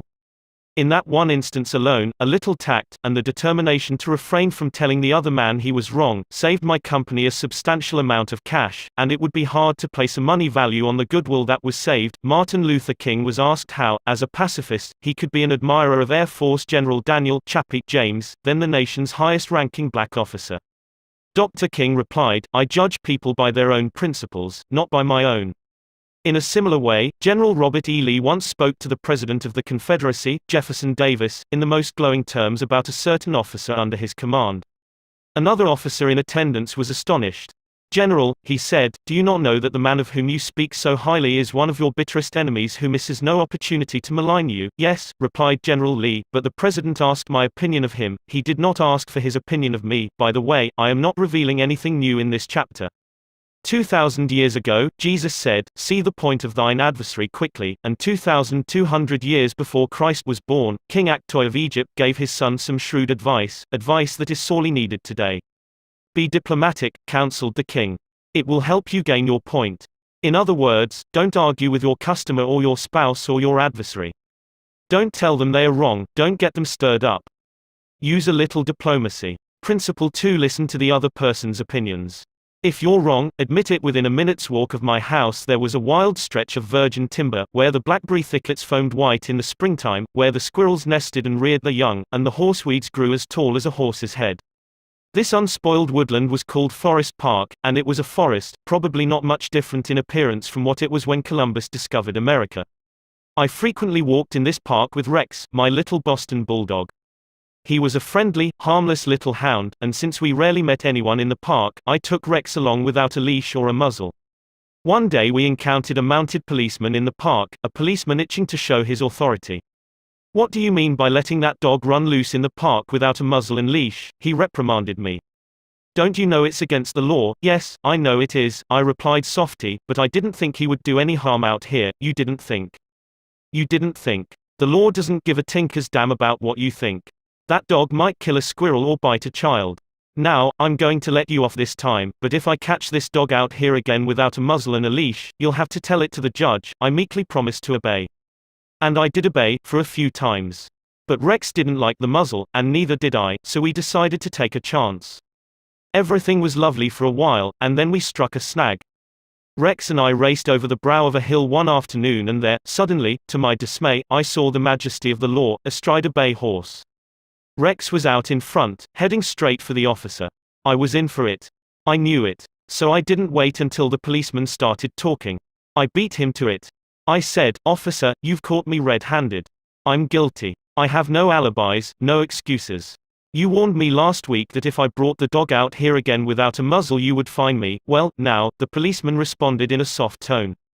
"I know it's a temptation to let a little dog like that have a run out here when nobody is around." "Sure it's a temptation," I replied, "but it is against the law." "Well, a little dog like that isn't going to harm anybody," the policeman remonstrated.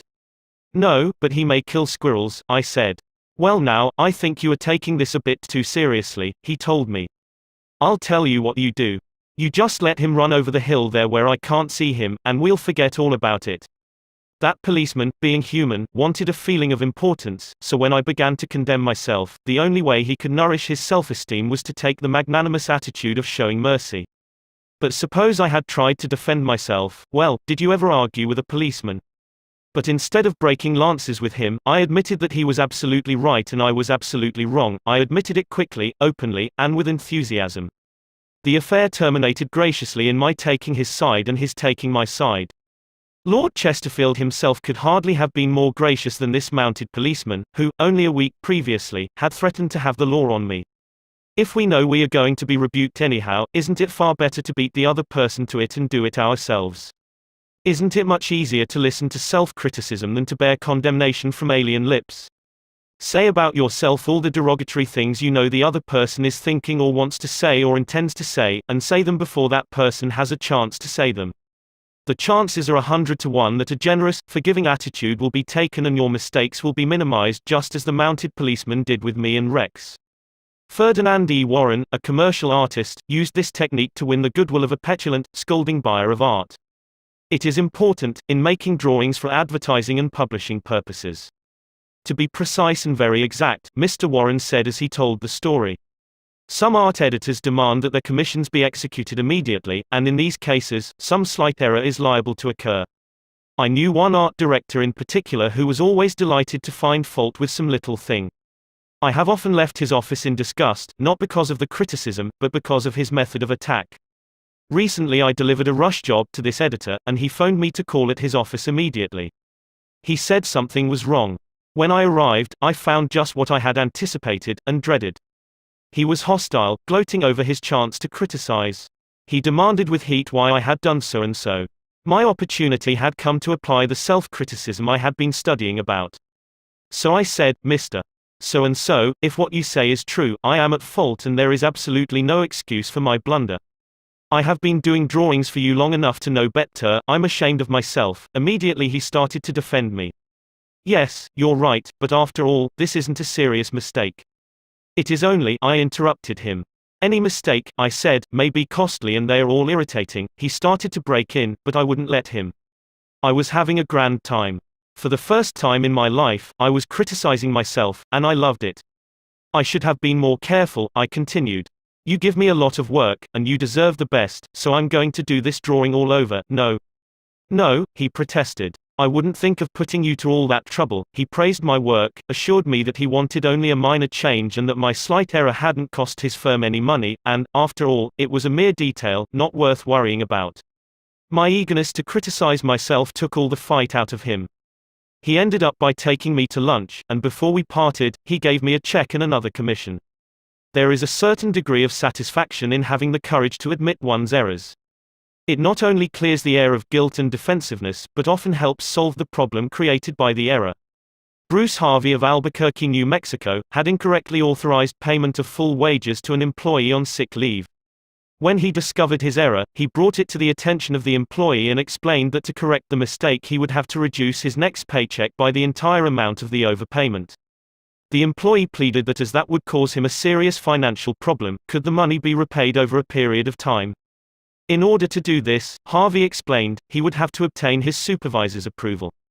And this, I knew, reported Harvey, would result in a boss-type explosion. While trying to decide how to handle this situation better, I realized that the whole mess was my fault and I would have to admit it to my boss. I walked into his office, told him that I had made a mistake and then informed him of the complete facts. He replied in an explosive manner that it was the fault of the personnel department. I repeated that it was my fault. He exploded again about carelessness in the accounting department. Again I explained it was my fault. He blamed 2 other people in the office. But each time I reiterated it was my fault. Finally, he looked at me and said, "Okay, it was your fault. Now straighten it out." The error was corrected and nobody got into trouble. I felt great because I was able to handle a tense situation and had the courage not to seek alibis. My boss has had more respect for me ever since. Any fool can try to defend his or her mistakes, and most fools do, but it raises one above the herd and gives one a feeling of nobility and exaltation to admit one's mistakes. For example, one of the most beautiful things that history records about Robert E. Lee is the way he blamed himself and only himself for the failure of Pickett's charge at Gettysburg. Pickett's charge was undoubtedly the most brilliant and picturesque attack that ever occurred in the Western world. General George E. Pickett himself was picturesque. He wore his hair so long that his auburn locks almost touched his shoulders, and, like Napoleon in his Italian campaigns, he wrote ardent love letters almost daily while on the battlefield. His devoted troops cheered him that tragic July afternoon as he rode off jauntily toward the Union lines, his cap set at a rakish angle over his right ear. They cheered and they followed him, man touching man, rank pressing rank, with banners flying and bayonets gleaming in the sun. It was a gallant sight. Daring. Magnificent. A murmur of admiration ran through the Union lines as they beheld it. Pickett's troops swept forward at any easy trot, through orchard and cornfield, across a meadow and over a ravine. All the time, the enemy's cannon was tearing ghastly holes in their ranks, but on they pressed, grim, irresistible. Suddenly the Union infantry rose from behind the stone wall on Cemetery Ridge where they had been hiding and fired volley after volley into Pickett's onrushing troops. The crest of the hill was a sheet of flame, a slaughterhouse, a blazing volcano. In a few minutes, all of Pickett's brigade commanders except one were down, and 4/5 of his 5,000 men had fallen. General Lewis A. Armistead, leading the troops in the final plunge, ran forward, vaulted over the stone wall, and, waving his cap on the top of his sword, shouted, "Give 'em the steel, boys." They did. They leaped over the wall, bayoneted their enemies, smashed skulls with clubbed muskets, and planted the battle flags of the South on Cemetery Ridge. The banners waved there only for a moment. But that moment, brief as it was, recorded the high water mark of the Confederacy. Pickett's charge, brilliant, heroic, was nevertheless the beginning of the end. Lee had failed. He could not penetrate the North. And he knew it. The South was doomed. Lee was so saddened, so shocked, that he sent in his resignation and asked Jefferson Davis, the President of the Confederacy, to appoint a younger and abler man. If Lee had wanted to blame the disastrous failure of Pickett's charge on someone else, he could have found a score of alibis. Some of his division commanders had failed him. The cavalry hadn't arrived in time to support the infantry attack. This had gone wrong and that had gone awry. But Lee was far too noble to blame others. As Pickett's beaten and bloody troops struggled back to the Confederate lines, Robert E. Lee rode out to meet them all alone and greeted them with a self-condemnation that was little short of sublime. "All this has been my fault," he confessed. "I and I alone have lost this battle. Few generals in all history have had the courage and character to admit that." Michael Cheung, who teaches our course in Hong Kong, told of how the Chinese culture presents some special problems and how sometimes it is necessary to recognize that the benefit of applying a principle may be more advantageous than maintaining an old tradition. He had one middle-aged class member who had been estranged from his son for many years. The father had been an opium addict but was now cured. In Chinese tradition, an older person cannot take the first step. The father felt that it was up to his son to take the initiative toward a reconciliation. In an early session, he told the class about the grandchildren he had never seen and how much he desired to be reunited with his son. His classmates, all Chinese, understood his conflict between his desire and long-established tradition. The father felt that young people should have respect for their elders and that he was right in not giving in to his desire, but to wait for his son to come to him. Toward the end of the course, the father again addressed his class. "I have pondered this problem," he said. Dale Carnegie says, "If you are wrong, admit it quickly and emphatically. It is too late for me to admit it quickly, but I can admit it emphatically.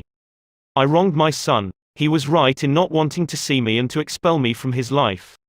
I may lose face by asking a younger person's forgiveness, but I was at fault and it is my responsibility to admit this." The class applauded and gave him their full support. At the next class he told how he went to his son's house, asked for and received forgiveness and was now embarked on a new relationship with his son, his daughter-in-law and the grandchildren he had at last met. Elbert Hubbard was one of the most original authors who ever stirred up a nation, and his stinging sentences often aroused fierce resentment. But Hubbard, with his rare skill for handling people, frequently turned his enemies into friends. For example, when some irritated reader wrote in to say that he didn't agree with such and such an article and ended by calling Hubbard this and that, Elbert Hubbard would answer like this: "Come to think it over, I don't entirely agree with it myself. Not everything I wrote yesterday appeals to me today. I am glad to learn what you think on the subject. The next time you are in the neighborhood you must visit us and we'll get this subject threshed out for all time. So here is a handclasp over the miles, and I am, yours sincerely." What could you say to a man who treated you like that? When we are right, let's try to win people gently and tactfully to our way of thinking, and when we are wrong, and that will be surprisingly often, if we are honest with ourselves, let's admit our mistakes quickly and with enthusiasm. Not only will that technique produce astonishing results, but, believe it or not, it is a lot more fun, under the circumstances, than trying to defend oneself. Principle 3: If you are wrong, admit it quickly and emphatically. A drop of honey. If your temper is aroused and you tell him a thing or two, you will have a fine time unloading your feelings. But what about the other person? Will he share your pleasure? Will your belligerent tones, your hostile attitude, make it easy for him to agree with you? If you come at me with your fists doubled, said Woodrow Wilson, I think I can promise you that mine will double as fast as yours, but if you come to me and say, let us sit down and take counsel together, and, if we differ from each other, understand why it is that we differ, just what the points at issue are, we will presently find that we are not so far apart after all, that the points on which we differ are few and the points on which we agree are many, and that if we only have the patience and the candor and the desire to get together, we will get together. Nobody appreciated the truth of Woodrow Wilson's statement more than John D. Rockefeller Jr. back in 1915.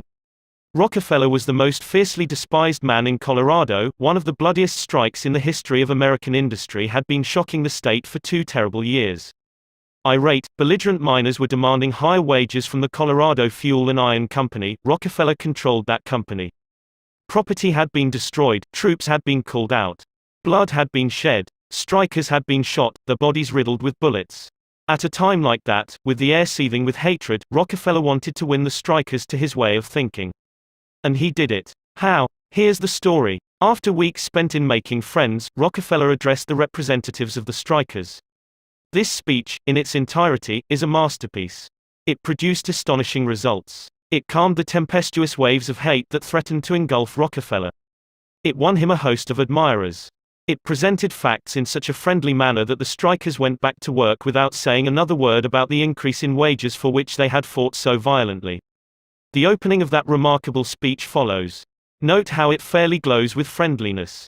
Rockefeller, remember, was talking to men who, a few days previously, had wanted to hang him by the neck to a sour apple tree, yet he couldn't have been more gracious, more friendly if he had addressed a group of medical missionaries. His speech was radiant with such phrases as I am proud to be here, having visited in your homes, met many of your wives and children, we meet here not as strangers, but as friends, spirit of mutual friendship, our common interests, it is only by your courtesy that I am here. This is a red-letter day in my life, Rockefeller began. It is the first time I have ever had the good fortune to meet the representatives of the employees of this great company, its officers and superintendents, together, and I can assure you that I am proud to be here, and that I shall remember this gathering as long as I live. Had this meeting been held 2 weeks ago, I should have stood here a stranger to most of you, recognizing a few faces. Having had the opportunity last week of visiting all the camps in the southern coal field and of talking individually with practically all of the representatives, except those who were away, having visited in your homes, met many of your wives and children, we meet here not as strangers, but as friends, and it is in that spirit of mutual friendship that I am glad to have this opportunity to discuss with you our common interests. Since this is a meeting of the officers of the company and the representatives of the employees, it is only by your courtesy that I am here, for I am not so fortunate as to be either one or the other, and yet I feel that I am intimately associated with you men, for, in a sense, I represent both the stockholders and the directors. Isn't that a superb example of the fine art of making friends out of enemies? Suppose Rockefeller had taken a different tack. Suppose he had argued with those miners and hurled devastating facts in their faces. Suppose he had told them by his tones and insinuations that they were wrong. Suppose that, by all the rules of logic, he had proved that they were wrong. What would have happened? More anger would have been stirred up, more hatred, more revolt. If a man's heart is rankling with discord and ill feeling toward you, you can't win him to your way of thinking with all the logic in Christendom. Scolding parents and domineering bosses and husbands and nagging wives ought to realize that people don't want to change their minds. They can't be forced or driven to agree with you or me. But they may possibly be led to, if we are gentle and friendly, ever so gentle and ever so friendly. Lincoln said that, in effect, over 100 years ago. Here are his words: it is an old and true maxim that, a drop of honey catches more flies than a gallon of gall, so with men, if you would win a man to your cause, first convince him that you are his sincere friend, therein is a drop of honey that catches his heart, which, say what you will, is the great high road to his reason. Business executives have learned that it pays to be friendly to strikers. For example, when 2,500 employees in the White Motor Company's plants struck for higher wages and a union shop, Robert F. Black, then president of the company, didn't lose his temper and condemn and threaten and talk of tyranny and communists. He actually praised the strikers. He published an advertisement in the Cleveland papers, complimenting them on the peaceful way in which they laid down their tools. Finding the strike pickets idle, he bought them a couple of dozen baseball bats and gloves and invited them to play ball on vacant lots. For those who preferred bowling, he rented a bowling alley. This friendliness on Mr. Black's part did what friendliness always does, it begot friendliness. So the strikers borrowed brooms, shovels, and rubbish carts, and began picking up matches, papers, cigarette stubs, and cigar butts around the factory. Imagine it. Imagine strikers tidying up the factory grounds while battling for higher wages and recognition of the union. Such an event had never been heard of before in the long, tempestuous history of American labor wars. That strike ended with a compromise settlement within a week, ended without any ill feeling or rancor. Daniel Webster, who looked like a god and talked like Jehovah, was one of the most successful advocates who ever pleaded a case, yet he ushered in his most powerful arguments with such friendly remarks as, "It will be for the jury to consider, this may perhaps be worth thinking of, here are some facts that I trust you will not lose sight of, or, you, with your knowledge of human nature, will easily see the significance of these facts." No bulldozing. No high-pressure methods. No attempt to force his opinions on others. Webster used the soft-spoken, quiet, friendly approach, and it helped to make him famous. You may never be called upon to settle a strike or address a jury, but you may want to get your rent reduced. Will the friendly approach help you then? Let's see. 0. L. Straub, an engineer, wanted to get his rent reduced. And he knew his landlord was hard-boiled. I wrote him, Mr. Straub said in a speech before the class, notifying him that I was vacating my apartment as soon as my lease expired. The truth was, I didn't want to move. I wanted to stay if I could get my rent reduced. But the situation seemed hopeless. Other tenants had tried, and failed. Everyone told me that the landlord was extremely difficult to deal with. But I said to myself, I am studying a course in how to deal with people, so I'll try it on him, and see how it works. He and his secretary came to see me as soon as he got my letter. I met him at the door with a friendly greeting. I fairly bubbled with goodwill and enthusiasm. I didn't begin talking about how high the rent was. I began talking about how much I liked his apartment house. Believe me, I was hearty in my approbation and lavish in my praise. I complimented him on the way he ran the building and told him I should like so much to stay for another year, but I couldn't afford it. He had evidently never had such a reception from a tenant. He hardly knew what to make of it. Then he started to tell me his troubles. Complaining tenants. One had written him 14 letters, some of them positively insulting. Another threatened to break his lease unless the landlord kept the man on the floor above from snoring. What a relief it is, he said, to have a satisfied tenant like you, and then, without my even asking him to do it, he offered to reduce my rent a little. I wanted more, so I named the figure I could afford to pay, and he accepted without a word. As he was leaving, he turned to me and asked, "What decorating can I do for you?" If I had tried to get the rent reduced by the methods the other tenants were using, I am positive I should have met with the same failure they encountered. It was the friendly, sympathetic, appreciative approach that won. Dean Woodcock of Pittsburgh, Pennsylvania, is the superintendent of a department of the local electric company. His staff was called upon to repair some equipment on top of a pole. This type of work had formerly been performed by a different department and had only recently been transferred to Woodcock's section. Although his people had been trained in the work, this was the first time they had ever actually been called upon to do it. Everybody in the organization was interested in seeing if and how they could handle it. Mr. Woodcock, several of his subordinate managers, and members of other departments of the utility went to see the operation. Many cars and trucks were there, and a number of people were standing around watching the two lone men on top of the pole. Glancing around, Woodcock noticed a man up the street getting out of his car with a camera. He began taking pictures of the scene. Utility people are extremely conscious of public relations, and suddenly Woodcock realized what this setup looked like to the man with the camera. Overkill, dozens of people being called out to do a two-person job. He strolled up the street to the photographer. "I see you're interested in our operation." "Yes, and my mother will be more than interested. She owns stock in your company. This will be an eye-opener for her. She may even decide her investment was unwise. I've been telling her for years there's a lot of waste motion in companies like yours. This proves it. The newspapers might like these pictures, too. It does look like it, doesn't it? I'd think the same thing in your position. But this is a unique situation. And Dean Woodcock went on to explain how this was the first job of this type for his department and how everybody from executives down was interested.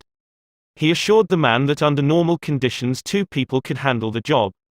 The photographer put away his camera, shook Woodcock's hand, and thanked him for taking the time to explain the situation to him. Dean Woodcock's friendly approach saved his company much embarrassment and bad publicity.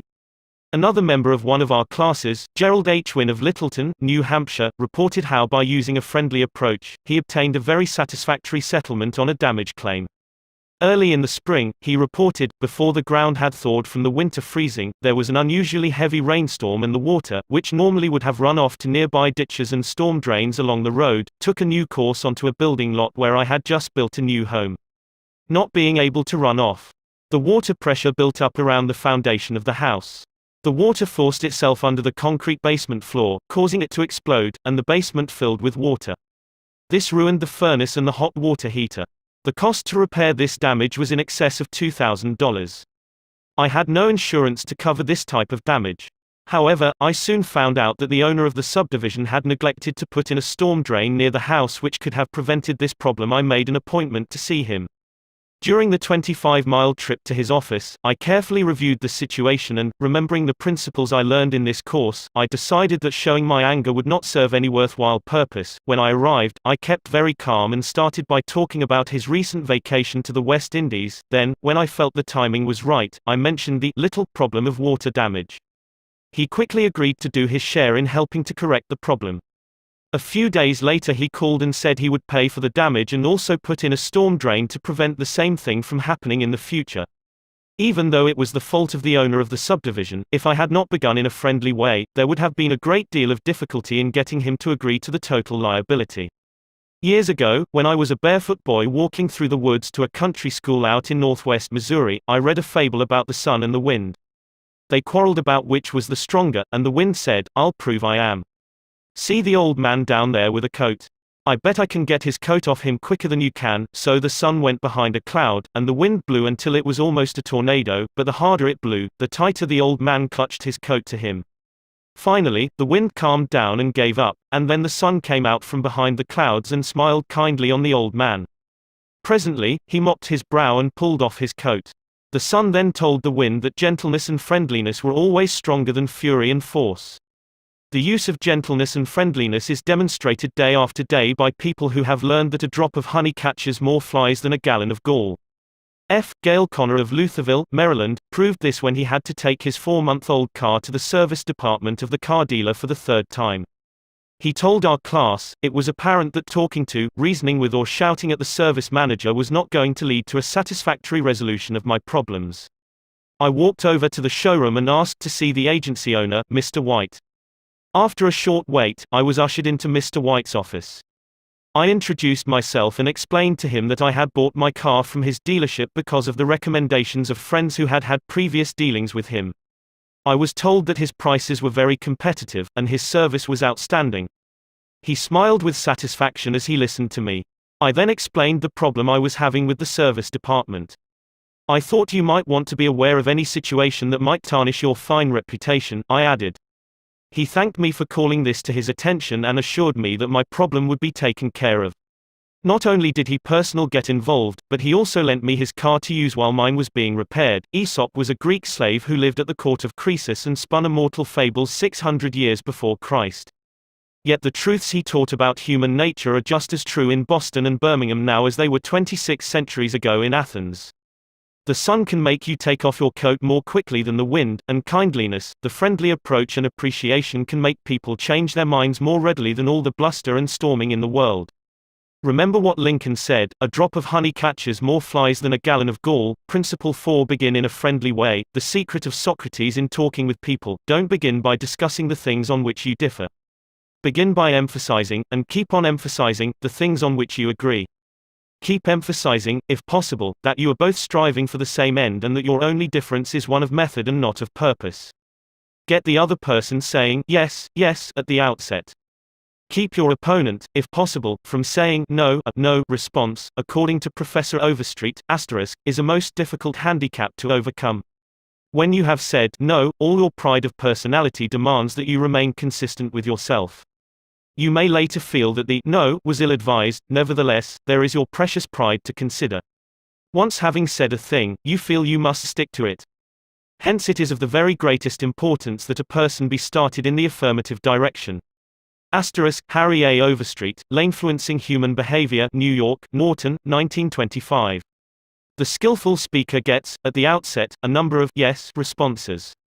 This sets the psychological process of the listeners moving in the affirmative direction. It is like the movement of a billiard ball. Propel in one direction, and it takes some force to deflect it, far more force to send it back in the opposite direction. The psychological patterns here are quite clear. When a person says no, and really means it, he or she is doing far more than saying a word of 2 letters. The entire organism, glandular, nervous, muscular, gathers itself together into a condition of rejection. There is, usually in minute but sometimes in observable degree, a physical withdrawal or readiness for withdrawal. The whole neuromuscular system, in short, sets itself on guard against acceptance. When, to the contrary, a person says yes, none of the withdrawal activities takes place. The organism is in a forward, moving, accepting, open attitude. Hence the more yeses we can, at the very outset, induce, the more likely we are to succeed in capturing the attention for our ultimate proposal. It is a very simple technique, this yes response. And yet, how much it is neglected. It often seems as if people get a sense of their own importance by antagonizing others at the outset. Get a student to say no at the beginning, or a customer, child, husband, or wife, and it takes the wisdom and the patience of angels to transform that bristling negative into an affirmative. The use of this yes, yes technique enabled James Eberson, who was a teller in the Greenwich Savings Bank, in New York City, to secure a prospective customer who might otherwise have been lost. This man came in to open an account, said Mr. Eberson, and I gave him our usual form to fill out. Some of the questions he answered willingly, but there were others he flatly refused to answer. Before I began the study of human relations, I would have told this prospective depositor that if he refused to give the bank this information, we should have to refuse to accept this account. I am ashamed that I have been guilty of doing that very thing in the past. Naturally, an ultimatum like that made me feel good. I had shown who was boss, that the bank's rules and regulations couldn't be flouted. But that sort of attitude certainly didn't give a feeling of welcome and importance to the man who had walked in to give us his patronage. I resolved this morning to use a little horse sense. I resolved not to talk about what the bank wanted but about what the customer wanted. And above all else, I was determined to get him saying yes, yes from the very start. So I agreed with him. I told him the information he refused to give was not absolutely necessary. However, I said, suppose you have money in this bank at your death. Wouldn't you like to have the bank transfer it to your next of kin, who is entitled to it according to law? Yes, of course, he replied. Don't you think, I continued, that it would be a good idea to give us the name of your next of kin so that, in the event of your death, we could carry out your wishes without error or delay? Again he said, yes. The young man's attitude softened and changed when he realized that we weren't asking for this information for our sake but for his sake. Before leaving the bank, this young man not only gave me complete information about himself but he opened, at my suggestion, a trust account, naming his mother as the beneficiary for his account, and he had gladly answered all the questions concerning his mother also. I found that by getting him to say yes, yes from the outset, he forgot the issue at stake and was happy to do all the things I suggested. Joseph Allison, a sales representative for Westinghouse Electric Company, had this story to tell. There was a man in my territory that our company was most eager to sell to. My predecessor had called on him for 10 years without selling anything. When I took over the territory, I called steadily for 3 years without getting an order. Finally, after 13 years of calls and sales talk, we sold him a few motors. If these proved to be all right, an order for several hundred more would follow.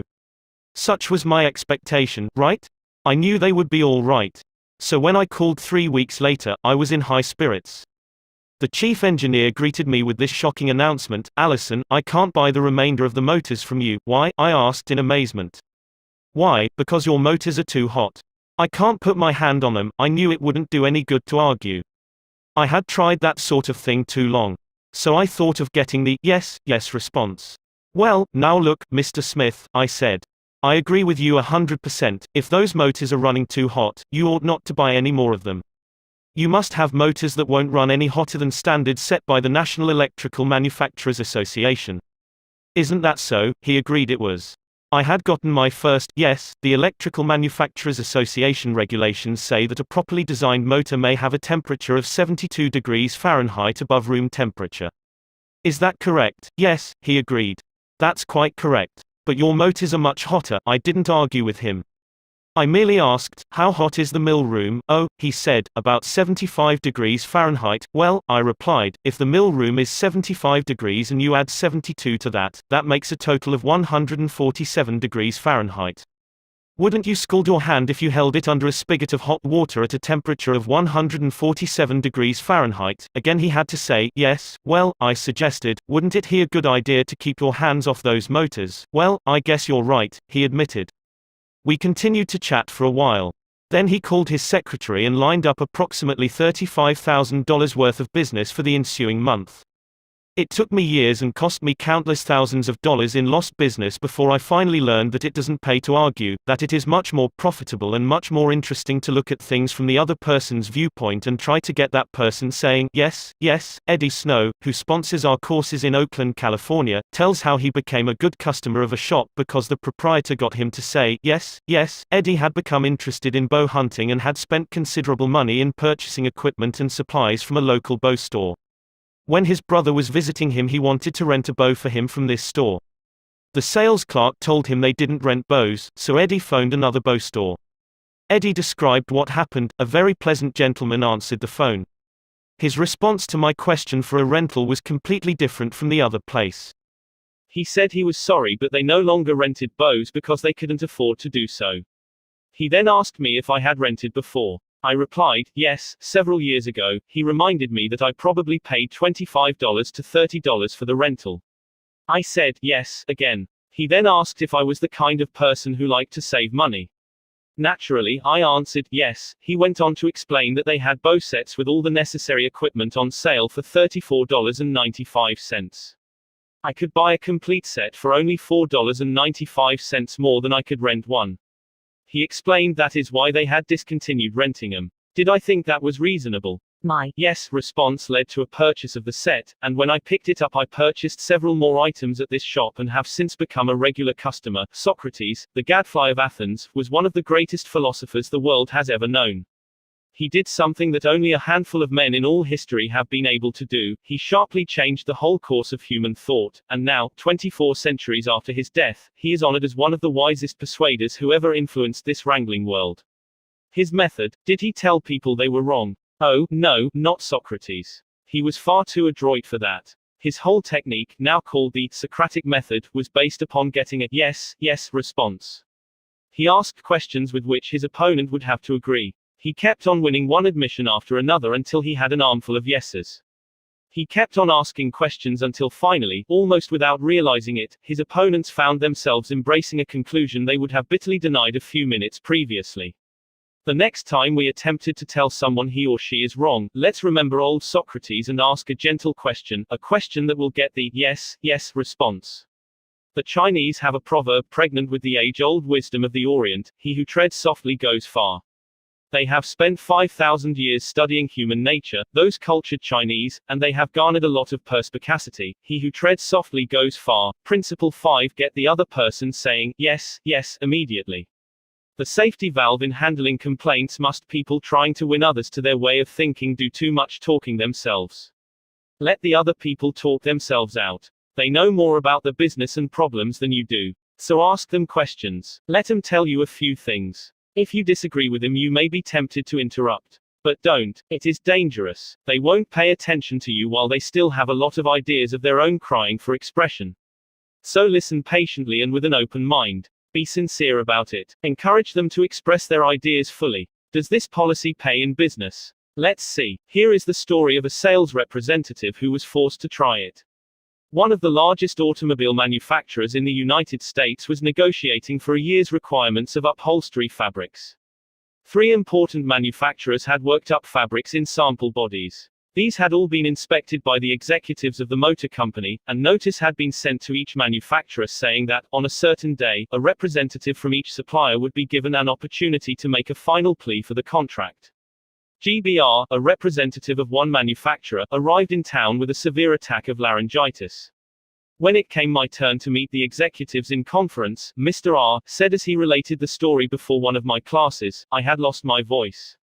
I could hardly whisper. I was ushered into a room and found myself face to face with the textile engineer, the purchasing agent, the director of sales and the president of the company.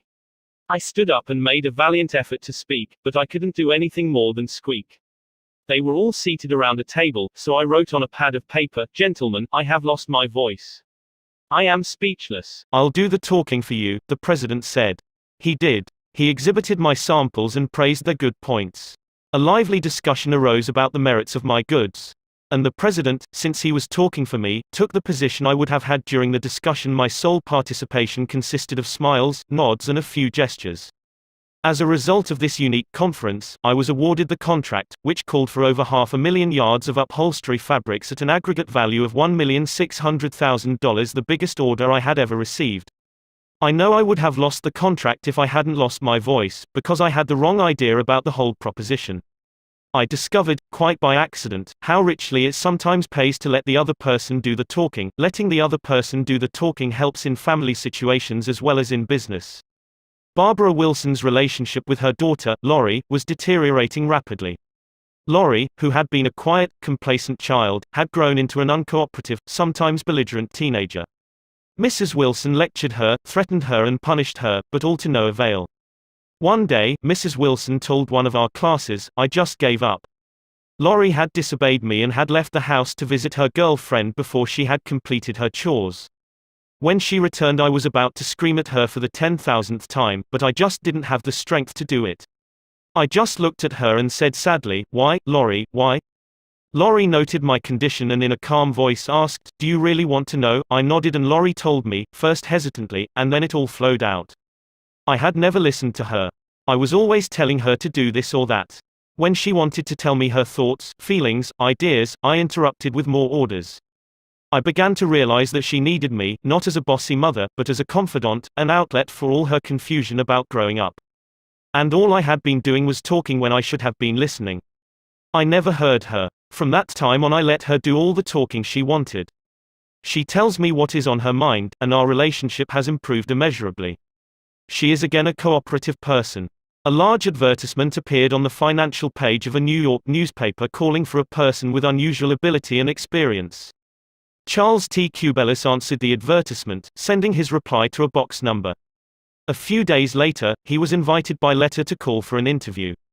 Before he called, he spent hours in Wall Street finding out everything possible about the person who had founded the business. During the interview, he remarked, "I should be mighty proud to be associated with an organization with a record like yours. I understand you started 28 years ago with nothing but desk room and one stenographer. Is that true?" Almost every successful person likes to reminisce about his early struggles. This man was no exception. He talked for a long time about how he had started with $450 in cash and an original idea. He told how he had fought against discouragement and battled against ridicule, working Sundays and holidays, 12 to 16 hours a day, how he had finally won against all odds until now the most important executives on Wall Street were coming to him for information and guidance. He was proud of such a record. He had a right to be, and he had a splendid time telling about it. Finally, he questioned Mr. Cubelis briefly about his experience, then called in one of his vice presidents and said, "I think this is the person we are looking for." Mr. Cubelis had taken the trouble to find out about the accomplishments of his prospective employer. He showed an interest in the other person and his problems. He encouraged the other person to do most of the talking, and made a favorable impression. Roy G. Bradley of Sacramento, California, had the opposite problem. He listened as a good prospect for a sales position talked himself into a job with Bradley's firm. Roy reported, "Being a small brokerage firm, we had no fringe benefits, such as hospitalization, medical insurance and pensions. Every representative is an independent agent. We don't even provide leads for prospects, as we cannot advertise for them as our larger competitors do." Richard Pryor had the type of experience we wanted for this position, and he was interviewed first by my assistant, who told him about all the negatives related to this job. He seemed slightly discouraged when he came into my office. I mentioned the one benefit of being associated with my firm, that of being an independent contractor and therefore virtually being self-employed. As he talked about these advantages to me, he talked himself out of each negative thought he had when he came in for the interview. Several times it seemed as though he was half talking to himself as he was thinking through each thought. At times I was tempted to add to his thoughts, however, as the interview came to a close I felt he had convinced himself, very much on his own, that he would like to work for my firm. Because I had been a good listener and let Dick do most of the talking, he was able to weigh both sides fairly in his mind, and he came to the positive conclusion, which was a challenge he created for himself. We hired him and he has been an outstanding representative for our firm. Even our friends would much rather talk to us about their achievements than listen to us boast about ours. La Rochefoucauld, the French philosopher, said, "If you want enemies, excel your friends, but if you want friends, let your friends excel you." Why is that true? Because when our friends excel us, they feel important, but when we excel them, they, or at least some of them, will feel inferior and envious. By far the best liked placement counselor in the Midtown Personnel Agency in New York City was Henrietta G. It hadn't always been that way. During the first few months of her association with the agency, Henrietta didn't have a single friend among her colleagues. Why? Because every day she would brag about the placements she had made, the new accounts she had opened, and anything else she had accomplished. "I was good at my work and proud of it," Henrietta told one of our classes. But instead of my colleagues sharing my triumphs, they seemed to resent them. I wanted to be liked by these people. I really wanted them to be my friends. After listening to some of the suggestions made in this course, I started to talk about myself less and listen more to my associates. They also had things to boast about and were more excited about telling me about their accomplishments than about listening to my boasting. Now, when we have some time to chat, I ask them to share their joys with me, and I only mention my achievements when they ask. Principle 6: Let the other person do a great deal of the talking. How to get cooperation? Don't you have much more faith in ideas that you discover for yourself than in ideas that are handed to you on a silver platter? If so, isn't it bad judgment to try to ram your opinions down the throats of other people? Isn't it wiser to make suggestions, and let the other person think out the conclusion? Adolph Seltz of Philadelphia, sales manager in an automobile showroom and a student in one of my courses, suddenly found himself confronted with the necessity of injecting enthusiasm into a discouraged and disorganized group of automobile salespeople. Calling a sales meeting, he urged his people to tell him exactly what they expected from him. As they talked, he wrote their ideas on the blackboard. He then said, "I'll give you all these qualities you expect from me. Now I want you to tell me what I have a right to expect from you." The replies came quick and fast: loyalty, honesty, initiative, optimism, teamwork, 8 hours a day of enthusiastic work. The meeting ended with a new courage, a new inspiration. One salesperson volunteered to work 14 hours a day, and Mr. Seltz reported to me that the increase of sales was phenomenal. "The people had made a sort of moral bargain with me," said Mr. Seltz, "and as long as I lived up to my part in it, they were determined to live up to theirs. Consulting them about their wishes and desires was just the shot in the arm they needed. No one likes to feel that he or she is being sold something or told to do a thing. We much prefer to feel that we are buying of our own accord or acting on our own ideas. We like to be consulted about our wishes, our wants, our thoughts." Take the case of Eugene Wesson. He lost countless thousands of dollars in commissions before he learned this truth. Mr. Wesson sold sketches for a studio that created designs for stylists and textile manufacturers. Mr. Wesson had called on one of the leading stylists in New York once a week, every week for 3 years. "He never refused to see me," said Mr. Wesson, "but he never bought. He always looked over my sketches very carefully and then said, 'No, Wesson, I guess we don't get together today.'" After 150 failures, Wesson realized he must be in a mental rut, so he resolved to devote one evening a week to the study of influencing human behavior, to help him develop new ideas and generate new enthusiasm. He decided on this new approach. With half a dozen unfinished artist sketches under his arm, he rushed over to the buyer's office. "I want you to do me a little favor, if you will," he said. "Here are some uncompleted sketches. Won't you please tell me how we could finish them up in such a way that you could use them?" The buyer looked at the sketches for a while without uttering a word. Finally he said, "Leave these with me for a few days, Wesson, and then come back and see me." Wesson returned 3 days later, got his suggestions, took the sketches back to the studio and had them finished according to the buyer's ideas. The result? All accepted. After that, this buyer ordered scores of other sketches from Wesson, all drawn according to the buyer's ideas. "I realized why I had failed for years to sell him," said Mr. Wesson. "I had urged him to buy what I thought he ought to have. Then I changed my approach completely. I urged him to give me his ideas. This made him feel that he was creating the designs. And he was. I didn't have to sell him. He bought. Letting the other person feel that the idea is his or hers not only works in business and politics, it works in family life as well.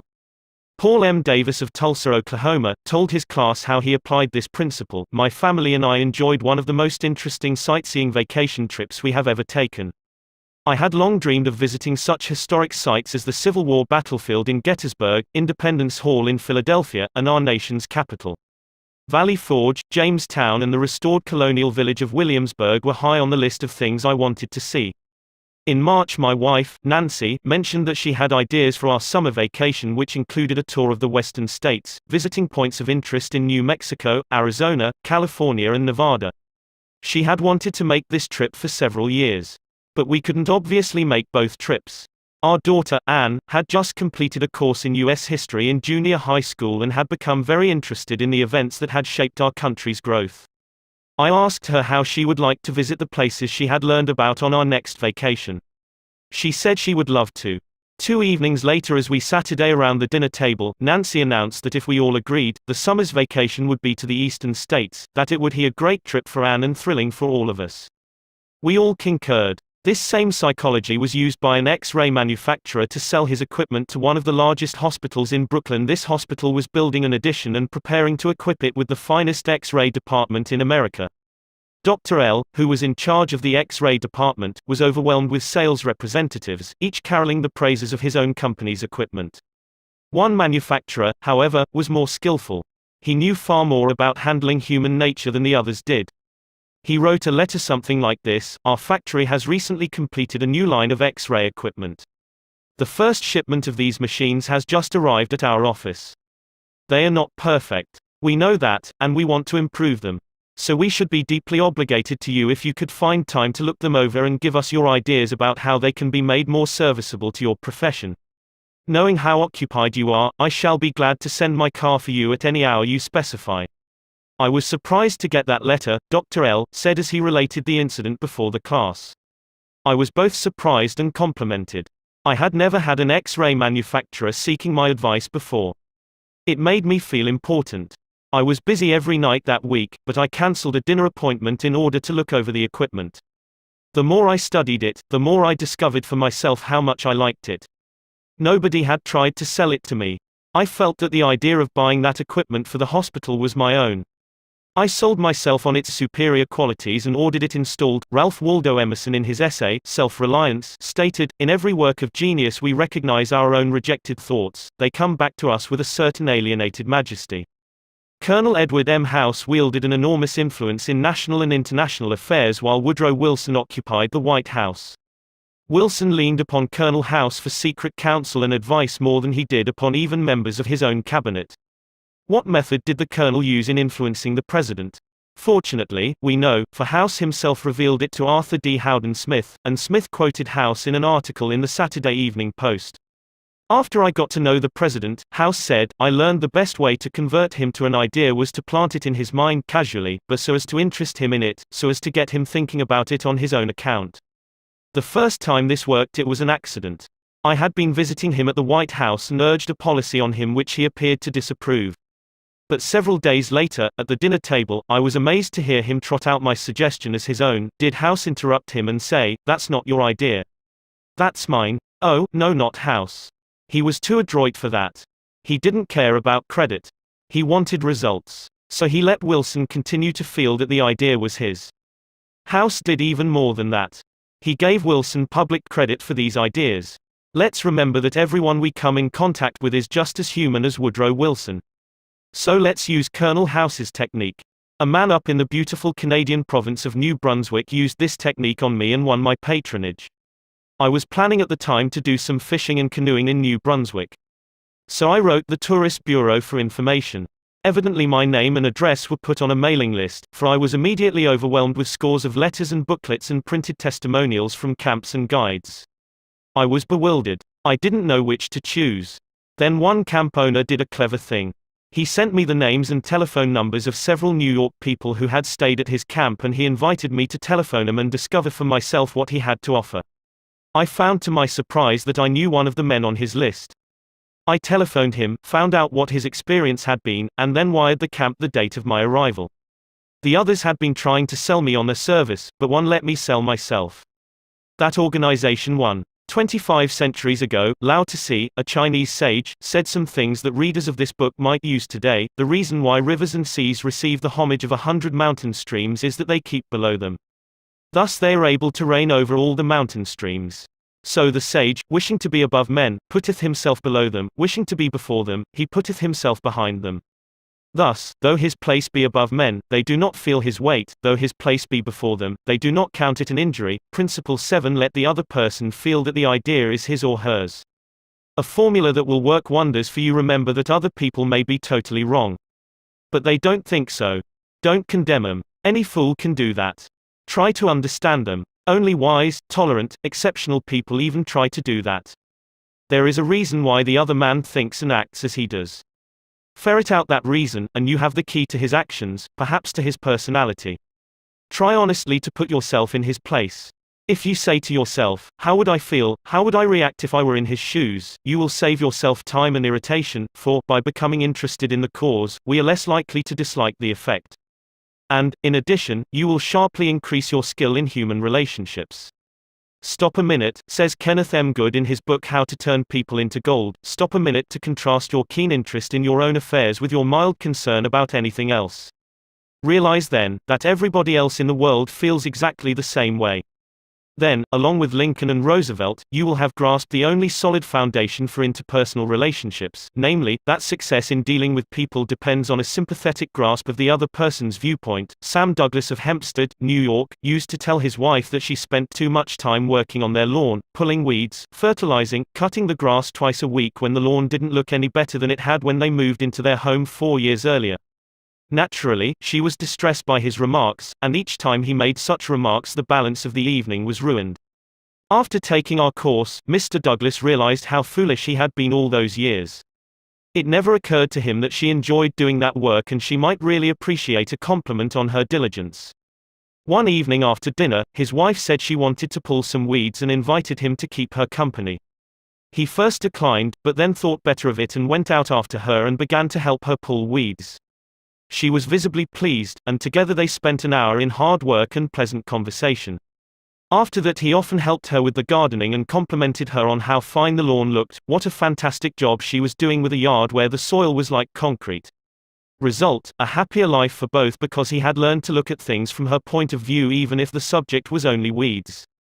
In his book Getting Through to People, Dr. Gerald S. Nirenberg commented, "Cooperativeness in conversation is achieved when you show that you consider the other person's ideas and feelings as important as your own.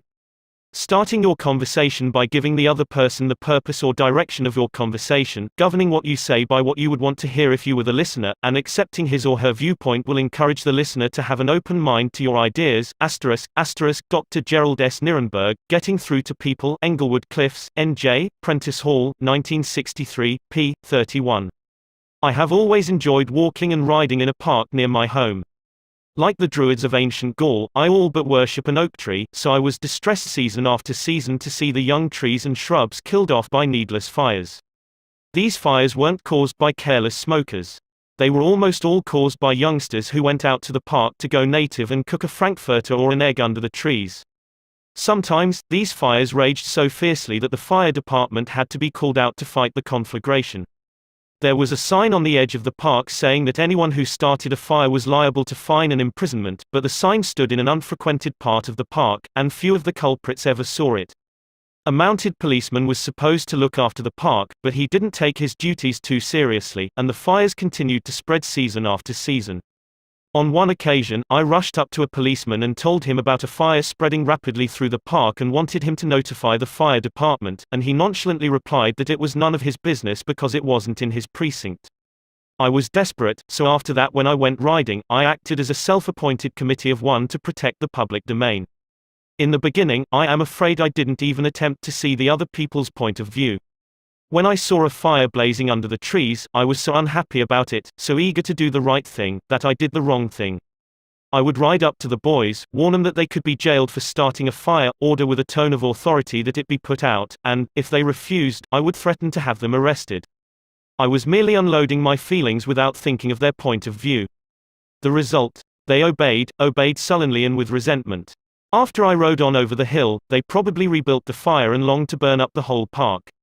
With the passing of the years, I acquired a trifle more knowledge of human relations, a little more tact, a somewhat greater tendency to see things from the other person's standpoint.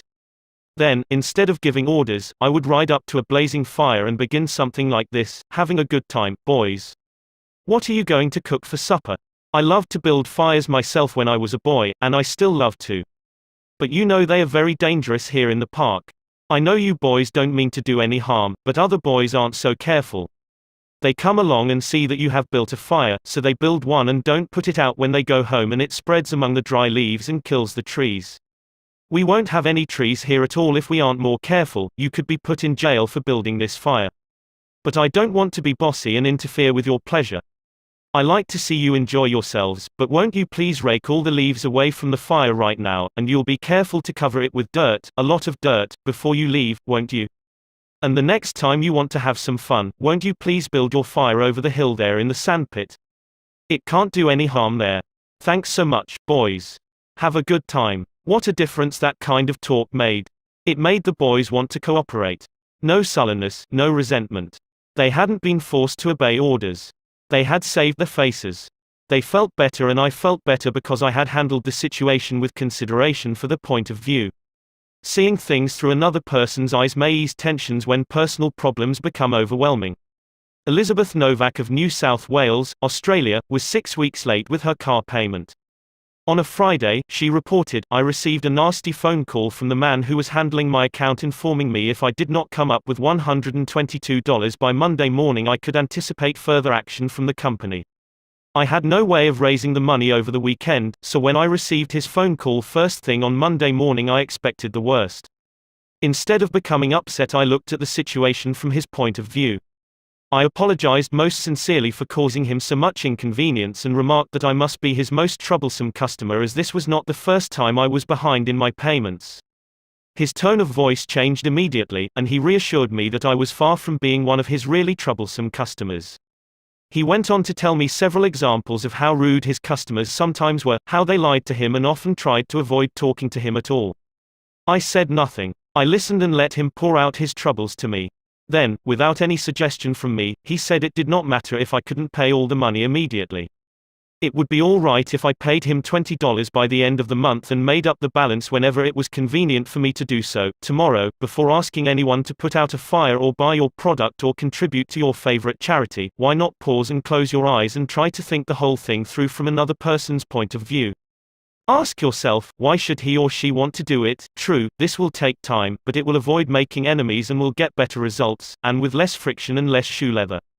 I would rather walk the sidewalk in front of a person's office for 2 hours before an interview, said Dean Donham of the Harvard Business School, than step into that office without a perfectly clear idea of what I was going to say and what that person, from my knowledge of his or her interests and motives, was likely to answer. That is so important that I am going to repeat it in italics for the sake of emphasis. I would rather walk the sidewalk in front of a person's office for 2 hours before an interview than step into that office without a perfectly clear idea of what I was going to say and what that person, from my knowledge of his or her interests and motives, was likely to answer. If, as a result of reading this book, you get only one thing, an increased tendency to think always in terms of the other person's point of view, and see things from that person's angle as well as your own, if you get only that one thing from this book, it may easily prove to be one of the stepping stones of your career. Principle 8. Try honestly to see things from the other person's point of view. What everybody wants. Wouldn't you like to have a magic phrase that would stop arguments, eliminate ill feeling, create goodwill, and make the other person listen attentively? Yes? All right. Here it is. I don't blame you one iota for feeling as you do. If I were you, I would undoubtedly feel just as you do. An answer like that will soften the most cantankerous old cuss alive. And you can say that and be 100% sincere, because if you were the other person, you, of course, would feel just as he does. Take Al Capone, for example. Suppose you had inherited the same body and temperament and mind that Al Capone had. Suppose you had had his environment and experiences. You would then be precisely what he was, and where he was. For it is those things, and only those things, that made him what he was. The only reason, for example, that you are not a rattlesnake is that your mother and father weren't rattlesnakes. You deserve very little credit for being what you are, and remember, the people who come to you irritated, bigoted, unreasoning, deserve very little discredit for being what they are. Feel sorry for the poor devils. Pity them. Sympathize with them. Say to yourself, there, but for the grace of God, go I. 3/4 of the people you will ever meet are hungering and thirsting for sympathy. Give it to them, and they will love you. I once gave a broadcast about the author of Little Women, Louisa May Alcott. Naturally, I knew she had lived and written her immortal books in Concord, Massachusetts. But, without thinking what I was saying, I spoke of visiting her old home in Concord, New Hampshire. If I had said New Hampshire only once, it might have been forgiven. But, alas and alack.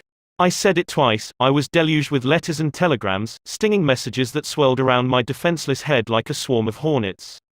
Many were indignant, a few insulting. One colonial dame, who had been reared in Concord, Massachusetts, and who was then living in Philadelphia, vented her scorching wrath upon me.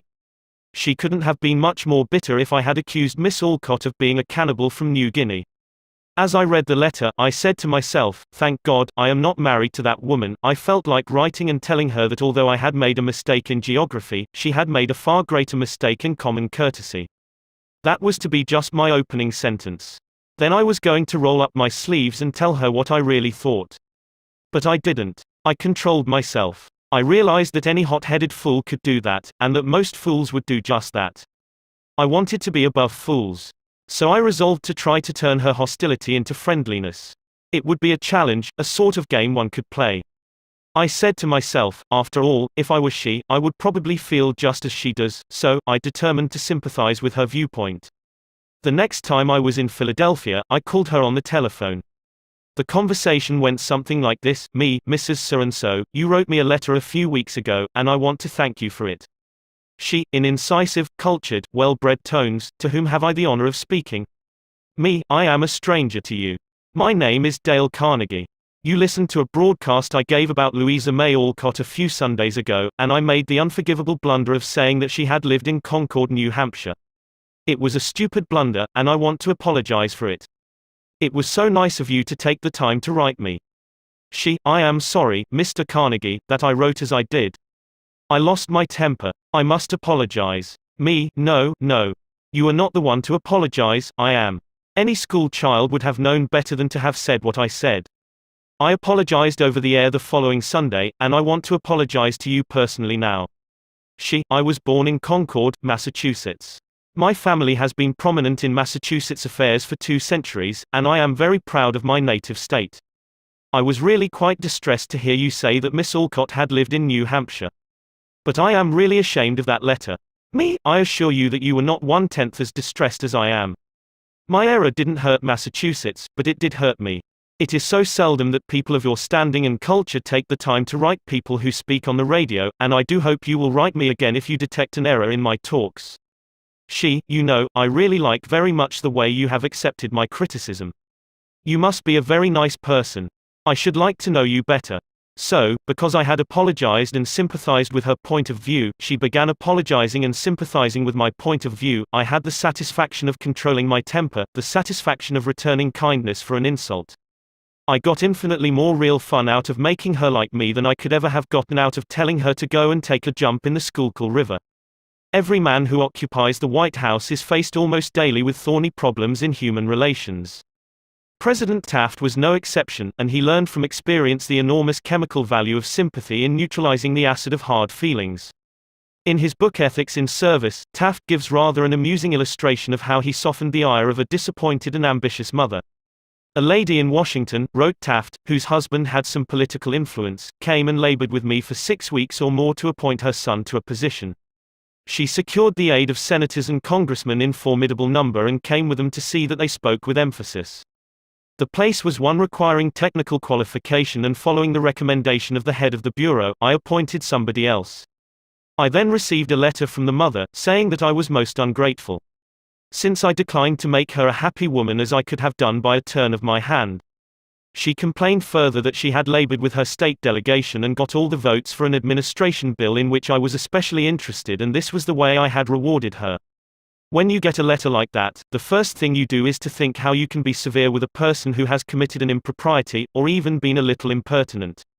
Then you may compose an answer. Then if you are wise, you will put the letter in a drawer and lock the drawer. Take it out in the course of 2 days, such communications will always bear 2 days delay in answering, and when you take it out after that interval, you will not send it. That is just the course I took. After that, I Saturday down and wrote her just as polite a letter as I could, telling her I realized a mother's disappointment under such circumstances, but that really the appointment was not left to my mere personal preference, that I had to select a man with technical qualifications, and had, therefore, to follow the recommendations of the head of the bureau. I expressed the hope that her son would go on to accomplish what she had hoped for him in the position which he then had. That mollified her, and she wrote me a note saying she was sorry she had written as she had.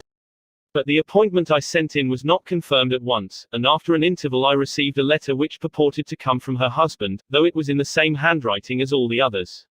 I was therein advised that, due to the nervous prostration that had followed her disappointment in this case, she had to take to her bed and had developed a most serious case of cancer of the stomach. Would I not restore her to health by withdrawing the first name and replacing it by her son's? I had to write another letter, this one to the husband, to say that I hoped the diagnosis would prove to be inaccurate, that I sympathized with him in the sorrow he must have in the serious illness of his wife, but that it was impossible to withdraw the name sent in. The man whom I appointed was confirmed, and within 2 days after I received that letter, we gave a musical at the White House. The first 2 people to greet Mrs. Taft and I were this husband and wife, though the wife had so recently been in articulo mortis. J. Mangum represented an elevator-escalator maintenance company in Tulsa, Oklahoma, which had the maintenance contract for the escalators in one of Tulsa's leading hotels. The hotel manager did not want to shut down the escalator for more than 2 hours at a time because he did not want to inconvenience the hotel's guests.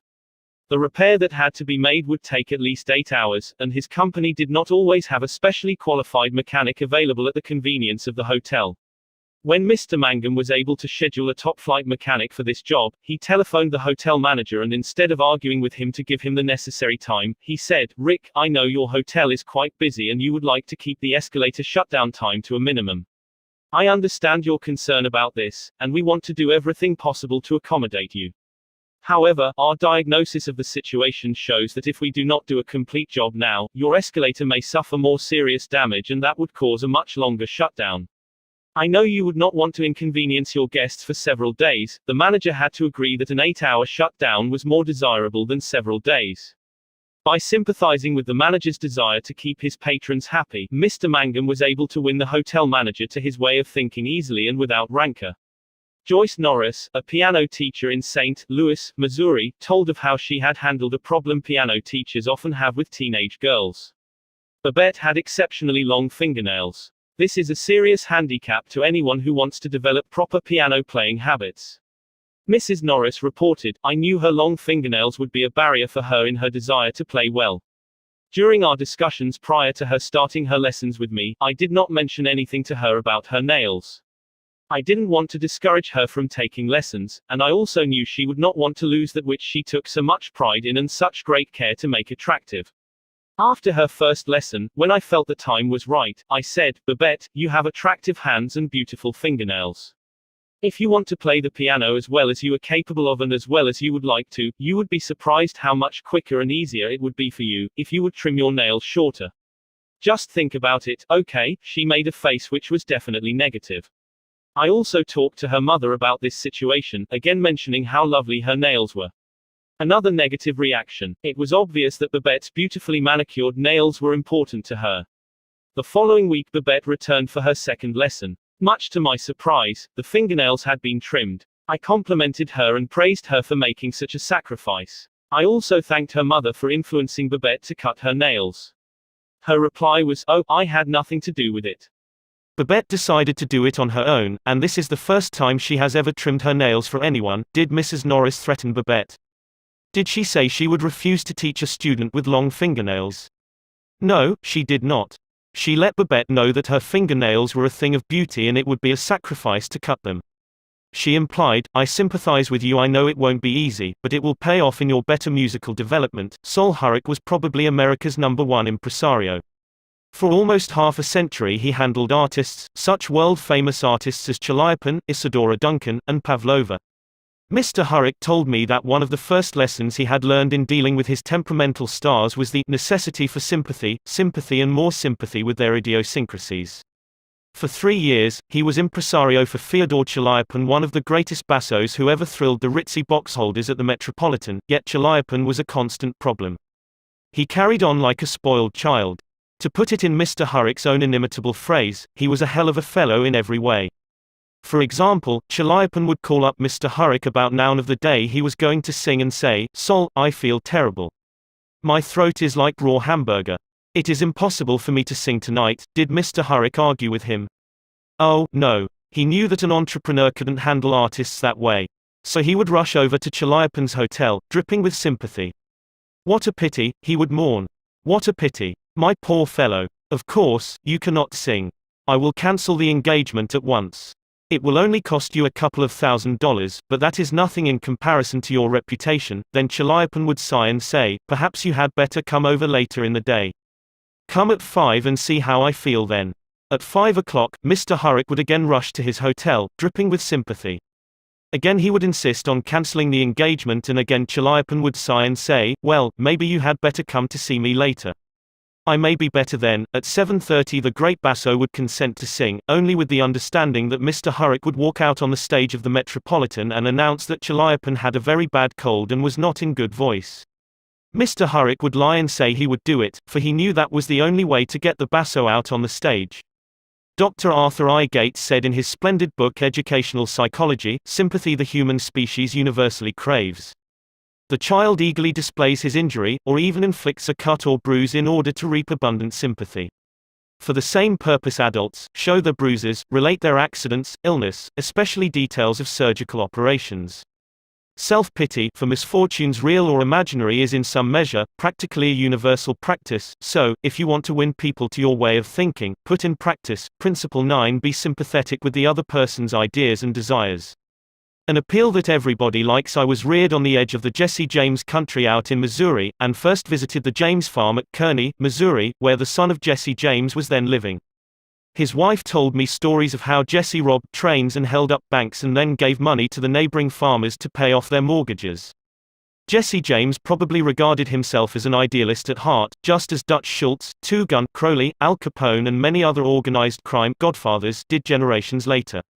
The fact is that all people you meet have a high regard for themselves and like to be fine and unselfish in their own estimation.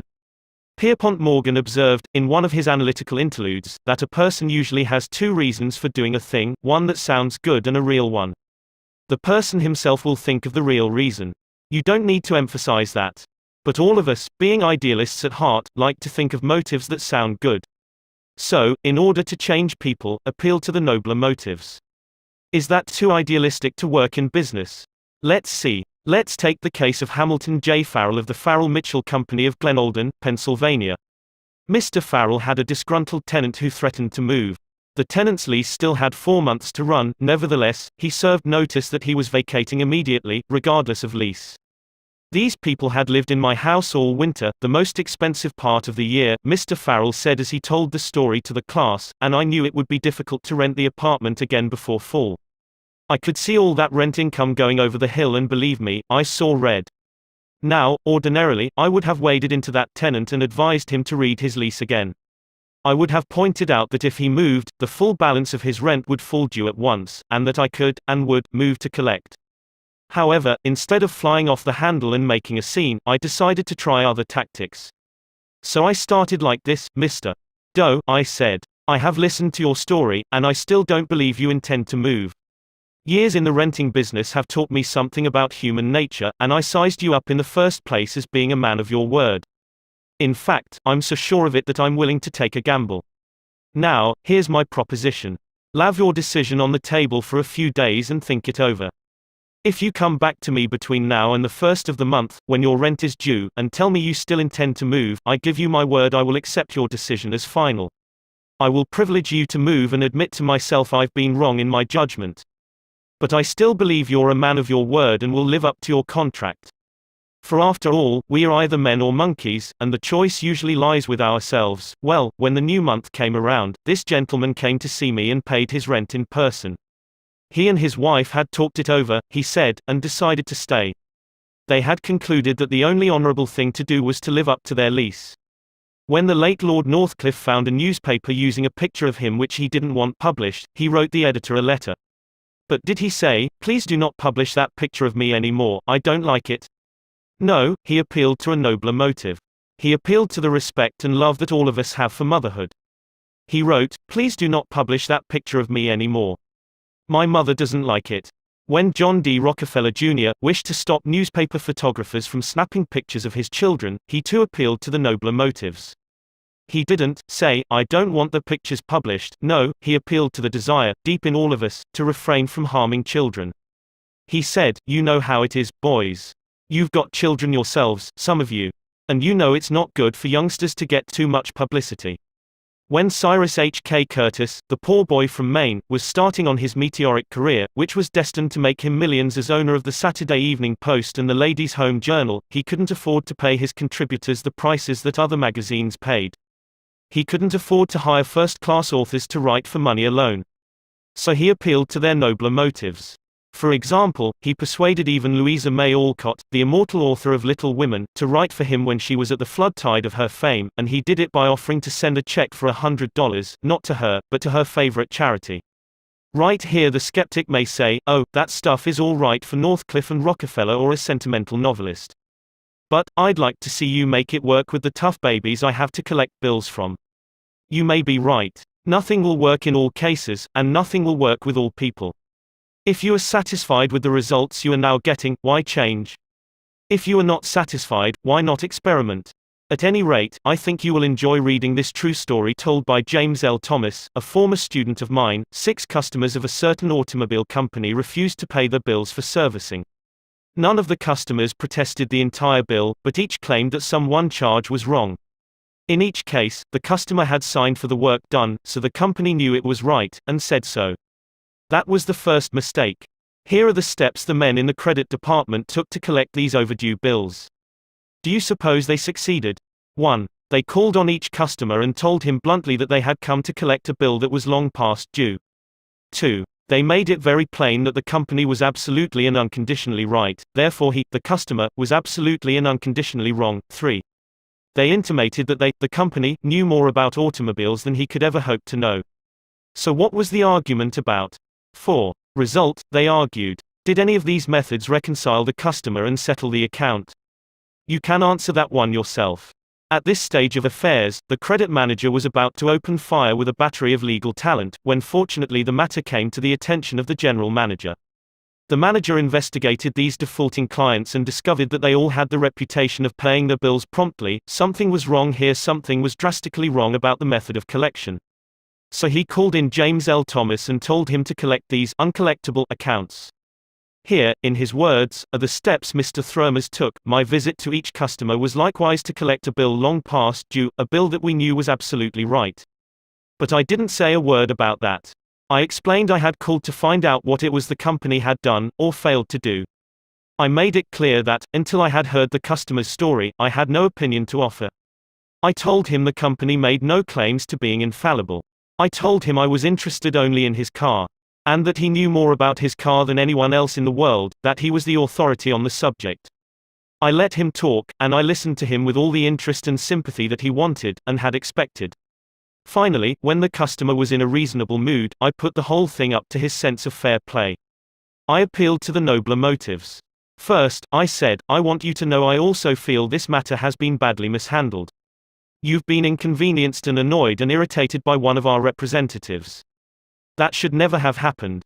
I'm sorry and, as a representative of the company, I apologize. As I sat today here and listened to your side of the story, I could not help being impressed by your fairness and patience. And now, because you are fair-minded and patient, I am going to ask you to do something for me. It's something that you can do better than anyone else, something you know more about than anyone else. Here is your bill. I know it is safe for me to ask you to adjust it, just as you would do if you were the president of my company. I am going to leave it all up to you. Whatever you say goes. Did he adjust the bill?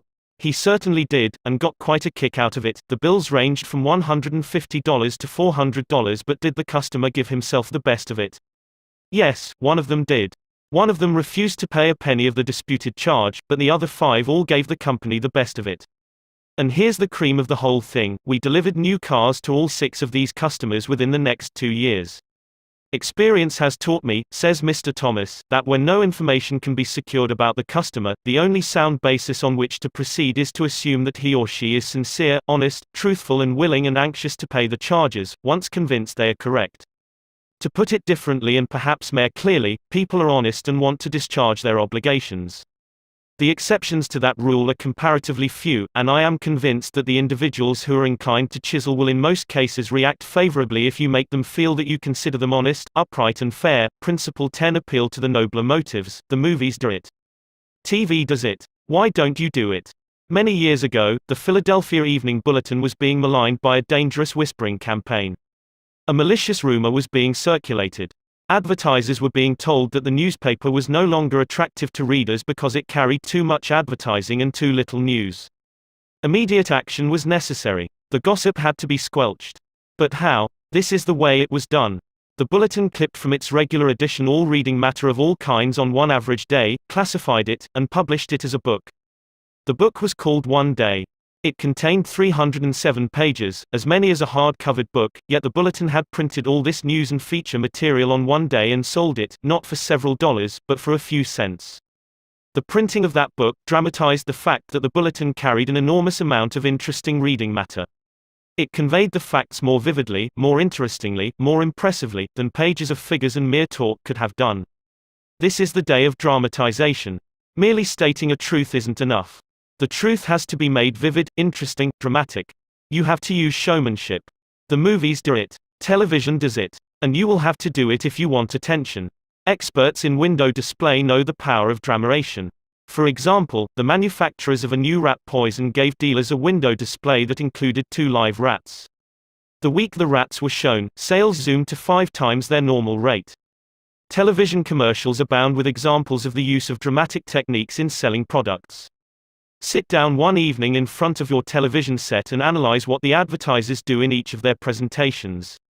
You will note how an antacid medicine changes the color of the acid in a test tube while its competitor doesn't, how one brand of soap or detergent gets a greasy shirt clean when the other brand leaves it gray. You'll see a car maneuver around a series of turns and curves, far better than just being told about it. Happy faces will show contentment with a variety of products. All of these dramatize for the viewer the advantages offered by whatever is being sold, and they do get people to buy them. You can dramatize your ideas in business or in any other aspect of your life. It's easy. Jim Yeamans, who sells for the NCR Company, National Cash Register, in Richmond, Virginia, told how he made a sale by dramatic demonstration.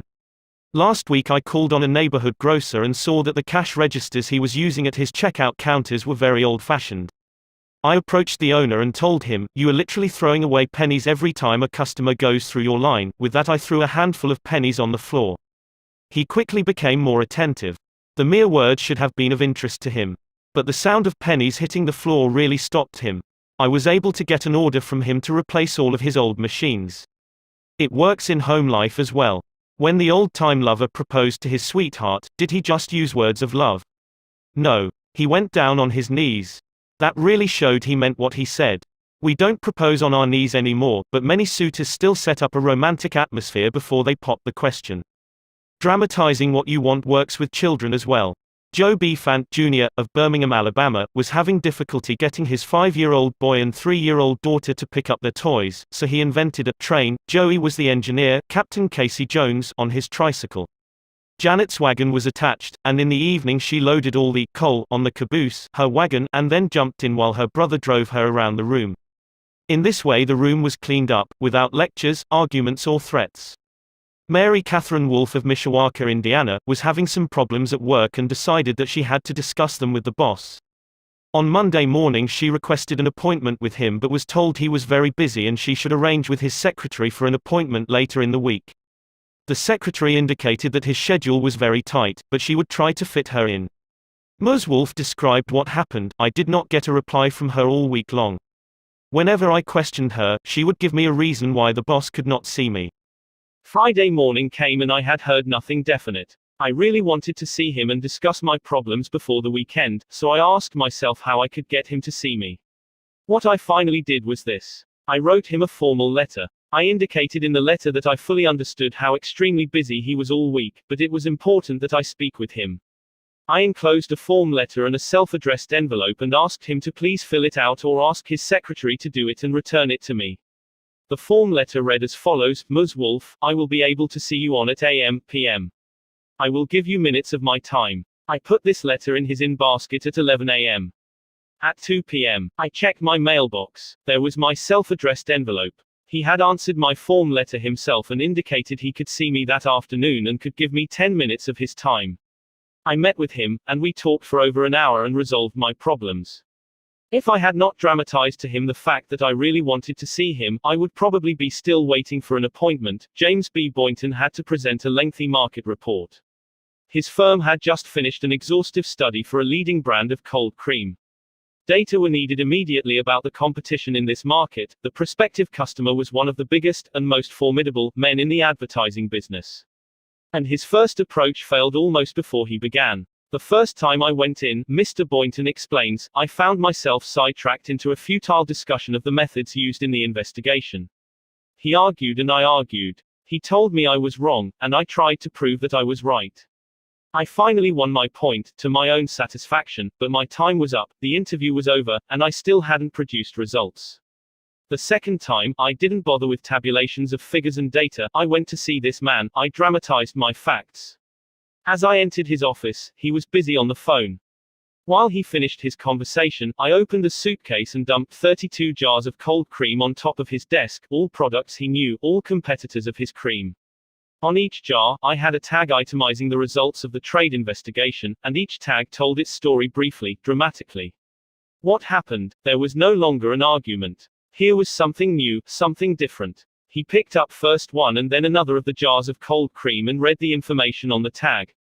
A friendly conversation developed. He asked additional questions. He was intensely interested. He had originally given me only 10 minutes to present my facts, but 10 minutes passed, 20 minutes, 40 minutes, and at the end of an hour we were still talking. I was presenting the same facts this time that I had presented previously. But this time I was using dramatization, showmanship, and what a difference it made. Principle 11: Dramatize your ideas. When nothing else works, try this. Charles Schwab had a mill manager whose people weren't producing the quota of work. How is it, Schwab asked him, that a manager as capable as you can't make this mill turn out what it should? I don't know, the manager replied. I've coaxed the men, I've pushed them, I've sworn and cussed, I've threatened them with damnation and being fired. But nothing works. They just won't produce. This conversation took place at the end of the day, just before the night shift came on. Schwab asked the manager for a piece of chalk, then, turning to the nearest man, asked, how many heats did your shift make today? 6. Without another word, Schwab chalked a big figure 6 on the floor, and walked away. When the night shift came in, they saw the 6 and asked what it meant. The big boss was in here today, the day people said. He asked us how many heats we made, and we told him 6. He chalked it down on the floor. The next morning Schwab walked through the mill again. The night shift had rubbed out 6 and replaced it with a big 7. When the day shift reported for work the next morning, they saw a big 7 chalked on the floor. So the night shift thought they were better than the day shift, did they? Well, they would show the night shift a thing or two. The crew pitched in with enthusiasm, and when they quit that night, they left behind them an enormous, swaggering 10. Things were stepping up. Shortly this mill, which had been lagging way behind in production, was turning out more work than any other mill in the plant. The principle. Let Charles Schwab say it in his own words, the way to get things done, say Schwab, is to stimulate competition. I do not mean in a sordid, money-getting way, but in the desire to excel. The desire to excel. The challenge. Throwing down the gauntlet. An infallible way of appealing to people of spirit. Without a challenge, Theodore Roosevelt would never have been President of the United States. The Rough Rider, just back from Cuba, was picked for governor of New York State. The opposition discovered he was no longer a legal resident of the state, and Roosevelt, frightened, wished to withdraw. Then Thomas Collier Platt, then U.S. Senator from New York, threw down the challenge. Turning suddenly on Theodore Roosevelt, he cried in a ringing voice, "Is the hero of San Juan Hill a coward?" Roosevelt stayed in the fight, and the rest is history. A challenge not only changed his life, it had a real effect upon the future of his nation. All men have fears, but the brave put down their fears and go forward, sometimes to death, but always to victory, was the motto of the King's Guard in ancient Greece. What greater challenge can be offered than the opportunity to overcome those fears? When Al Smith was governor of New York, he was up against it. Sing Sing, at the time the most notorious penitentiary west of Devil's Island, was without a warden. Scandals had been sweeping through the pristine walls, scandals and ugly rumors. Smith needed a strong man to rule Sing Sing, an iron man. But who? He sent for Lewis E. Laws of New Hampton. How about going up to take charge of Sing Sing, he said jovially when Laws stood before him. They need a man up there with experience. Laws was flabbergasted. He knew the dangers of Sing Sing. It was a political appointment, subject to the vagaries of political whims. Wardens had come and gone, one had lasted only 3 weeks. He had a career to consider. Was it worth the risk? Then Smith, who saw his hesitation, leaned back in his chair and smiled. Young fellow, he said, I don't blame you for being scared. It's a tough spot. It'll take a big person to go up there and stay. So Smith was throwing down a challenge, was he? Laws liked the idea of attempting a job that called for someone big, so he went. And he stayed. He stayed, to become the most famous warden of his time. His book 20,000 Years in Sing Sing sold into the hundreds of thousands of copies. His broadcasts on the air and his stories of prison life have inspired dozens of movies. His humanizing of criminals wrought miracles in the way of prison reform. I have never found, said Harvey S. Firestone, founder of the great Firestone Tire and Rubber Company, that pay and pay alone would either bring together or hold good people. I think it was the game itself. Frederick Hertzberg, one of the great behavioral scientists, concurred. He studied in depth the work attitudes of thousands of people ranging from factory workers to senior executives. What do you think he found to be the most motivating factor, the one facet of the jobs that was most stimulating? Money? Good working conditions? Fringe benefits? No, not any of those. The one major factor that motivated people was the work itself. If the work was exciting and interesting, the worker looked forward to doing it and was motivated to do a good job. That is what every successful person loves, the game. The chance for self-expression. The chance to prove his or her worth, to excel, to win. That is what makes foot races and hog calling and pie-eating contests. The desire to excel. The desire for a feeling of importance. Principle 12 Throw down a challenge. In a nutshell, win people to your way of thinking. Principle 1 The only way to get the best of an argument is to avoid it. Principle 2 Show respect for the other person's opinions. Principle 3 If you are wrong, admit it quickly and emphatically. Principle 4 Begin in a friendly way. Principle 5 Get the other person saying, yes, yes, immediately. Principle 6 Let the other person do a great deal of the talking. Principle 7 Let the other person feel that the idea is his or hers. Principle 8 Try honestly to see things from the other person's point of view. Principle 9 Be sympathetic with the other person's ideas and desires. Principle 10 Appeal to the nobler motives. Principle 11 Dramatize your ideas. Principle 12 Throw down a challenge. Part 4 Be a leader, how to change people without giving offense or arousing resentment. If you must find fault, this is the way to begin. A friend of mine was a guest at the White House for a weekend during the administration of Calvin Coolidge. Drifting into the president's private office, he heard Coolidge say to one of his secretaries, "That's a pretty dress you are wearing this morning, and you are a very attractive young woman." That was probably the most effusive praise Silent Cal had ever bestowed upon a secretary in his life. It was so unusual, so unexpected, that the secretary blushed in confusion. Then Coolidge said, "Now, don't get stuck up. I just said that to make you feel good. From now on, I wish you would be a little bit more careful with your punctuation." His method was probably a bit obvious, but the psychology was superb. It is always easier to listen to unpleasant things after we have heard some praise of our good points. A barber lathers a man before he shaves him, and that is precisely what McKinley did back in 1896, when he was running for president. One of the prominent Republicans of that day had written a campaign speech that he felt was just a trifle better than Cicero and Patrick Henry and Daniel Webster all rolled into one. With great glee, this chap read his immortal speech aloud to McKinley. The speech had its fine points, but it just wouldn't do. It would have raised a tornado of criticism. McKinley didn't want to hurt the man's feelings. He must not kill the man's splendid enthusiasm, and yet he had to say, "No." Note how adroitly he did it. "My friend, that is a splendid speech, a magnificent speech," McKinley said. No one could have prepared a better one. There are many occasions on which it would be precisely the right thing to say, but is it quite suitable to this particular occasion? Sound and sober as it is from your standpoint, I must consider its effect from the party's standpoint. Now you go home and write a speech along the lines I indicate, and send me a copy of it. He did just that. McKinley blue-penciled and helped him rewrite his second speech, and he became one of the effective speakers of the campaign. Here is the second most famous letter that Abraham Lincoln ever wrote. His most famous one was written to Mrs. Bixby, expressing his sorrow for the death of the 5 sons she had lost in battle. Lincoln probably dashed this letter off in 5 minutes, yet it sold at public auction in 1926 for $12,000, and that, by the way, was more money than Lincoln was able to save during half a century of hard work. The letter was written to General Joseph Hooker on April 26, 1863, during the darkest period of the Civil War. For 18 months, Lincoln's generals had been leading the Union Army from one tragic defeat to another. Nothing but futile, stupid human butchery. The nation was appalled. Thousands of soldiers had deserted from the army, and then the Republican members of the Senate had revolted and wanted to force Lincoln out of the White House. "We are now on the brink of destruction," Lincoln said. "It appears to me that even the Almighty is against us. I can hardly see a ray of hope." Such was the black sorrow and chaos out of which this letter came. I am printing the letter here because it shows how Lincoln tried to change an obstreperous general when the very fate of the nation could have depended upon the general's action. This is perhaps the sharpest letter Abe Lincoln wrote after he became president, yet you will note that he praised General Hooker before he spoke of his grave faults. Yes, they were grave faults, but Lincoln didn't call them that. Lincoln was more conservative, more diplomatic. Lincoln wrote, "There are some things in regard to which I am not quite satisfied with you. Talk about tact and diplomacy. Here is the letter addressed to General Hooker. I have placed you at the head of the Army of the Potomac. Of course, I have done this upon what appears to me to be sufficient reasons, and yet I think it best for you to know that there are some things in regard to which I am not quite satisfied with you.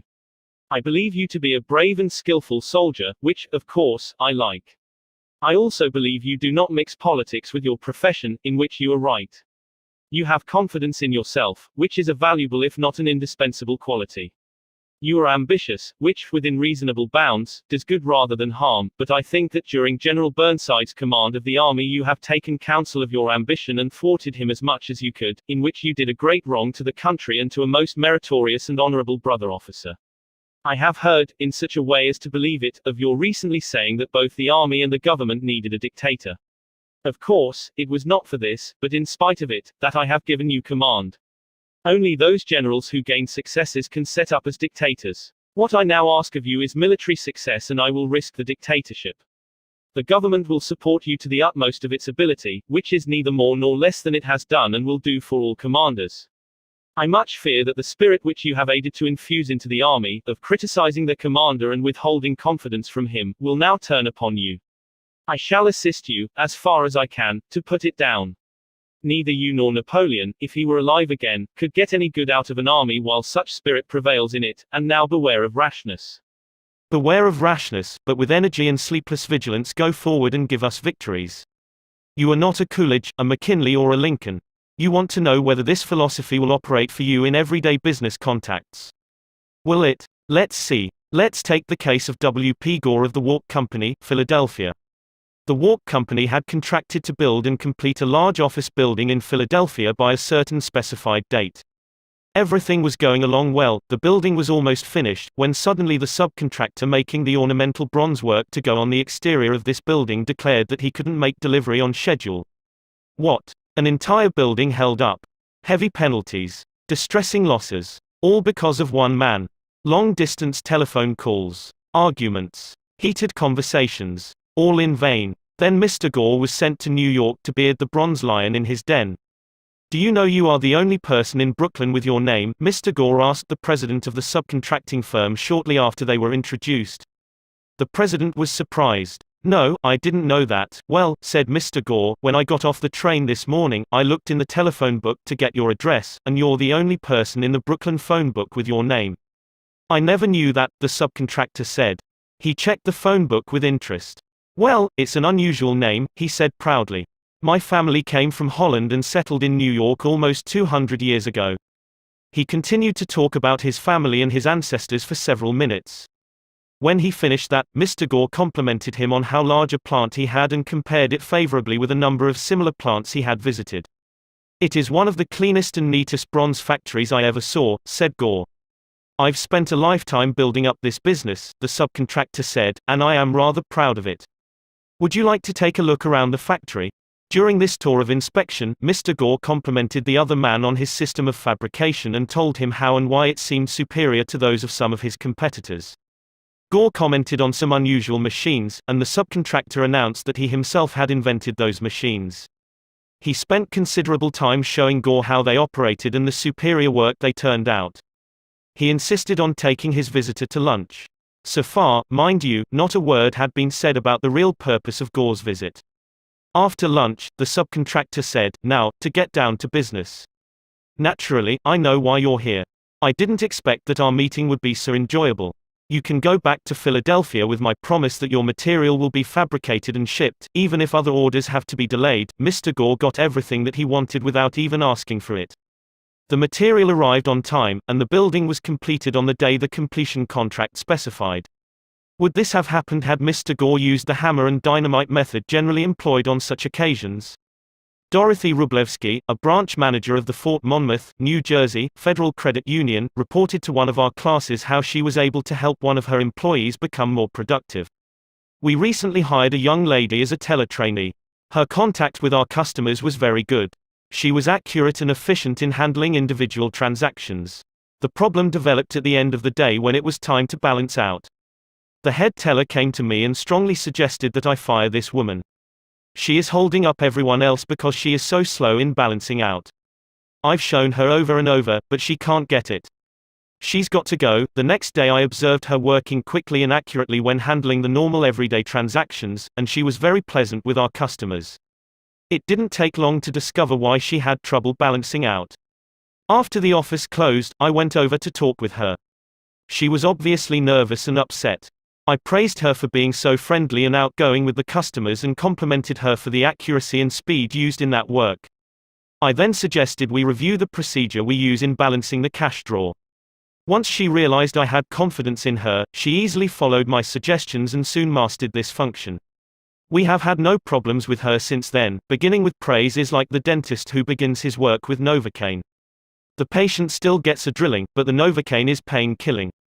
A leader will use Principle 1. Begin with praise and honest appreciation. How to criticize and not be hated for it. Charles Schwab was passing through one of his steel mills one day at noon when he came across some of his employees smoking. Immediately above their heads was a sign that said, "No smoking." Did Schwab point to the sign and say, "Can't you read?" Oh, no, not Schwab. He walked over to the men, handed each one a cigar, and said, "I'll appreciate it, boys, if you will smoke these on the outside." They knew that he knew that they had broken a rule, and they admired him because he said nothing about it and gave them a little present and made them feel important. Couldn't keep from loving a man like that. Could you? John Wanamaker used the same technique. Wanamaker used to make a tour of his great store in Philadelphia every day. Once he saw a customer waiting at a counter. No one was paying the slightest attention to her. The salespeople, oh, they were in a huddle at the far end of the counter laughing and talking among themselves. Wanamaker didn't say a word. Quietly slipping behind the counter, he waited on the woman himself and then handed the purchase to the salespeople to be wrapped as he went on his way. Public officials are often criticized for not being accessible to their constituents. They are busy people, and the fault sometimes lies in overprotective assistants who don't want to overburden their bosses with too many visitors. Carl Langford, who has been mayor of Orlando, Florida, the home of Disney World, for many years, frequently admonished his staff to allow people to see him. Claimed he had an open-door policy, yet the citizens of his community were blocked by secretaries and administrators when they called. Finally, the mayor found the solution. He removed the door from his office.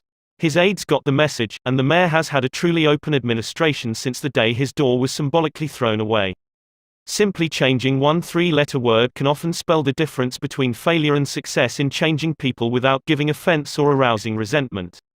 Many people begin their criticism with sincere praise followed by the word "but" and ending with a critical statement.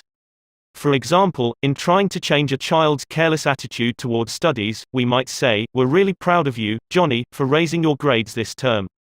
But if you had worked harder on your algebra, the results would have been better." In this case, Johnny might feel encouraged until he heard the word but. He might then question the sincerity of the original praise. To him, the praise seemed only to be a contrived lead into a critical inference of failure. Credibility would be strained, and we probably would not achieve our objectives of changing Johnny's attitude toward his studies. This could be easily overcome by changing the word but to and we're really proud of you, Johnny, for raising your grades this term, and by continuing the same conscientious efforts next term, your algebra grade can be up with all the others. Now, Johnny would accept the praise because there was no follow-up of an inference of failure. We have called his attention to the behavior we wish to change indirectly, and the chances are he will try to live up to our expectations. Calling attention to one's mistakes indirectly works wonders with sensitive people who may resent bitterly any direct criticism. Marge Jacob of Woonsocket, Rhode Island, told one of our classes how she convinced some sloppy construction workers to clean up after themselves when they were building additions to her house. For the first few days of the work, when Mrs. Jacob returned from her job, she noticed that the yard was strewn with the cut ends of lumber. She didn't want to antagonize the builders, because they did excellent work. So after the workers had gone home, she and her children picked up and neatly piled all the lumber debris in a corner. The following morning she called the foreman to one side and said, "I'm really pleased with the way the front lawn was left last night. It is nice and clean and does not offend the neighbors." From that day forward the workers picked up and piled the debris to one side, and the foreman came in each day seeking approval of the condition the lawn was left in after a day's work. One of the major areas of controversy between members of the Army Reserves and their regular Army trainers is haircuts. The reservists consider themselves civilians, which they are most of the time, and resent having to cut their hair short. Master Sergeant Harley Kaiser of the 542nd USAR School addressed himself to this problem when he was working with a group of reserve non-commissioned officers. As an old-time regular Army Master Sergeant, he might have been expected to yell at his troops and threaten them. Instead he chose to make his point indirectly. "Gentlemen," he started, "you are leaders. You will be most effective when you lead by example. You must be the example for your men to follow. You know what the Army regulations say about haircuts. I am going to get my hair cut today, although it is still much shorter than some of yours. You look at yourself in the mirror, and if you feel you need a haircut to be a good example, we'll arrange time for you to visit the post barbership." The result was predictable. Several of the candidates did look in the mirror and went to the barbershop that afternoon and received regulation haircuts. Sergeant Kaiser commented the next morning that he already could see the development of leadership qualities in some of the members of the squad. On March 8, 1887, the eloquent Henry Ward Beecher died. The following Sunday, Lyman Abbott was invited to speak in the pulpit left silent by Beecher's passing. Eager to do his best, he wrote, rewrote and polished his sermon with the meticulous care of a Flaubert. Then he read it to his wife. It was poor, as most written speeches are. She might have said, if she had had less judgment, "Lyman, that is terrible. That'll never do. You'll put people to sleep. It reads like an encyclopedia. You ought to know better than that after all the years you have been preaching. For heaven's sake, why don't you talk like a human being? Why don't you act natural? You'll disgrace yourself if you ever read that stuff." That's what she might have said. And, if she had, you know what would have happened. And she knew too. So, she merely remarked that it would make an excellent article for the North American Review. In other words, she praised it and at the same time subtly suggested that it wouldn't do as a speech. Lyman Abbott saw the point, tore up his carefully prepared manuscript and preached without even using notes. An effective way to correct others' mistakes is: Principle 2. Call attention to people's mistakes indirectly when necessary. Talk about your own mistakes. My niece, Josephine Carnegie, had come to New York to be my secretary. She was 19, had graduated from high school 3 years previously, and her business experience was a trifle more than zero. She became one of the most proficient secretaries west of Suez, but in the beginning, she was, well, susceptible to improvement. One day when I started to criticize her, I said to myself, "Just a minute, Dale Carnegie, just a minute. You are twice as old as Josephine. You have had 10,000 times as much business experience. How can you possibly expect her to have your viewpoint, your judgment, your initiative, mediocre though they may be? And just a minute, Dale, what were you doing at 19? Remember the asinine mistakes and blunders you made. Remember the time you did this, and that." After thinking the matter over, honestly and impartially, I concluded that Josephine's batting average at 19 was better than mine had been, and that, I'm sorry to confess, isn't paying Josephine much of a compliment. So, after that, when I wanted to call Josephine's attention to a mistake, I used to begin by saying, "You have made a mistake, Josephine, but the Lord knows, it's no worse than many I have made. You were not born with judgment. That comes only with experience, and you are better than I was at your age. I have been guilty of so many stupid, silly things myself, I have very little inclination to criticize you or anyone. But don't you think it would have been wiser if you had done so and so? It isn't nearly so difficult to listen to a recital of your faults if the person criticizing begins by humbly admitting that he, too, is far from impeccable." E.G. Dilliston, an engineer in Brandon, Manitoba, Canada, was having problems with his new secretary. Letters he dictated were coming to his desk for signature with 2 or 3 spelling mistakes per page. Mr. Dilliston reported how he handled this. "Like many engineers, I have not been noted for my excellent English or spelling. For years I have kept a little black thumb index book for words I had trouble spelling. When it became apparent that merely pointing out the errors was not going to cause my secretary to do more proofreading and dictionary work, I resolved to take another approach. When the next letter came to my attention that had errors in it, I sat down with the typist and said, 'Somehow this word doesn't look right. It's one of the words I always have had trouble with. That's the reason I started this spelling book of mine.' I opened the book to the appropriate page. Yes, here it is. I'm very conscious of my spelling now because people do judge us by our letters and misspellings make us look less professional. I don't know whether she copied my system or not, but since that conversation, her frequency of spelling errors has been significantly reduced." The polished Prince Bernhard von Below learned the sharp necessity of doing this back in 1909. Von Below was then the Imperial Chancellor of Germany, and on the throne sat Wilhelm II Wilhelm, the haughty, Wilhelm the arrogant, Wilhelm, the last of the German Kaisers, building an army and navy that he boasted could whip their weight in wildcats. Then an astonishing thing happened. The Kaiser said things, incredible things, things that rocked the continent and started a series of explosions heard around the world. To make matters infinitely worse, the Kaiser made silly, egotistical, absurd announcements in public. He made them while he was a guest in England, and he gave his royal permission to have them printed in the Daily Telegraph. For example, he declared that he was the only German who felt friendly toward the English, that he was constructing a navy against the menace of Japan, that he, and he alone, had saved England from being humbled in the dust by Russia and France, that it had been his campaign plan that enabled England's Lord Roberts to defeat the Boers in South Africa, and so on and on. No other such amazing words had ever fallen from the lips of a European king in peacetime within 100 years.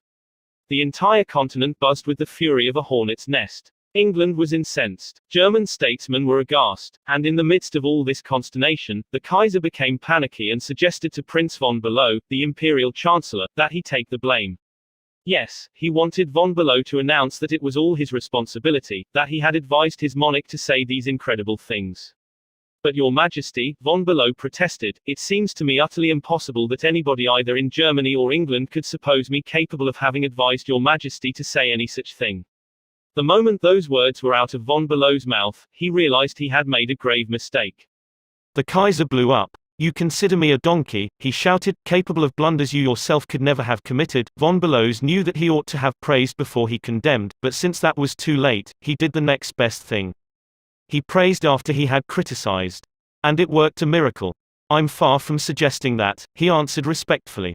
"Your Majesty surpasses me in manv respects, not only of course, in naval and military knowledge but above all, in natural science.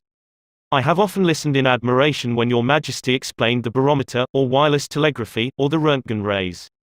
I am shamefully ignorant of all branches of natural science, have no notion of chemistry or physics, and am quite incapable of explaining the simplest of natural phenomena.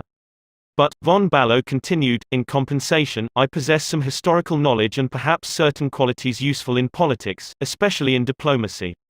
The Kaiser beamed. Von Below had praised him. Von Below had exalted him and humbled himself. The Kaiser could forgive anything after that. "Haven't I always told you," he exclaimed with enthusiasm, "that we complete one another famously? We should stick together, and we will." He shook hands with von Below, not once, but several times. And later in the day he waxed so enthusiastic that he exclaimed with doubled fists, "If anyone says anything to me against Prince von Below, I shall punch him in the nose." Von Below saved himself in time, but, canny diplomat that he was, he nevertheless had made one error. He should have begun by talking about his own shortcomings and Wilhelm's superiority, not by intimating that the Kaiser was a half-wit in need of a guardian. If a few sentences humbling oneself and praising the other party can turn a haughty, insulted Kaiser into a staunch friend, imagine what humility and praise can do for you and me in our daily contacts. Rightfully used, they will work veritable miracles in human relations. Admitting one's own mistakes, even when one hasn't corrected them, can help convince somebody to change his behavior. This was illustrated more recently by Clarence Zerhusen of Timonium, Maryland, when he discovered his 15-year-old son was experimenting with cigarettes.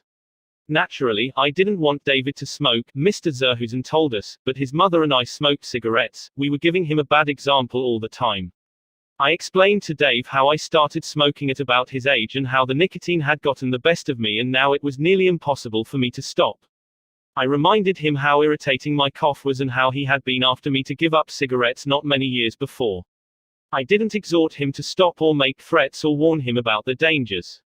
All I did was point out how I was hooked on cigarettes and what it had meant to me. He thought about it for a while and decided he wouldn't smoke until he had graduated from high school.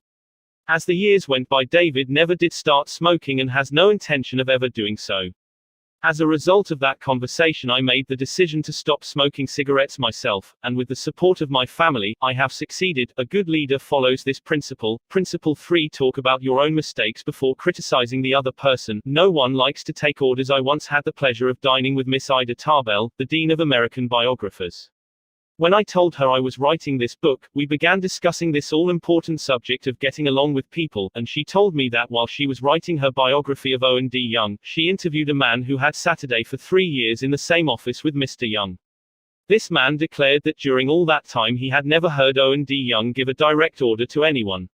He always gave suggestions, not orders. Owen D. Young never said, for example, do this or do that, or don't do this or don't do that. He would say, you might consider this, or, do you think that would work? Frequently he would say, after he had dictated a letter, what do you think of this? In looking over a letter of one of his assistants, he would say, maybe if we were to phrase it this way it would be better. He always gave people the opportunity to do things themselves. He never told his assistants to do things, he let them do them, let them learn from their mistakes. A technique like that makes it easy for a person to correct errors. A technique like that saves a person's pride and gives him or her a feeling of importance. It encourages cooperation instead of rebellion. Resentment caused by a brash order may last a long time even if the order was given to correct an obviously bad situation. Dan Santarelli, a teacher at a vocational school in Wyoming, Pennsylvania, told one of our classes how one of his students had blocked the entranceway to one of the school's shops by illegally parking his car in it. One of the other instructors stormed into the classroom and asked in an arrogant tone, whose car is blocking the driveway? When the student who owned the car responded, the instructor screamed, move that car and move it right now, or I'll wrap a chain around it and drag it out of there. Now that student was wrong. The car should not have been parked there. But from that day on, not only did that student resent the instructor's action, but all the students in the class did everything they could to give the instructor a hard time and make his job unpleasant. How could he have handled it differently? If he had asked in a friendly way, whose car is in the driveway, and then suggested that if it were moved, other cars could get in and out. The student would have gladly moved it and neither he nor his classmates would have been upset and resentful. Asking questions not only makes an order more palatable, it often stimulates the creativity of the persons whom you ask. People are more likely to accept an order if they have had a part in the decision that caused the order to be issued. When Ian MacDonald of Johannesburg, South Africa, the general manager of a small manufacturing plant specializing in precision machine parts, had the opportunity to accept a very large order, he was convinced that he would not meet the promised delivery date. The work already scheduled in the shop and the short completion time needed for this order made it seem impossible for him to accept the order. Instead of pushing his people to accelerate their work and rush the order through, he called everybody together, explained the situation to them, and told them how much it would mean to the company and to them if they could make it possible to produce the order on time. Then he started asking questions. Is there anything we can do to handle this order? Can anyone think of different ways to process it through the shop that will make it possible to take the order? Is there any way to adjust our hours or personnel assignments that would help? The employees came up with many ideas and insisted that he take the order. They approached it with a "we can do it" attitude, and the order was accepted, produced and delivered on time. An effective leader will use Principle 4: ask questions instead of giving direct orders. Let the other person save face. Years ago, the General Electric Company was faced with the delicate task of removing Charles Steinmetz from the head of a department. Steinmetz, a genius of the first magnitude when it came to electricity, was a failure as the head of the calculating department. Yet the company didn't dare offend the man. He was indispensable, and highly sensitive. So they gave him a new title. They made him consulting engineer of the General Electric Company, a new title for work he was already doing, and let someone else head up the department. Steinmetz was happy. So were the officers of GE. They had gently maneuvered their most temperamental star, and they had done it without a storm, by letting him save face. Letting one save face. How important, how vitally important that is. And how few of us ever stop to think of it. We ride roughshod over the feelings of others, getting our own way, finding fault, issuing threats, criticizing a child or an employee in front of others, without even considering the hurt to the other person's pride. Whereas a few minutes' thought, a considerate word or two, a genuine understanding of the other person's attitude, would go so far toward alleviating the sting. Let's remember that the next time we are faced with the distasteful necessity of discharging or reprimanding an employee. Firing employees is not much fun. Getting fired is even less fun. I'm quoting now from a letter written me by Marshall A. Granger, a certified public accountant. Our business is mostly seasonal. Therefore we have to let a lot of people go after the income tax rush is over. It's a byword in our profession that no one enjoys wielding the axe. Consequently, the custom has developed of getting it over as soon as possible, and usually in the following way: sit down, Mr. Smith. The season's over, and we don't seem to see any more assignments for you. Of course, you understood you were only employed for the busy season anyhow, etc., etc. The effect on these people is one of disappointment and a feeling of being let down. Most of them are in the accounting field for life, and they retain no particular love for the firm that drops them so casually. I recently decided to let our seasonal personnel go with a little more tact and consideration. So I call each one in only after carefully thinking over his or her work during the winter. And I've said something like this: Mr.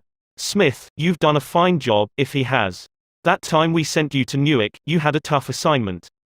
You were on the spot, but you came through with flying colors, and we want you to know the firm is proud of you. You've got the stuff, you're going a long way, wherever you're working. This firm believes in you, and is rooting for you, and we don't want you to forget it. Effect. The people go away feeling a lot better about being fired. They don't feel let down. They know if we had work for them, we'd keep them on. And when we need them again, they come to us with a keen personal affection. At one session of our course, 2 class members discussed the negative effects of fault finding versus the positive effects of letting the other person save face. Fred Clark of Harrisburg, Pennsylvania, told of an incident that occurred in his company. At one of our production meetings, a vice president was asking very pointed questions of one of our production supervisors regarding a production process. His tone of voice was aggressive and aimed at pointing out faulty performance on the part of the supervisor. Not wanting to be embarrassed in front of his peers, the supervisor was evasive in his responses. This caused the vice president to lose his temper, berate the supervisor, and accuse him of lying. Any working relationship that might have existed prior to this encounter was destroyed in a few brief moments. This supervisor, who was basically a good worker, was useless to our company from that time on. A few months later he left our firm and went to work for a competitor, where I understand he is doing a fine job. Another class member, Anna Mazzone, related how a similar incident had occurred at her job, but what a difference in approach and results. Ms. Mazzone, a marketing specialist for a food packer, was given her first major assignment, the test marketing of a new product. She told the class, when the results of the test came in, I was devastated. I had made a serious error in my planning, and the entire test had to be done all over again. To make this worse, I had no time to discuss it with my boss before the meeting in which I was to make my report on the project. When I was called on to give the report, I was shaking with fright. I had all I could do to keep from breaking down, but I resolved I would not cry and have all those men make remarks about women not being able to handle a management job because they are too emotional. I made my report briefly and stated that due to an error I would repeat the study before the next meeting. I Saturday down, expecting my boss to blow up. Instead, he thanked me for my work and remarked that it was not unusual for a person to make an error on a new project and that he had confidence that the repeat survey would be accurate and meaningful to the company. He assured me, in front of all my colleagues, that he had faith in me and I knew I had done my best, and that my lack of experience, not my lack of ability, was the reason for the failure. I left that meeting with my head in the air and with the determination that I would never let that boss of mine down again, even if we are right and the other person is definitely wrong. We only destroy ego by causing someone to lose face. The legendary French aviation pioneer and author Antoine de Saint-Exupéry wrote, "I have no right to say or do anything that diminishes a man in his own eyes. What matters is not what I think of him, but what he thinks of himself. Hurting a man in his dignity is a crime. A real leader will always follow." Principle 5. Let the other person save face. How to spur people on to success. Pete Barlow was an old friend of mine. He had a dog and pony act and spent his life traveling with circuses and vaudeville shows.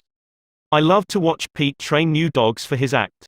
I noticed that the moment a dog showed the slightest improvement, Pete patted and praised him and gave him meat and made a great to-do about it. That's nothing new. Animal trainers have been using that same technique for centuries. Why, I wonder, don't we use the same common sense when trying to change people that we use when trying to change dogs? Why don't we use meat instead of a whip? Why don't we use praise instead of condemnation? Let us praise even the slightest improvement.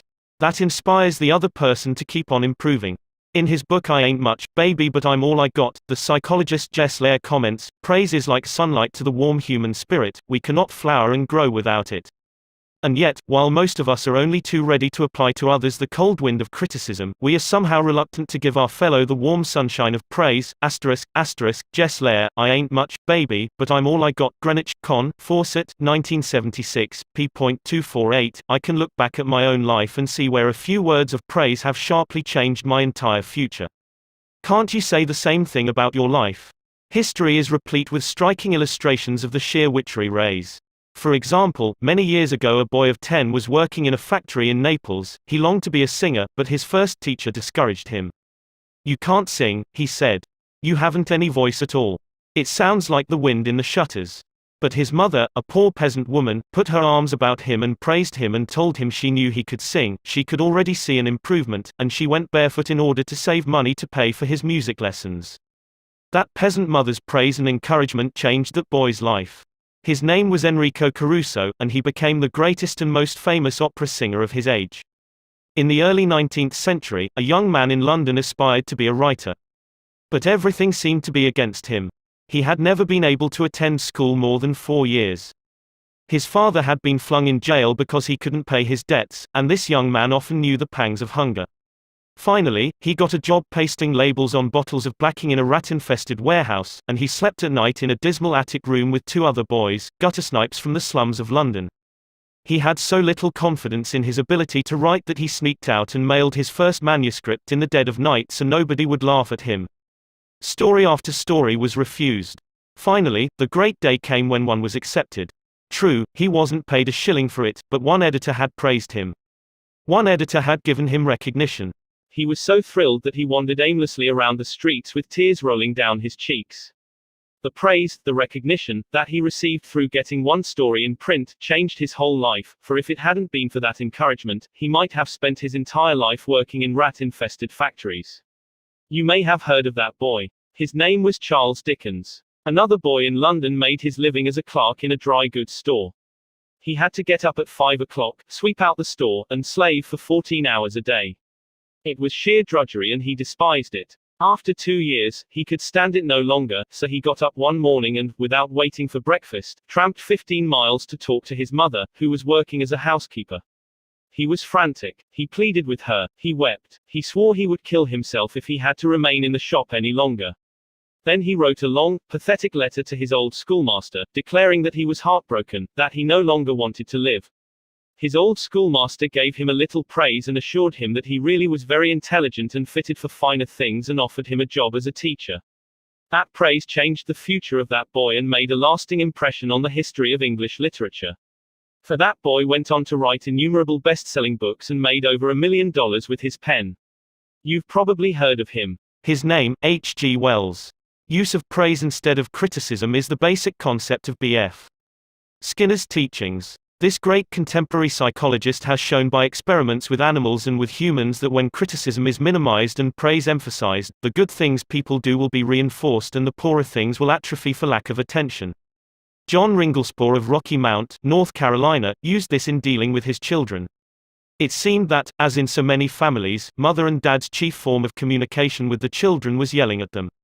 And, as in so many cases, the children became a little worse rather than better after each such session, and so did the parents. There seemed to be no end in sight for this problem. Mr. Ringlespore determined to use some of the principles he was learning in our course to solve this situation. He reported, "We decided to try praise instead of harping on their faults. It wasn't easy when all we could see were the negative things they were doing. It was really tough to find things to praise. We managed to find something, and within the first day or two some of the really upsetting things they were doing quit happening. Then some of their other faults began to disappear. They began capitalizing on the praise we were giving them. They even began going out of their way to do things right." Neither of us could believe it. Of course, it didn't last forever, but the norm reached after things leveled off was so much better. It was no longer necessary to react the way we used to. The children were doing far more right things than wrong ones. All of this was a result of praising the slightest improvement in the children rather than condemning everything they did wrong.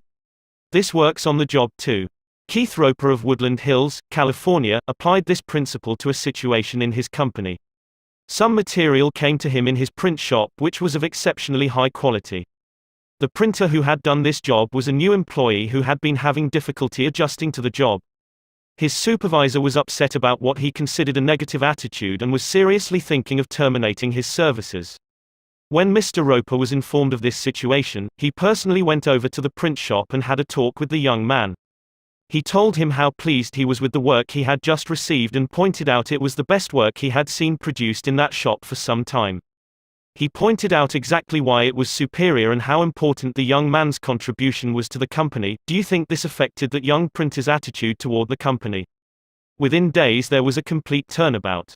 He told several of his co-workers about the conversation and how someone in the company really appreciated good work. And from that day on, he was a loyal and dedicated worker. What Mr. Roper did was not just flatter the young printer and say, "You're good." He specifically pointed out how his work was superior. Because he had singled out a specific accomplishment, rather than just making general flattering remarks, his praise became much more meaningful to the person to whom it was given. Everybody likes to be praised, but when praise is specific, it comes across as sincere, not something the other person may be saying just to make one feel good. Remember, we all crave appreciation and recognition, and will do almost anything to get it. But nobody wants insincerity. Nobody wants flattery. Let me repeat, the principles taught in this book will work only when they come from the heart. I am not advocating a bag of tricks. I am talking about a new way of life. Talk about changing people. If you and I will inspire the people with whom we come in contact to a realization of the hidden treasures they possess, we can do far more than change people.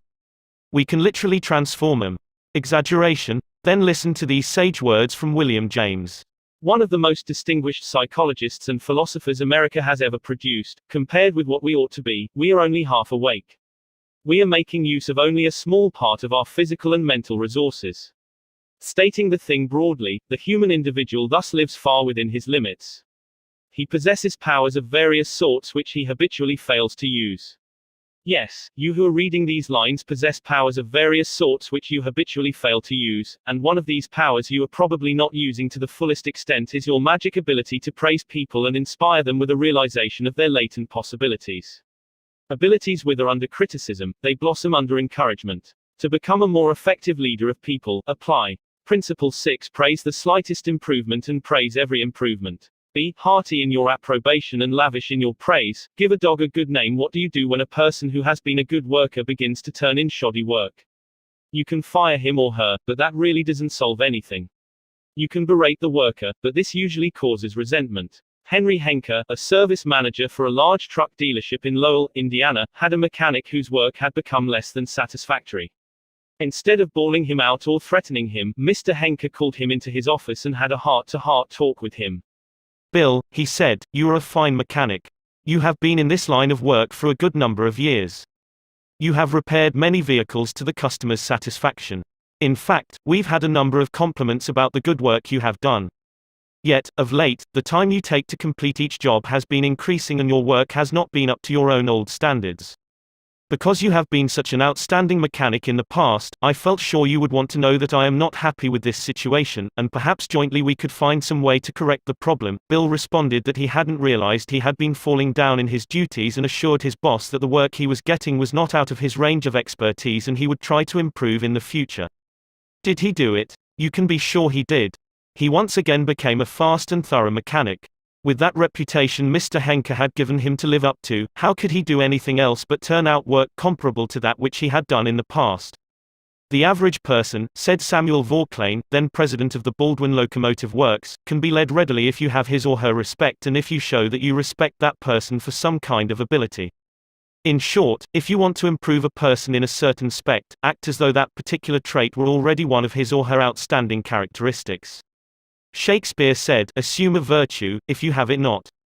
And it might be well to assume and state openly that other people have the virtue you want them to develop.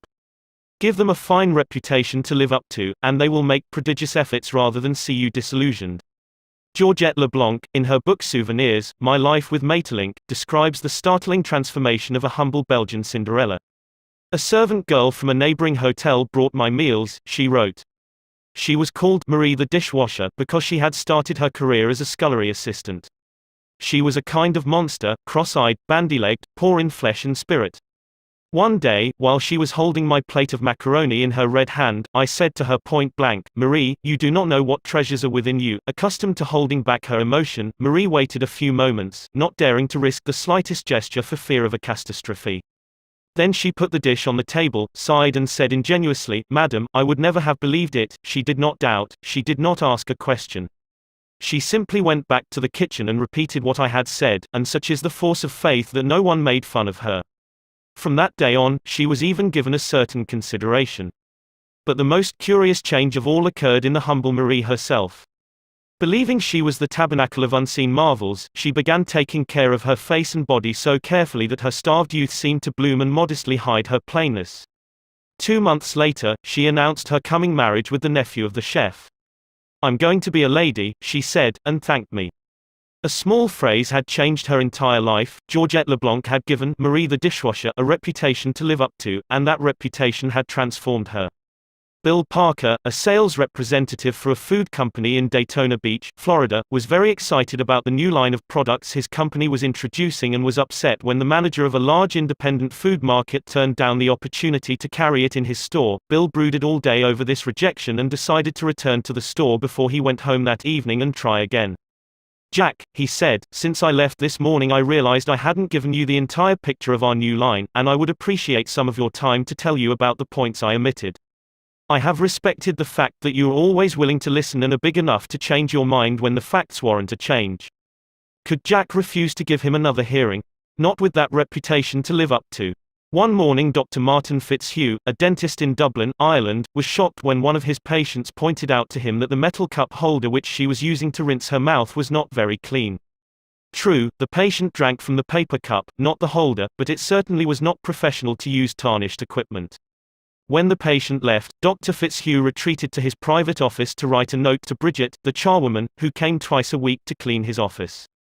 He wrote, "My dear Bridget, I see you so seldom, I thought I'd take the time to thank you for the fine job of cleaning you've been doing. By the way, I thought I'd mention that since 2 hours, twice a week, is a very limited amount of time, please feel free to work an extra half hour from time to time if you feel you need to do those, once in a while, things like polishing the cup holders and the like. I, of course, will pay you for the extra time."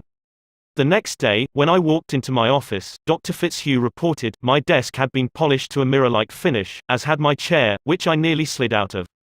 When I went into the treatment room I found the shiniest, cleanest chrome-plated cup holder I had ever seen nestled in its receptacle.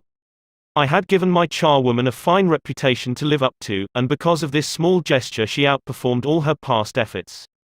How much additional time did she spend on this? That's right, none at all. There is an old saying, give a dog a bad name and you may as well hang him. But give him a good name, and see what happens. When Mrs. Ruth Hopkins, a 4th grade teacher in Brooklyn, New York, looked at her class roster the first day of school, her excitement and joy of starting a new term was tinged with anxiety. In her class this year she would have Tommy T, the school's most notorious bad boy. His 3rd grade teacher had constantly complained about Tommy to colleagues, the principal and anyone else who would listen. He was not just mischievous, he caused serious discipline problems in the class, picked fights with the boys, teased the girls, was fresh to the teacher, and seemed to get worse as he grew older. His only redeeming feature was his ability to learn rapidly and master the schoolwork easily. Mrs. Hopkins decided to face the Tommy problem immediately. When she greeted her new students, she made little comments to each of them. Rose, that's a pretty dress you're wearing. Alicia, I hear you draw beautifully. When she came to Tommy, she looked him straight in the eyes and said, Tommy, I understand you are a natural leader. I'm going to depend on you to help me make this class the best class in the 4th grade this year. She reinforced this over the first few days by complimenting Tommy on everything he did and commenting on how this showed what a good student he was. With that reputation to live up to, even a 9-year-old couldn't let her down, and he didn't. If you want to excel in that difficult leadership role of changing the attitude or behavior of others, use Principle 7. Give the other person a fine reputation to live up to. Make the fault seem easy to correct. A bachelor friend of mine, about 40 years old, became engaged, and his fiancée persuaded him to take some belated dancing lessons. The Lord knows I needed dancing lessons, he confessed as he told me the story, for I danced just as I did when I first started 20 years ago. The first teacher I engaged probably told me the truth. She said I was all wrong, I would just have to forget everything and begin all over again. But that took the heart out of me. I had no incentive to go on. So, I quit her. The next teacher may have been lying, but I liked it. She said nonchalantly that my dancing was a bit old-fashioned perhaps, but the fundamentals were all right, and she assured me I wouldn't have any trouble learning a few new steps. The first teacher had discouraged me by emphasizing my mistakes. This new teacher did the opposite. She kept praising the things I did right and minimizing my errors. You have a natural sense of rhythm, she assured me. You really are a natural-born dancer. Now my common sense tells me that I always have been and always will be a 4th-rate dancer, yet, deep in my heart, I still like to think that maybe she meant it. To be sure, I was paying her to say it, but why bring that up? At any rate, I know I am a better dancer than I would have been if she hadn't told me I had a natural sense of rhythm.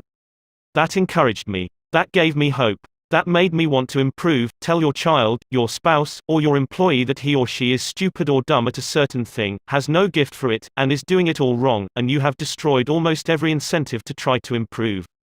But use the opposite technique. Be liberal with your encouragement, make the thing seem easy to do, let the other person know that you have faith in his ability to do it, that he has an undeveloped flair for it, and he will practice until the dawn comes in the window in order to excel. Lowell Thomas, a superb artist in human relations, used this technique. He gave you confidence, inspired you with courage and faith. For example, I spent a weekend with Mr. and Mrs. Thomas, and on Saturday night, I was asked to sit in on a friendly bridge game before a roaring fire. Bridge? Oh, no, not me. I knew nothing about it. The game had always been a black mystery to me. No, impossible.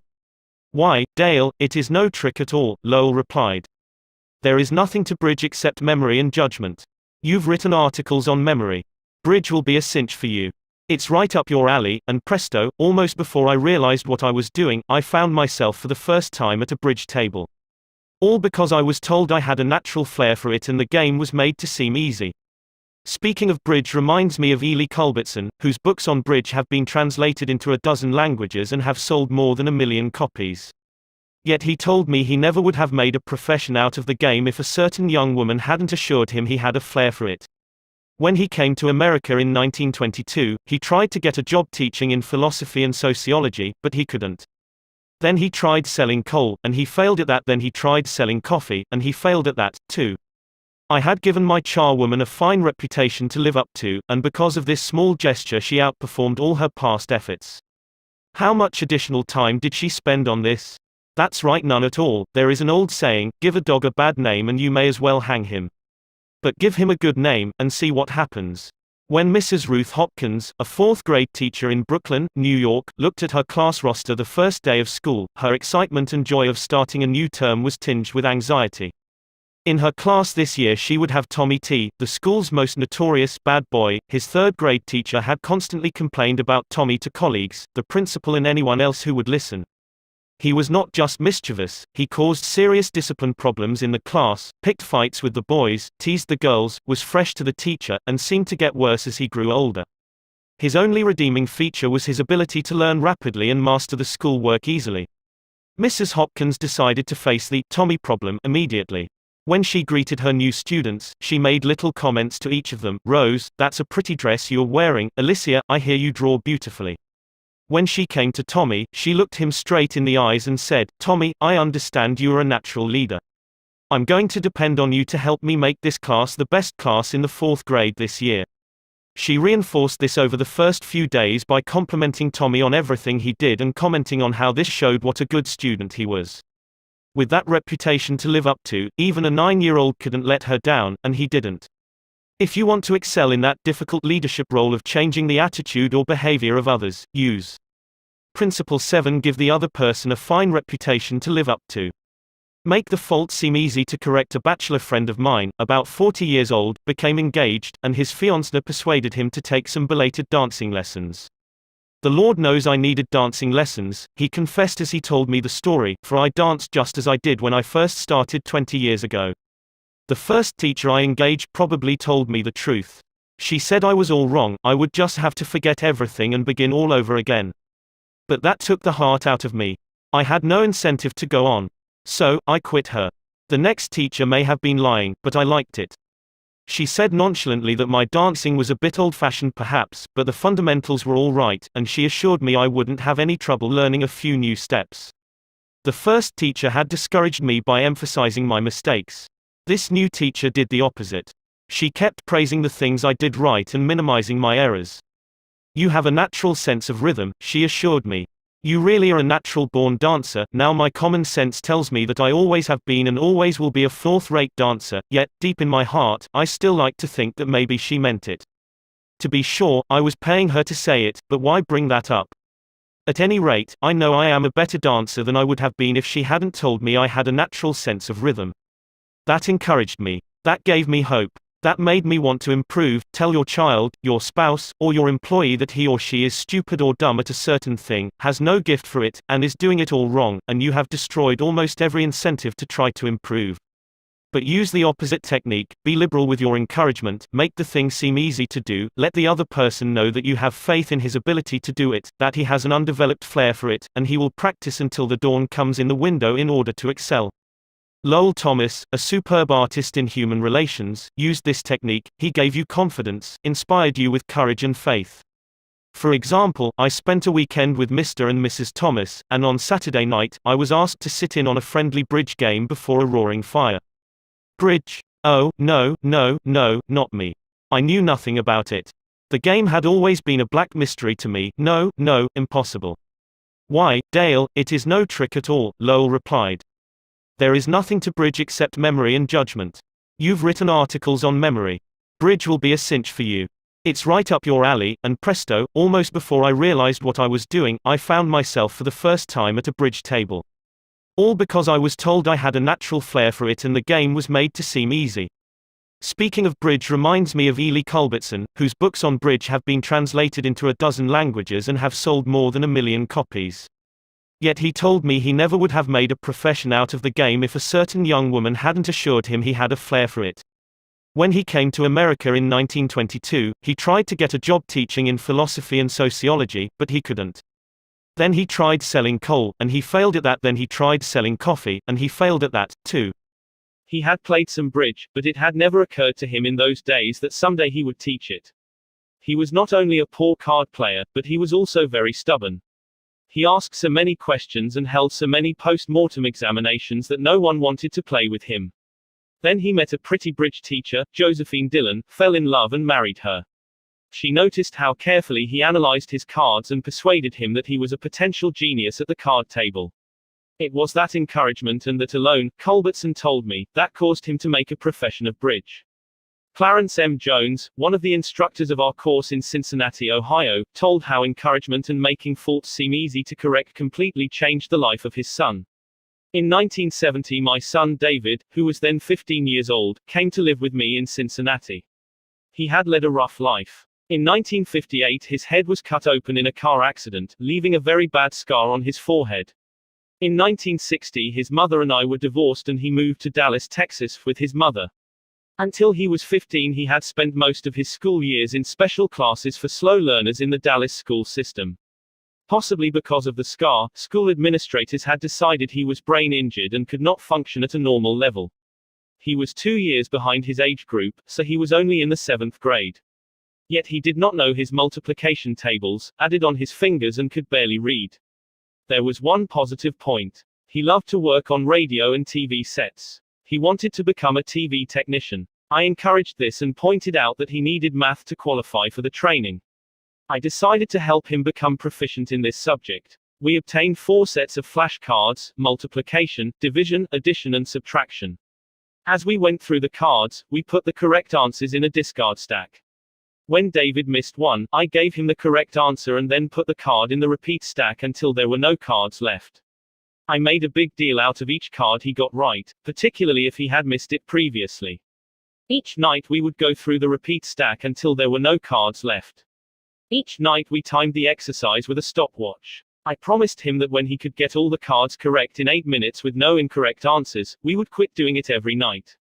This seemed an impossible goal to David. The first night it took 52 minutes, the second night, 48, then 45, 44, 41, then under 40 minutes. We celebrated each reduction. I'd call in my wife, and we would both hug him and we'd all dance a jig. At the end of the month he was doing all the cards perfectly in less than 8 minutes. When he made a small improvement he would ask to do it again.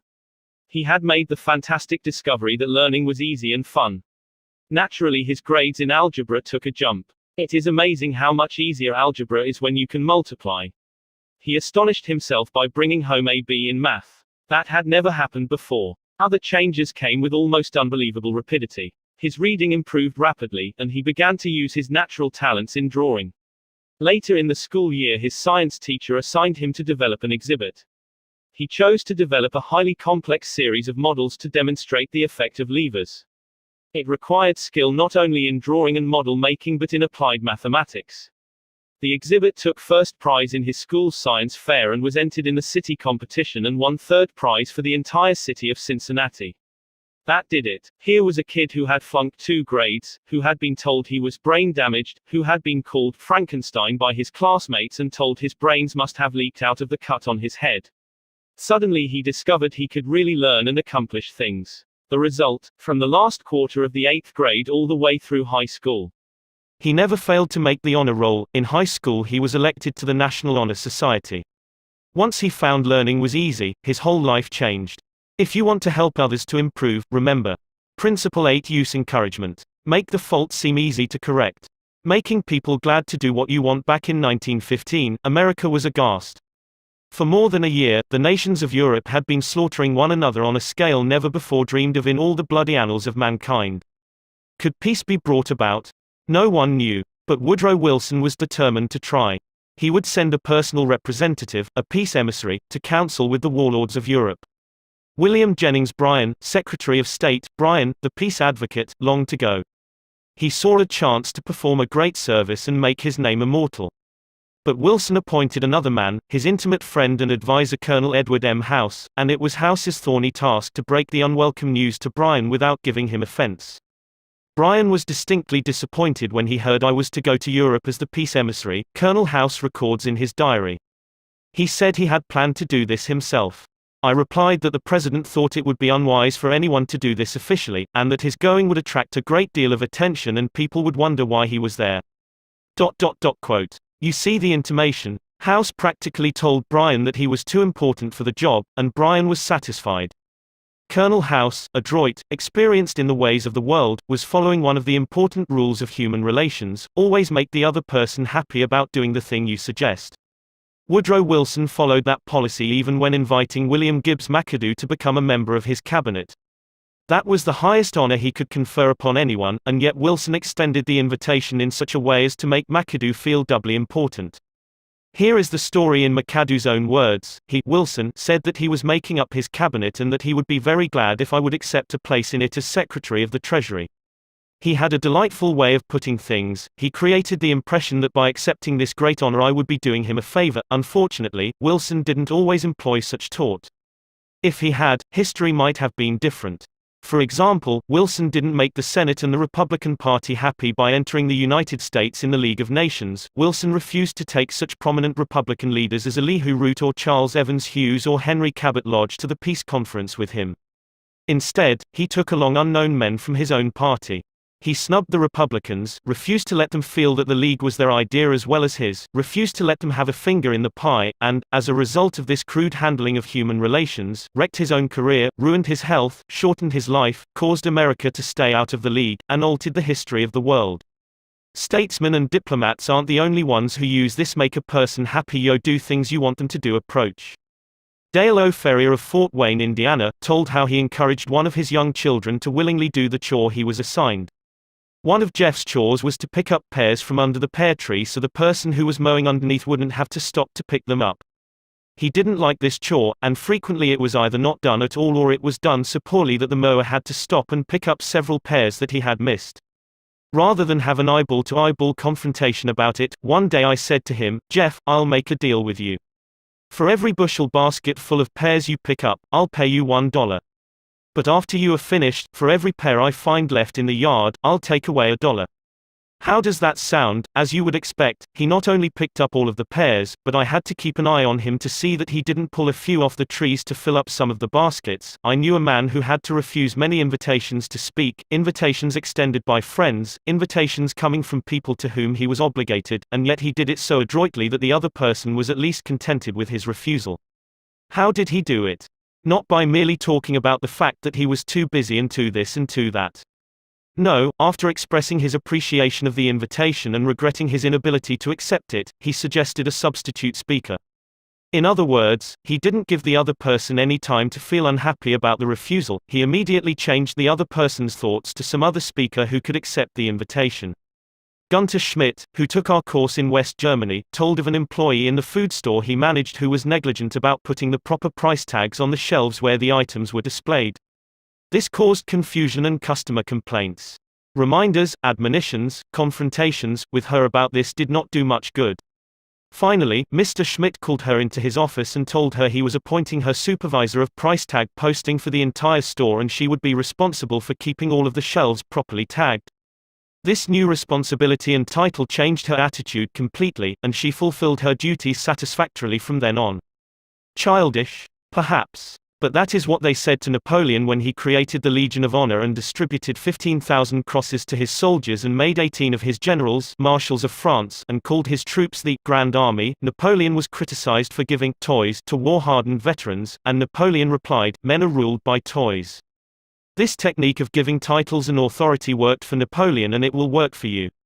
For example, a friend of mine, Mrs. Ernest Gent of Scarsdale, New York, was troubled by boys running across and destroying her lawn. She tried criticism. She tried coaxing. Neither worked. Then she tried giving the worst sinner in the gang a title and a feeling of authority. She made him her detective and put him in charge of keeping all trespassers off her lawn. That solved her problem. Her detective built a bonfire in the backyard, heated an iron red hot, and threatened to brand any boy who stepped on the lawn. The effective leader should keep the following guidelines in mind when it is necessary to change attitudes or behavior. 1. Be sincere. Do not promise anything that you cannot deliver. Forget about the benefits to yourself and concentrate on the benefits to the other person. 2. Know exactly what it is you want the other person to do. 3. Be empathetic. Ask yourself what is it the other person really wants. 4. Consider the benefits that person will receive from doing what you suggest. 5. Match those benefits to the other person's wants. 6. When you make your request, put it in a form that will convey to the other person the idea that he personally will benefit. We could give a curt order like this. John, we have customers coming in tomorrow and I need the stockroom cleaned out. So sweep it out, put the stock in neat piles on the shelves and polish the counter. Or we could express the same idea by showing John the benefits he will get from doing the task. John, we have a job that should be completed right away. If it is done now, we won't be faced with it later. I am bringing some customers in tomorrow to show our facilities. I would like to show them the stockroom, but it is in poor shape. If you could sweep it out, put the stock in neat piles on the shelves, and polish the counter, it would make us look efficient and you will have done your part to provide a good company image. Will John be happy about doing what you suggest? Probably not very happy, but happier than if you had not pointed out the benefits. Assuming you know that John has pride in the way his stockroom looks and is interested in contributing to the company image, he will be more likely to be cooperative. It also will have been pointed out to John that the job would have to be done eventually, and by doing it now, he won't be faced with it later. It is nambe to believe you will always get a favorable reaction from other persons when you use these approaches, but the experience of most people shows that you are more likely to change attitudes this way than by not using these principles, and if you increase your successes by even a mere 10%, you have become 10% more effective as a leader than you were before, and that is your benefit. People are more likely to do what you would like them to do when you use Principle 9. Make the other person happy about doing the thing you suggest. In a nutshell, be a leader. A leader's job often includes changing your people's attitudes and behavior. Some suggestions to accomplish this. Principle 1. Begin with praise and honest appreciation. Principle 2. Call attention to people's mistakes indirectly. Principle 3. Talk about your own mistakes before criticizing the other person.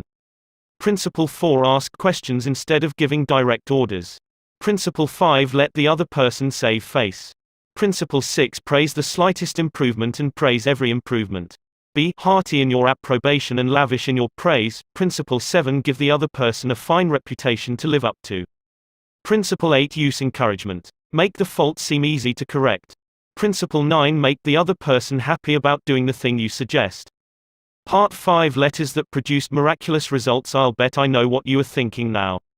You are probably saying to yourself something like this: letters that produced miraculous results, absurd. Smacks of patent medicine advertising. You are thinking that. I don't blame you. I would probably have thought that myself if I had picked up a book like this 15 years ago. Skeptical. Well, I like skeptical people. I spent the first 20 years of my life in Missouri, and I like people who have to be shown. Almost all the progress ever made in human thought has been made by the doubting Thomases, the questioners, the challengers, the show me crowd. Let's be honest. Is the title, Letters That Produced Miraculous Results, accurate? No, to be frank with you, it isn't. The truth is, it is a deliberate understatement of fact. Some of the letters reproduced in this chapter harvested results that were rated twice as good as miracles. Rated by whom? By Ken R. Dyke, one of the best-known sales promotion men in America, formerly sales promotion manager for Johns Manville, and now advertising manager for Colgate-Palmolive Peak Company and chairman of the board of the Association of National Advertisers. Mr. Dyke says that letters he used to send out, asking for information from dealers, seldom brought more than a return of 5 to 8%. He said he would have regarded a 15% response as most extraordinary, and told me that if his replies had ever soared to 20%, he would have regarded it as nothing short of a miracle. But one of Mr. Dyke's letters, printed in this chapter, brought 42.5%. In other words, that letter was twice as good as a miracle. You can't laugh that off. And this letter wasn't a sport, a fluke, an accident. Similar results were obtained from scores of other letters. How did he do it? Here is the explanation in Ken Dyke's own words. This astonishing increase in the effectiveness of letters occurred immediately after I attended Mr. Carnegie's course in Effective Speaking and Human Relations. I saw that the approach I had formerly used was all wrong. I tried to apply the principles taught in this book, and they resulted in an increase of from 500 to 800% in the effectiveness of my letters asking for information. Here is the letter. It pleases the other man by asking him to do the writer a small favor, a favor that makes him feel important. My own comments on the letter appear in parentheses. Mr. John Blank, Blankville, Indiana. Dear Mr. Blank, I wonder if you would mind helping me out of a little difficulty. Let's get the picture clear.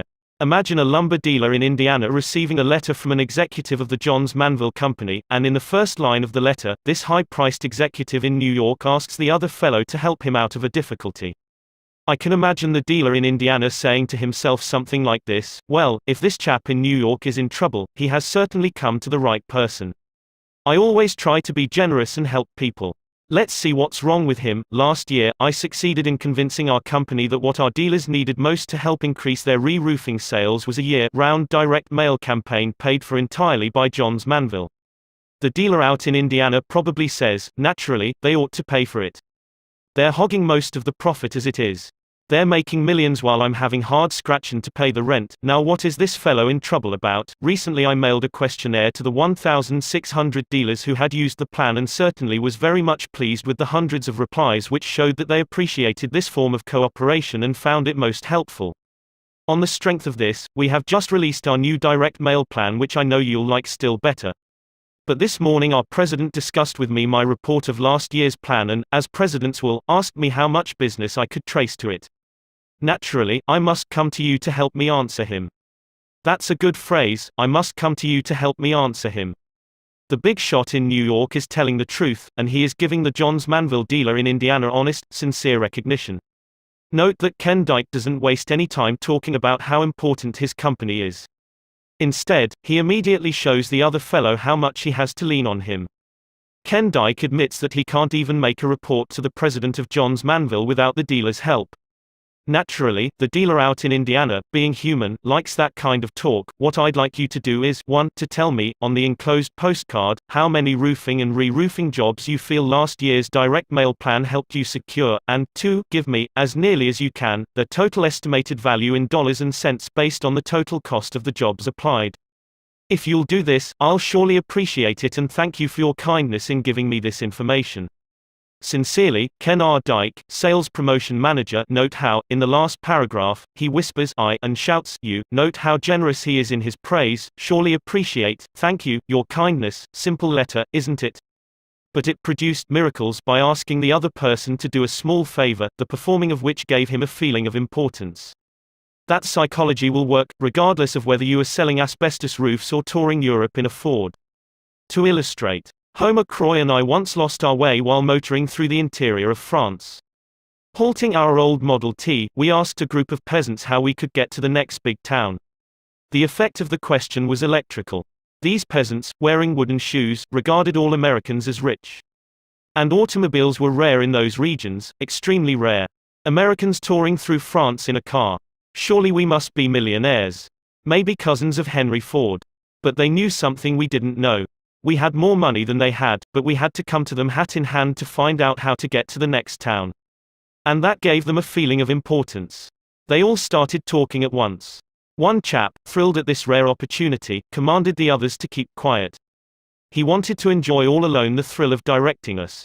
Try this yourself. The next time you are in a strange city, stop someone who is below you in the economic and social scale and say, I wonder if you would mind helping me out of a little difficulty. Won't you please tell me how to get to such and such a place? Benjamin Franklin used this technique to turn a caustic enemy into a lifelong friend. Franklin, a young man at the time, had all his savings invested in a small printing business. He managed to get himself elected clerk of the General Assembly in Philadelphia. That position gave him the job of doing the official printing. There was good profit in this job, and Ben was eager to keep it. But a menace loomed ahead. One of the richest and ablest men in the assembly disliked Franklin bitterly. He not only disliked Franklin, but he denounced him in a public talk. That was dangerous, very dangerous. So Franklin resolved to make the man like him. But how? That was a problem. By doing a favor for his enemy? No, that would have aroused his suspicions, maybe his contempt. Franklin was too wise, too adroit to be caught in such a trap. So he did the very opposite. He asked his enemy to do him a favor. Franklin didn't ask for a loan of $10. No. Franklin asked a favor that pleased the other man, a favor that touched his vanity, a favor that gave him recognition, a favor that subtly expressed Franklin's admiration for his knowledge and achievements. Here is the balance of the story in Franklin's own words. Having heard that he had in his library a certain very scarce and curious book, I wrote a note to him, expressing my desire of perusing that book and requesting that he would do me the favor of lending it to me for a few days. He sent it immediately, and I returned it in about a week with another note expressing strongly my sense of the favor.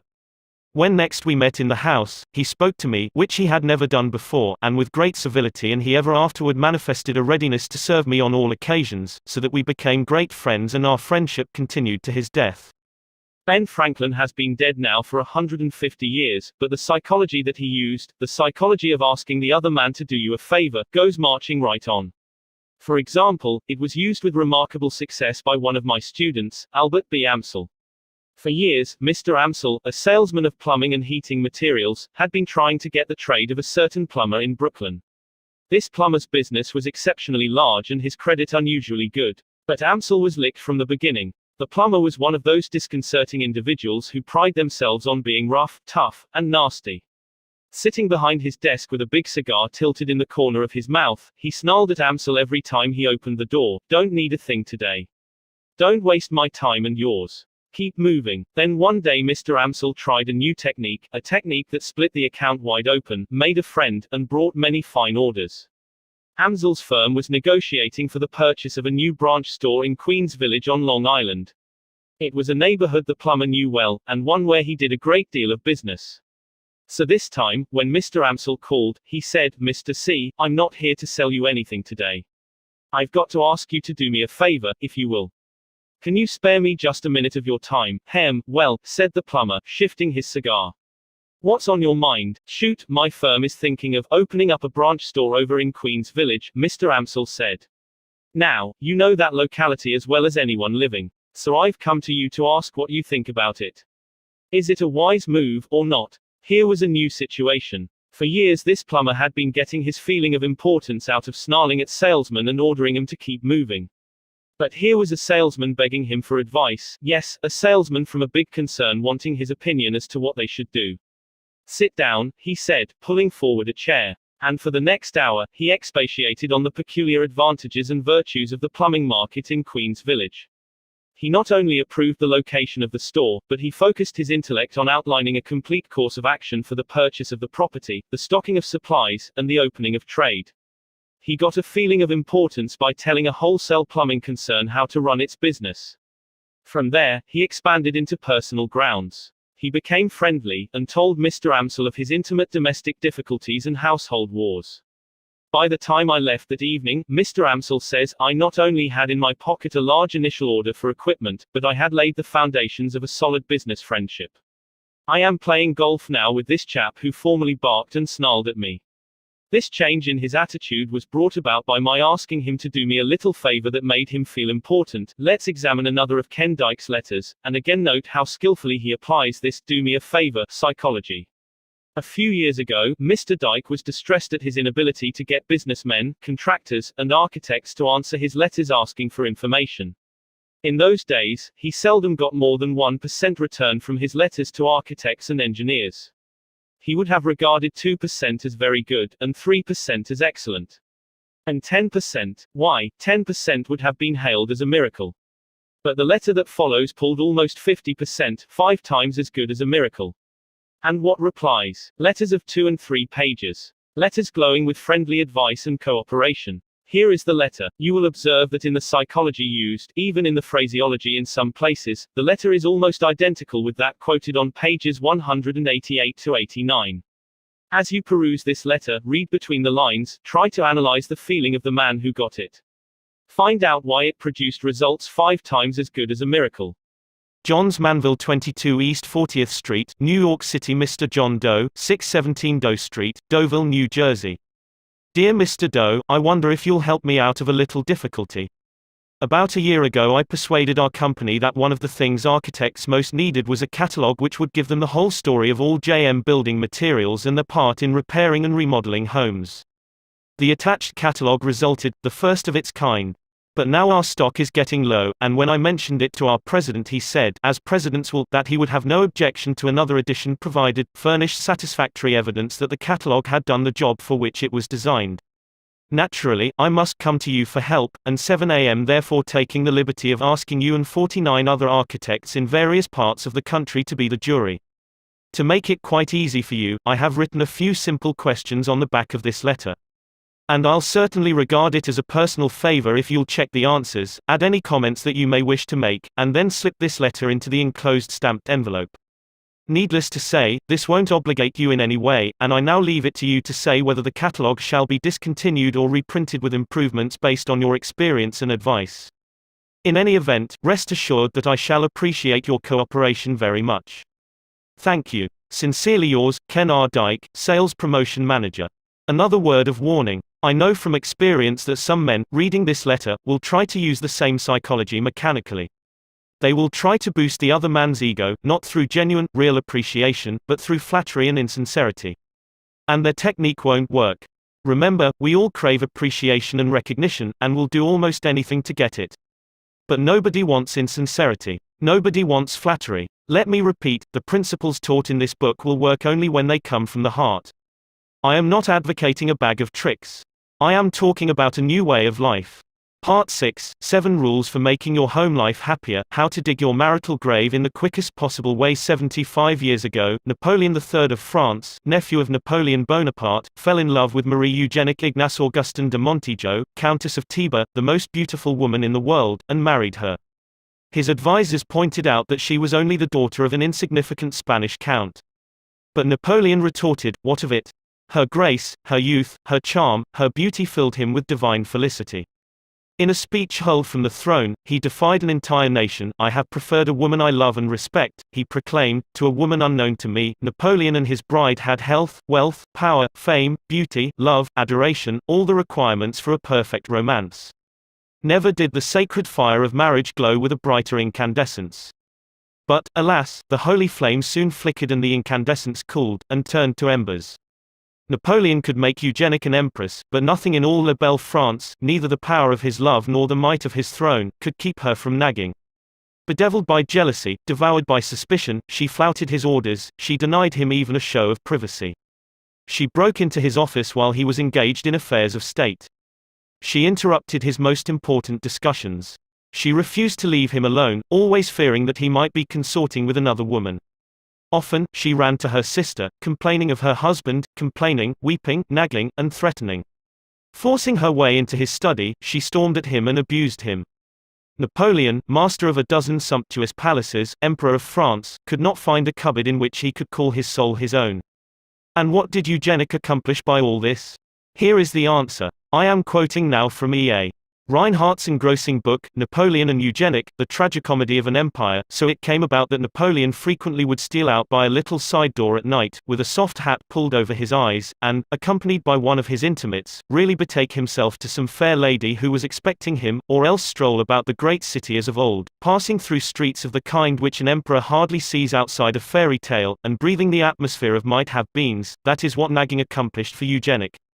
True, she sat today on the throne of France. True, she was the most beautiful woman in the world. But neither royalty nor beauty can keep love alive amidst the poisonous fumes of nagging. Eugénique could have raised her voice like Job of old and have wailed, "The thing which I greatly feared is come upon me, come upon her." She brought it upon herself, poor woman, by her jealousy and her nagging. Of all the sure-fire, infernal devices ever invented by all the devils in hell for destroying love, nagging is the deadliest. It never fails. Like the bite of the king cobra, it always destroys, always kills. The wife of Count Leo Tolstoy discovered that, after it was too late. Before she passed away, she confessed to her daughters, "I was the cause of your father's death." Her daughters didn't reply. They were both crying. They knew their mother was telling the truth. They knew she had killed him with her constant complaining, her eternal criticisms, and her eternal nagging. Yet Count Tolstoy and his wife ought, by all odds, to have been happy. He was one of the most famous novelists of all time. Two of his masterpieces, War and Peace and Anna Karenina, will forever shine brightly among the literary glories of Earth. Tolstoy was so famous that his admirers followed him around day and night and took down in shorthand every word he uttered. Even if he merely said, "I guess I'll go to bed," even trivial words like that, everything was written down, and now the Russian government is printing every sentence that he ever wrote, and his combined writings will fill 100 volumes. In addition to fame, Tolstoy and his wife had wealth, social position, children. No marriage ever blossomed under softer skies. In the beginning, their happiness seemed too perfect, too intense, to endure. So, kneeling together, they prayed to Almighty God to continue the ecstasy that was theirs. Then an astonishing thing happened. Tolstoy gradually changed. He became a totally different person. He became ashamed of the great books that he had written, and from that time on he devoted his life to writing pamphlets preaching peace and the abolition of war and poverty. This man, who had once confessed that in his youth he had committed every sin imaginable, even murder, tried to follow literally the teachings of Jesus. He gave all his lands away and lived a life of poverty. He worked in the fields, chopping wood and pitching hay. He made his own shoes, swept his own room, ate out of a wooden bowl, and tried to guide his enemies. Leo Tolstoy's life was a tragedy, and the cause of his tragedy was his marriage. His wife loved luxury, but he despised it. She craved fame and the plaudits of society, but these frivolous things meant nothing whatever to him. She longed for money and riches, but he believed that wealth and private property were a sin. For years, she nagged and scolded and screamed because he insisted on giving away the right to publish his books freely without paying him any royalties whatever. She wanted the money those books would produce. When he opposed her, she threw herself into fits of hysteria, rolling on the floor with a bottle of opium at her lips, swearing that she was going to kill herself and threatening to jump down the well. There is one event in their lives that to me is one of the most pathetic scenes in history. As I have already said, they were gloriously happy when they were first married, but now, 48 years later, he could hardly bear the sight of her. Sometimes of an evening, this old and heartbroken wife, starving for affection, came and knelt at his knees and begged him to read aloud to her the exquisite love passages that he had written about her in his diary 50 years previously. And as he read of those beautiful, happy days that were now gone forever, both of them wept. How different, how sharply different, the realities of life were from the romantic dreams they had once dreamed in the long ago. Finally, when he was 82 years old, Tolstoy was unable to endure the tragic unhappiness of his home any longer, so he fled from his wife on a snowy October night in 1910, fled into the cold and darkness, not knowing where he was going. 11 days later, he died of pneumonia in a railway station. And his dying request was that she should not be permitted to come into his presence. Such was the price Countess Tolstoy paid for her nagging and complaining and hysteria. The reader may feel that she had much to nag about. Granted. But that is beside the point. The question is, did nagging help her, or did it make a bad matter infinitely worse?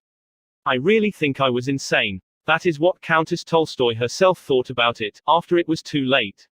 The great tragedy of Abraham Lincoln's life also was his marriage. Not his assassination, mind you, but his marriage. When Booth fired, Lincoln never realized he had been shot, but he reaped almost daily, for 23 years, what Herndon, his law partner, described as the bitter harvest of conjugal infelicity. Conjugal infelicity. That is putting it mildly. For almost a quarter of a century, Mrs. Lincoln nagged and harassed the life out of him. She was always complaining, always criticizing her husband, nothing about him was ever right. He was stoop-shouldered, he walked awkwardly and lifted his feet straight up and down like an Indian. She complained that there was no spring in his step, no grace to his movement, and she mimicked his gait and nagged at him to walk with his toes pointed down, as she had been taught at Madame Mentel's boarding school in Lexington. She didn't like the way his huge ears stood out at right angles from his head. She even told him that his nose wasn't straight, that his lower lip stuck out, and he looked consumptive, that his feet and hands were too large, his head too small. Abraham Lincoln and Mary Todd Lincoln were opposites in every way, in training, in background, in temperament, in tastes, in mental outlook. They irritated each other constantly. Mrs. Lincoln's loud, shrill voice, wrote the late Senator Albert J. Beveridge, the most distinguished Lincoln authority of this generation. Mrs. Lincoln's loud, shrill voice could be heard across the street, and her incessant outbursts of wrath were audible to all who lived near the house. Frequently her anger was displayed by other means than words, and accounts of her violence are numerous and unimpeachable. To illustrate, Mr. and Mrs. Lincoln, shortly after their marriage, lived with Mrs. Jacob Early, a doctor's widow in Springfield who was forced to take in boarders. One morning Mr. and Mrs. Lincoln were having breakfast when Lincoln did something that aroused the fiery temper of his wife. What, no one remembers now. But Mrs. Lincoln, in a rage, dashed a cup of hot coffee into her husband's face. And she did it in front of the other boarders. Saying nothing, Lincoln sat there in humiliation and silence while Mrs. Early came with a wet towel and wiped off his face and clothes. Mrs. Lincoln's jealousy was so foolish, so fierce, so incredible, that merely to read about some of the pathetic and disgraceful scenes she created in public, merely reading about them 75 years later makes one gasp with astonishment. She finally went insane, and perhaps the most charitable thing one can say about her is that her disposition was probably always affected by incipient insanity. Did all this nagging and scolding and raging change Lincoln? In one way, yes. It certainly changed his attitude toward her. It made him regret his unfortunate marriage, and it made him avoid her presence as much as possible. Springfield had 11 attorneys, and they couldn't all make a living there, so they used to ride horseback from one county seat to another, following Judge David Davis while he was holding court in various places. In that way, they managed to pick up business from all the county seat towns throughout the 8th Judicial District. The other attorneys always managed to get back to Springfield each Saturday and spend the weekend with their families. But Lincoln didn't. He dreaded to go home, and for 3 months in the spring, and again for 3 months in the autumn, he remained out on the circuit and never went near Springfield. He kept this up year after year. Living conditions in the country hotels were often wretched, but, wretched as they were, he preferred them to his own home and Mrs. Lincoln's constant nagging and wild outbursts of temper. Such are the results that Mrs. Lincoln, the Empress Eugenic, and Countess Tolstoy obtained by their nagging. They brought nothing but tragedy into their lives. They destroyed all that they cherished most. Bessie Hamburger, who has spent 11 years in the domestic relations court in New York City, and has reviewed thousands of cases of desertion, says that one of the chief reasons men leave home is because their wives nag. Or, as the Boston Post puts it, many a wife has made her own marital grave with a series of little digs. So, if you want to keep your home life happy, rule 1 is, don't nag. Love and let live. I may commit many follies in life, Disraeli said, but I never intend to marry for love, and he didn't. He stayed single until he was 35, and then he proposed to a rich widow, a widow 15 years his senior, a widow whose hair was white with the passing of 50 winters. Love? Oh, no, she knew he didn't love her. She knew he was marrying her for her money. So she made just one request. She asked him to wait a year to give her the opportunity to study his character. And at the end of that time, she married him. Sounds pretty prosaic, pretty commercial, doesn't it? Yet paradoxically enough, Disraeli's marriage was one of the most glowing successes in all the battered and bespattered annals of matrimony. The rich widow that Disraeli chose was neither young, nor beautiful, nor brilliant. Far from it, her conversation bubbled with a laugh-provoking display of literary and historical blunders. For example, she never knew which came first, the Greeks or the Romans. Her taste in clothes was bizarre, and her taste in house furnishings was fantastic. But she was a genius, a positive genius at the most important thing in marriage, the art of handling men. She didn't attempt to set up her intellect against Disraeli's. When he came home bored and exhausted after an afternoon of matching repartee with witty duchesses, Mary Ann's frivolous patter permitted him to relax. Home, to his increasing delight, was a place where he could ease into his mental slippers and bask in the warmth of Mary Ann's adoration. These hours he spent at home with his aging wife were the happiest of his life. She was his helpmate, his confidant, his advisor. Every night he hurried home from the House of Commons to tell her the day's news. And, this is important, whatever he undertook, Mary Ann simply did not believe he could fail. For 30 years, Mary Ann lived for Disraeli, and for him alone. Even her wealth she valued only because it made his life easier. In return, she was his heroine. He became an earl after she died, but, even while he was still a commoner, he persuaded Queen Victoria to elevate Mary Ann to the peerage. And so, in 1868, she was made Viscountess Beaconsfield. No matter how silly or scatterbrained she might appear in public, he never criticized her, he never uttered a word of reproach, and if anyone dared to ridicule her, he sprang to her defense with ferocious loyalty. Mary Ann wasn't perfect, yet for 3 decades she never tired of talking about her husband, praising him, admiring him. Result: we have been married 30 years, Disraeli said, and I have never been bored by her, yet some people thought because Mary Ann didn't know history, she must be stupid. For his part, Disraeli never made it any secret that Mary Ann was the most important thing in his life. Result: thanks to his kindness, Mary Ann used to tell their friends, "My life has been simply one long scene of happiness." Between them, they had a little joke. "You know," Disraeli would say, "I only married you for your money anyhow," and Mary Ann, smiling, would reply, "Yes, but if you had it to do over again, you'd marry me for love, wouldn't you?" And he admitted it was true. No, Mary Ann wasn't perfect. But Disraeli was wise enough to let her be herself.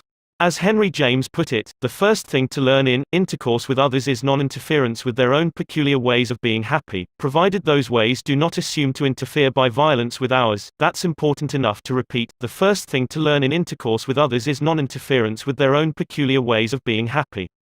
Or, as Leland Foster Wood in his book, Growing Together in the Family, has observed, success in marriage is much more than a matter of finding the right person, it is also a matter of being the right person. So, if you want your home life to be happy, rule 2 is, don't try to make your partner over. Do this and you'll be looking up the timetables to Reno. Disraeli's bitterest rival in public life was the great Gladstone. These two clashed on every debatable subject under the empire, yet they had one thing in common, the supreme happiness of their private lives. William and Catherine Gladstone lived together for 59 years, almost 60 years glorified with an abiding devotion. I like to think of Gladstone, the most dignified of England's prime ministers, clasping his wife's hand and dancing around the hearthrug with her, singing this song. A ragamuffin husband and a ranty-poling wife, we'll fiddle it and scrape it through the ups and downs of life. Gladstone, a formidable enemy in public, never criticized at home. When he came down to breakfast in the morning, only to discover that the rest of his family was still sleeping, he had a gentle way of registering his reproach. He raised his voice and filled the house with a mysterious chant that reminded the other members that England's busiest man was waiting downstairs for his breakfast, all alone. Diplomatic, considerate, he rigorously refrained from domestic criticism. And so, often, did Catherine the Great. Catherine ruled one of the largest empires the world has ever known. Over millions of her subjects she held the power of life and death. Politically, she was often a cruel tyrant, waging useless wars and sentencing scores of her enemies to be cut down by firing squads. Yet if the cook burned the meat, she said nothing. She smiled and ate it with a tolerance that the average American husband would do well to emulate. Dorothy Dix, America's premier authority on the causes of marital unhappiness, declares that more than 50% of all marriages are failures, and she knows that one of the reasons why so many romantic dreams break up on the rocks of Reno is criticism, futile, heartbreaking criticism. So, if you want to keep your home life happy, remember Rule 3, don't criticize. And if you attempted to criticize the children, you imagine I am going to say don't.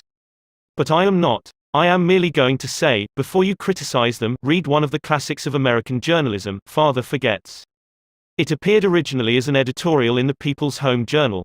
We are reprinting it here with the author's permission, reprinting it as it was condensed in the Reader's Digest. Father Forgets is one of those little pieces which, dashed off in a moment of sincere feeling, strikes an echoing chord in so many readers as to become a perennial reprint favorite. Since its first appearance, some 15 years ago, Father Forgets has been reproduced, writes the author, W. Livingston Land, in hundreds of magazines and house organs, and in newspapers the country over. It has been reprinted almost as extensively in many foreign languages. I have given personal permission to thousands who wish to read it from school, church, and lecture platforms. It has been on the air on countless occasions and programs. Oddly enough, college periodicals have used it, and high school magazines. Sometimes a little piece seems mysteriously to click. This one certainly did. Father Forgets. W. Livingston Land. Listen, son, I am saying this as you lie asleep, one little paw crumpled under your cheek and the blonde curls stickily wet on your damp forehead. I have stolen into your room alone. Just a few minutes ago, as I sat reading my paper in the library, a stifling wave of remorse swept over me. Guiltily I came to your bedside. These are the things I was thinking, son. I had been cross to you. I scolded you as you were dressing for school because you gave your face merely a dab with a towel. I took you to task for not cleaning your shoes. I called out angrily when you threw some of your things on the floor. At breakfast I found fault, too. You spilled things. You gulped down your food. You put your elbows on the table. You spread butter too thick on your bread. And as you started off to play and I made for my train, you turned and waved a hand and called, "Goodbye, Daddy," and I frowned, and said in reply, "Hold your shoulders back." Then it began all over again in the late afternoon. As I came up the road I spied you, down on your knees, playing marbles. There were holes in your stockings. I humiliated you before your boyfriends by marching you ahead of me to the house. Stockings were expensive and if you had to buy them you would be more careful. Imagine that, son, from a father.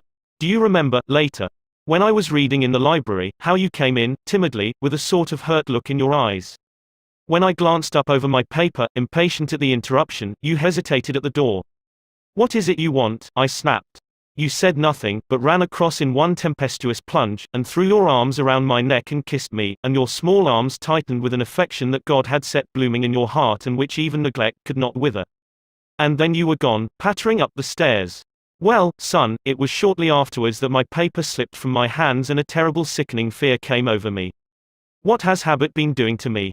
The habit of finding fault, of reprimanding. This was my reward to you for being a boy. It was not that I did not love you, it was that I expected too much of youth. It was measuring you by the yardstick of my own years. And there was so much that was good and fine and true in your character. The little heart of you was as big as the dawn itself over the wide hills. This was shown by your spontaneous impulse to rush in and kiss me good night. Nothing else matters tonight, son. I have come to your bedside in the darkness, and I have knelt there, ashamed.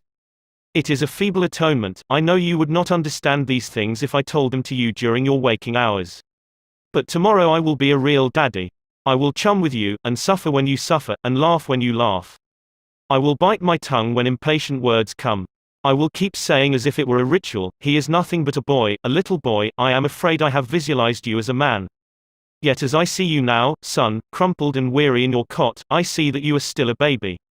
Yesterday you were in your mother's arms, your head on her shoulder. I have asked too much, too much. A quick way to make everybody happy, most men when seeking wives, says Paul Popenoe, director of the Institute of Family Relations in Los Angeles, are not looking for executives but for someone with allure and willingness to flatter their vanity and make them feel superior. Hence the woman office manager may be invited to luncheon, once. But she quite possibly dishes out warmed over remnants of her college courses on main currents in contemporary philosophy, and may even insist on paying her own bill. Result, she thereafter lunches alone. In contrast, the non-collegiate typist, when invited to luncheon, fixes an incandescent gaze on her escort and says yearningly, "Now tell me some more about yourself." Result, he tells the other fellows that, "She's no raving beauty, but I have never met a better talker." Men should express their appreciation of a woman's effort to look well and dress becomingly. All men forget, if they have ever realized it, how profoundly women are interested in clothes. For example, if a man and woman meet another man and woman on the street, the woman seldom looks at the other man, she usually looks to see how well the other woman is dressed. My grandmother died a few years ago at the age of 98. Shortly before her death, we showed her a photograph of herself that had been taken a third of a century earlier. Her failing eyes couldn't see the picture very well, and the only question she asked was, "What dress did I have on?" Think of it. An old woman in her last December, bedridden, weary with age as she lay within the shadow of the century mark, her memory fading so fast that she was no longer able to recognize even her own daughters, still interested in knowing what dress she had worn a third of a century before. I was at her bedside when she asked that question. It left an impression on me that will never fade. The men who are reading these lines can't remember what suits or shirts they wore 5 years ago, and they haven't the remotest desire to remember them. But women, they are different, and we American men ought to recognize it. French boys of the upper class are trained to express their admiration of a woman's frock and chapeau, not only once but many times during an evening. And 50 million Frenchmen can't be wrong.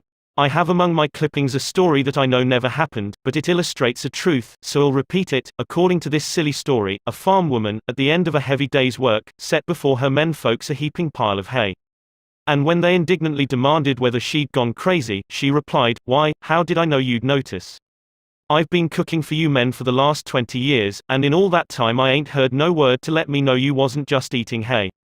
The pampered aristocrats of Moscow and St. Petersburg used to have better manners. In the Russia of the Tsars, it was the custom of the upper classes, when they had enjoyed a fine dinner, to insist on having the cook brought into the dining room to receive their congratulations.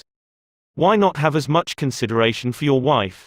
The next time the fried chicken is done to a tender turn, tell her so. Let her know that you appreciate the fact that you're not just eating hay. Or, as Texas Guinan used to say, give the little girl a great big hand, and while you're about it, don't be afraid to let her know how important she is to your happiness.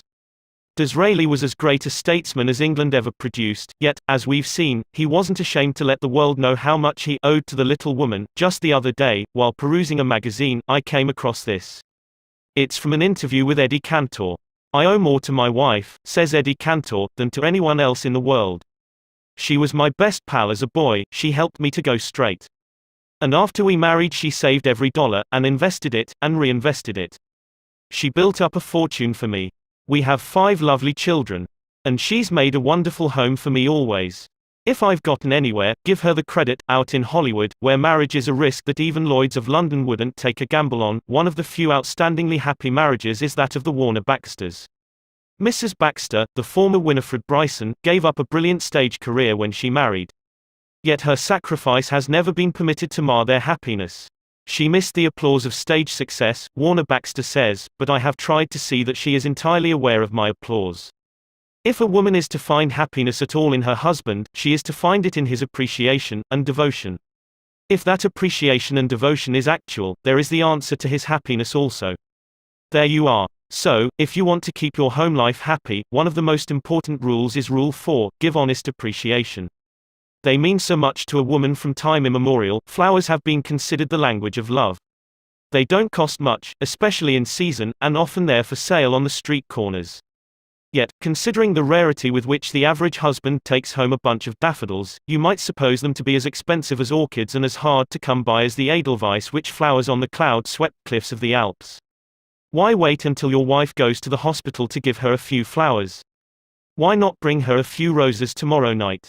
You like to experiment. Try it. See what happens. George M. Cohan, busy as he was on Broadway, used to telephone his mother twice a day up to the time of her death. Do you suppose he had startling news for her each time? No, the meaning of little attentions is this: it shows the person you love that you are thinking of her, that you want to please her, and that her happiness and welfare are very dear, and very near, to your heart. Women attach a lot of importance to birthdays and anniversaries, just why, will forever remain one of those feminine mysteries. The average man can blunder through life without memorizing many dates, but there are a few which are indispensable: 1492, 1776, the date of his wife's birthday, and the year and date of his own marriage. If need be, he can even get along without the first two, but not the last. Judge Joseph Sabath of Chicago, who has reviewed 40,000 marital disputes and reconciled 2,000 couples, says, trivialities are at the bottom of most marital unhappiness. Such a simple thing as a wife's waving goodbye to her husband when he goes to work in the morning would avert a good many divorces. Robert Browning, whose life with Elizabeth Barrett Browning was perhaps the most idyllic on record, was never too busy to keep love alive with little tributes and attentions. He treated his invalid wife with such consideration that she once wrote to her sisters, "And now I begin to wonder naturally whether I may not be some sort of real angel after all." Too many men underestimate the value of these small, everyday attentions. As Gaynor Maddox said in an article in the Pictorial Review, the American home really needs a few new vices. Breakfast in bed, for instance, is one of those amiable dissipations a greater number of women should be indulged in. Breakfast in bed to a woman does much the same thing as a private club for a man. That's what marriage is in the long run, a series of trivial incidents. And woe to the couple who overlook that fact. Edna St. Vincent Millay summed it all up once in one of her concise little rhymes: "'Tis not love's going hurts my days, but that it went in little ways." That's a good verse to memorize. Out in Reno, the courts grant divorces 6 days a week, at the rate of 1 every 10 marriages. How many of these marriages do you suppose were wrecked upon the reef of real tragedy? Mighty few, I'll warrant. If you could sit there day in, day out, listening to the testimony of those unhappy husbands and wives, you'd know love went in little ways. Take your pocket knife now and cut out this quotation. Paste it inside your hat or paste it on the mirror, where you will see it every morning when you shave. "I shall pass this way but once, any good, therefore, that I can do or any kindness that I can show to any human being, let me do it now. Let me not defer nor neglect it, for I shall not pass this way again." So, if you want to keep your home life happy, Rule 5 is, pay little attention. If you want to be happy, don't neglect this one. Walter Damrosch married the daughter of James G. Blaine, one of America's greatest orators and one-time candidate for president. Ever since they met many years ago at Andrew Carnegie's home in Scotland, the Damrosches have led a conspicuously happy life. The secret: next to care in choosing a partner, says Mrs. Damrosch, I should place courtesy after marriage. If young wives would only be as courteous to their husbands as to strangers. Any man will run from a shrewish tongue. Rudeness is the cancer that devours love. Everyone knows this, yet it's notorious that we are more polite to strangers than we are to our own relatives. We wouldn't dream of interrupting strangers to say, "Good heavens, are you going to tell that old story again?" We wouldn't dream of opening our friends' mail without permission, or prying into their personal secrets. And it's only the members of our own family, those who are nearest and dearest to us, that we dare insult for their trivial faults. Again, to quote Dorothy Dix, it is an amazing but true thing that practically the only people who ever say mean, insulting, wounding things to us are those of our own households. Courtesy, says Henry Clay Risner, is that quality of heart that overlooks the broken gate and calls attention to the flowers in the yard beyond the gate. Courtesy is just as important to marriage as oil is to your motor. Oliver Wendell Holmes, the beloved autocrat of the breakfast table, was anything but an autocrat in his own home. In fact, he carried his consideration so far that when he felt melancholy and depressed, he tried to conceal his blues from the rest of his family. It was bad enough for him to have to bear them himself, he said, without inflicting them on the others as well. That is what Oliver Wendell Holmes did. But what about the average mortal? Things go wrong at the office, he loses a sale or gets called on the carpet by the boss. He develops a devastating headache or misses the 5:15, and he can hardly wait till he gets home, to take it out on the family. In Holland you leave your shoes outside on the doorstep before you enter the house. By the Lord Harry, we could learn a lesson from the Dutch and shed our workaday troubles before we enter our homes. William James once wrote an essay called On a Certain Blindness in Human Beings. It would be worth a special trip to your nearest library to get that essay and read it. Now the blindness in human beings of which this discourse will treat, he wrote, is the blindness with which we all are afflicted in regard to the feelings of creatures and people different from ourselves, the blindness with which we all are afflicted. Many men who wouldn't dream of speaking sharply to a customer, or even to their partners in business, think nothing of barking at their wives. Yet, for their personal happiness, marriage is far more important to them, far more vital, than business. The average man who is happily married is happier by far than the genius who lives in solitude. Turgenev, the great Russian novelist, was acclaimed all over the civilized world. Yet he said, "I would give up all my genius, and all my books, if there were only some woman, somewhere, who cared whether or not I came home late for dinner." What are the chances of happiness in marriage anyway? Dorothy Dix, as we have already said, believes that more than half of them are failures, but Dr. Paul Popenoe thinks otherwise. He says, a man has a better chance of succeeding in marriage than in any other enterprise he may go into. Of all the men that go into the grocery business, 70% fail. Of the men and women who enter matrimony, 70% succeed. Dorothy Dix sums the whole thing up like this: compared with marriage, she says, being born is a mere episode in our careers and dying a trivial incident. No woman can ever understand why a man doesn't put forth the same effort to make his home a going concern as he does to make his business or profession a success. But, although to have a contented wife and a peaceful and happy home means more to a man than to make $1 million, not one man in 100 ever gives any real serious thought or makes any honest effort to make his marriage a success. He leaves the most important thing in his life to chance, and he wins out or loses, according to whether fortune is with him or not. Women can never understand why their husbands refuse to handle them diplomatically, when it would be money in their pockets to use the velvet glove instead of the strong arm method. Every man knows that he can jolly his wife into doing anything, and doing without anything. He knows that if he hands her a few cheap compliments about what a wonderful manager she is, and how she helps him, she will squeeze every nickel. Every man knows that if he tells his wife how beautiful and lovely she looks in her last year's dress, she wouldn't trade it for the latest Paris importation. Every man knows that he can kiss his wife's eyes shut until she will be blind as a bat, and that he has only to give her a warm smack on the lips to make her dumb as an oyster. And every wife knows that her husband knows these things about her, because she has furnished him with a complete diagram about how to work her. And she never knows whether to be mad at him or disgusted with him, because he would rather fight with her and pay for it in having to eat bad meals, and have his money wasted, and buy her new frocks and limousines and pearls, than to take the trouble to flatter her a little and treat her the way she is begging to be treated. So, if you want to keep your home life happy, Rule 6 is, be courteous.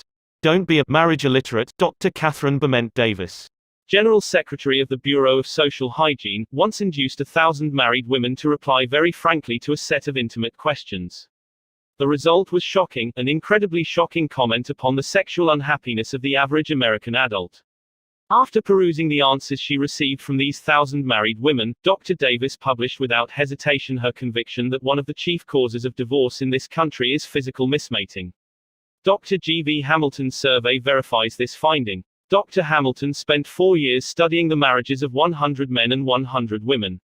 He asked these men and women individually something like 400 questions concerning their married lives, and discussed the problems exhaustively, so exhaustively that the whole investigation took 4 years. This work was considered so important sociologically that it was financed by a group of leading philanthropists. You can read the results of the experiment in What's Wrong with Marriage? By Dr. G. V. Hamilton and Kenneth McGowan. Well, what is wrong with marriage? It would take a very prejudiced and very reckless psychiatrist, says Dr. Hamilton, to say that most married friction doesn't find its source in sexual maladjustment. At any rate, the frictions which arise from other difficulties would be ignored in many, many cases if the sexual relation itself was satisfactory. Dr. Paul Popenoe, as head of the Institute of Family Relations in Los Angeles, has reviewed thousands of marriages, and he is one of America's foremost authorities on home life. According to Dr. Popenoe, failure in marriage is usually due to 4 causes. He lists them in this order: 1. Sexual maladjustment. 2. Difference of opinion as to the way of spending leisure time.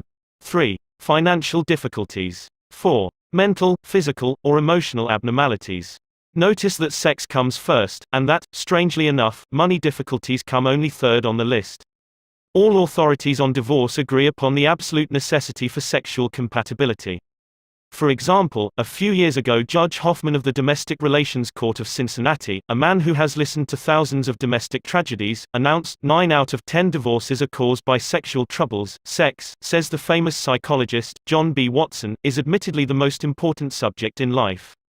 It is admittedly the thing which causes the most shipwrecks in the happiness of men and women, and I have heard a number of practicing physicians in speeches before my own classes say practically the same thing. Isn't it pitiful, then, that in the 20th century, with all of our books and all of our education, marriages should be destroyed and lives wrecked by ignorance concerning this most primal and natural instinct? The Reverend Oliver M. Butterfield, after 18 years as a Methodist minister, gave up his pulpit to direct the Family Guidance Service in New York City, and he has probably married as many young people as any man living. He says, "Early in my experience as a minister I discovered that, in spite of romance and good intentions, many couples who come to the marriage altar are matrimonial illiterates. And he continues, when you consider that we leave the highly difficult adjustment of marriage so largely to chance, the marvel is that our divorce rate is only 16%. An appalling number of husbands and wives are not really married but simply undivorced. They live in a sort of purgatory. Happy marriages, says Dr. Butterfield, are rarely the product of chance. They are architectural in that they are intelligently and deliberately planned. To assist in this planning, Dr. Butterfield has for years insisted that any couple he marries must discuss with him frankly their plans for the future. And it was as a result of these discussions that he came to the conclusion that so many of the high contracting parties were matrimonial illiterates. Sex, says Dr. Butterfield, is but one of the many satisfactions in married life, but unless this relationship is right, nothing else can be right. But how to get it right? Sentimental reticence, I'm still quoting Dr. Butterfield, must be replaced by an ability to discuss objectively and with detachment attitudes and practices of married life. There is no way in which this ability can be better acquired than through a book of sound learning and good taste. I keep on hand several of these books in addition to a supply of my own booklet, Marriage and Sexual Harmony. Of all the books that are available, the 3 that seem to me most satisfactory for general reading are, The Sex Technique in Marriage by Isabel E. Hutton, The Sexual Side of Marriage by Max Exner, The Sex Factor in Marriage by Helena Wright. Rule 7 of How to Make Your Home Life Happier is, read a good book on the sexual side of marriage. Learn about sex from books. Why not? A few years ago, Columbia University, together with the American Social Hygiene Association, invited leading educators to come and discuss the sex and marriage problems of college students. At that conference, Dr. Paul Popenoe said, divorce is on the decrease. And one of the reasons it is on the decrease is that people are reading more of the recognized books on sex and marriage. So I sincerely feel that I have no right to complete a chapter on How to Make Your Home Life Happier without recommending a list of books that deal frankly and in a scientific manner with this tragic problem. 7 Rules for Making Your Home Life Happier. Rule 1, don't nag. Rule 2, don't try to make your partner over. Rule 3, don't criticize. Rule 4, give honest appreciation. Rule 5, pay little attentions. Rule 6, be courteous. Rule 7, read a good book on the sexual side of marriage. In its issue for June, 1933, American Magazine printed an article by Emmett Crozier, Why Marriages Go Wrong. The following is a questionnaire reprinted from that article. You may find it worthwhile to answer these questions, giving yourself 10 points for each question you can answer in the affirmative. For husbands, do you still court your wife with an occasional gift of flowers, with remembrances of her birthday and wedding anniversary, or with some unexpected attention, some unlooked for tenderness? Are you careful never to criticize her before others? Do you give her money to spend, above the household expenses? Do you make an effort to understand her varying feminine moods and help her through periods of fatigue, nerves, and irritability? Do you share at part of your recreation hours with your wife? Do you tactfully refrain from comparing your wife's cooking or housekeeping with that of your mother or of Bill Jones' wife, except to her advantage? Do you take a definite interest in her intellectual life, her clubs and societies, the books she reads, her views on civic problems? Do you keep alert for opportunities to praise her and express your admiration for her? Do you thank her for the little jobs she does for you, such as sewing on a button, darning your socks, and sending your clothes to the cleaners? For wives, do you give your husband freedom in his business affairs? Do you try your best to make your home interesting and attractive? Do you vary the household menu so that he never quite knows what to expect when he sits down to the table? Do you have an intelligent grasp of your husband's business so you can discuss it with him helpfully? Can you meet financial reverses bravely, cheerfully, without criticizing your husband for his mistakes or comparing him unfavorably to more successful men? Do you make a special effort to get along amiably with his mother or other relatives? Do you dress with an eye for your husband's likes and dislikes in color and style? Do you compromise little differences of opinion in the interest of harmony? Do you make an effort to learn games your husband likes, so you can share his leisure hours? Do you keep track of the day's news, the new books, and new ideas, so you can hold your husband's intellectual interest? The end.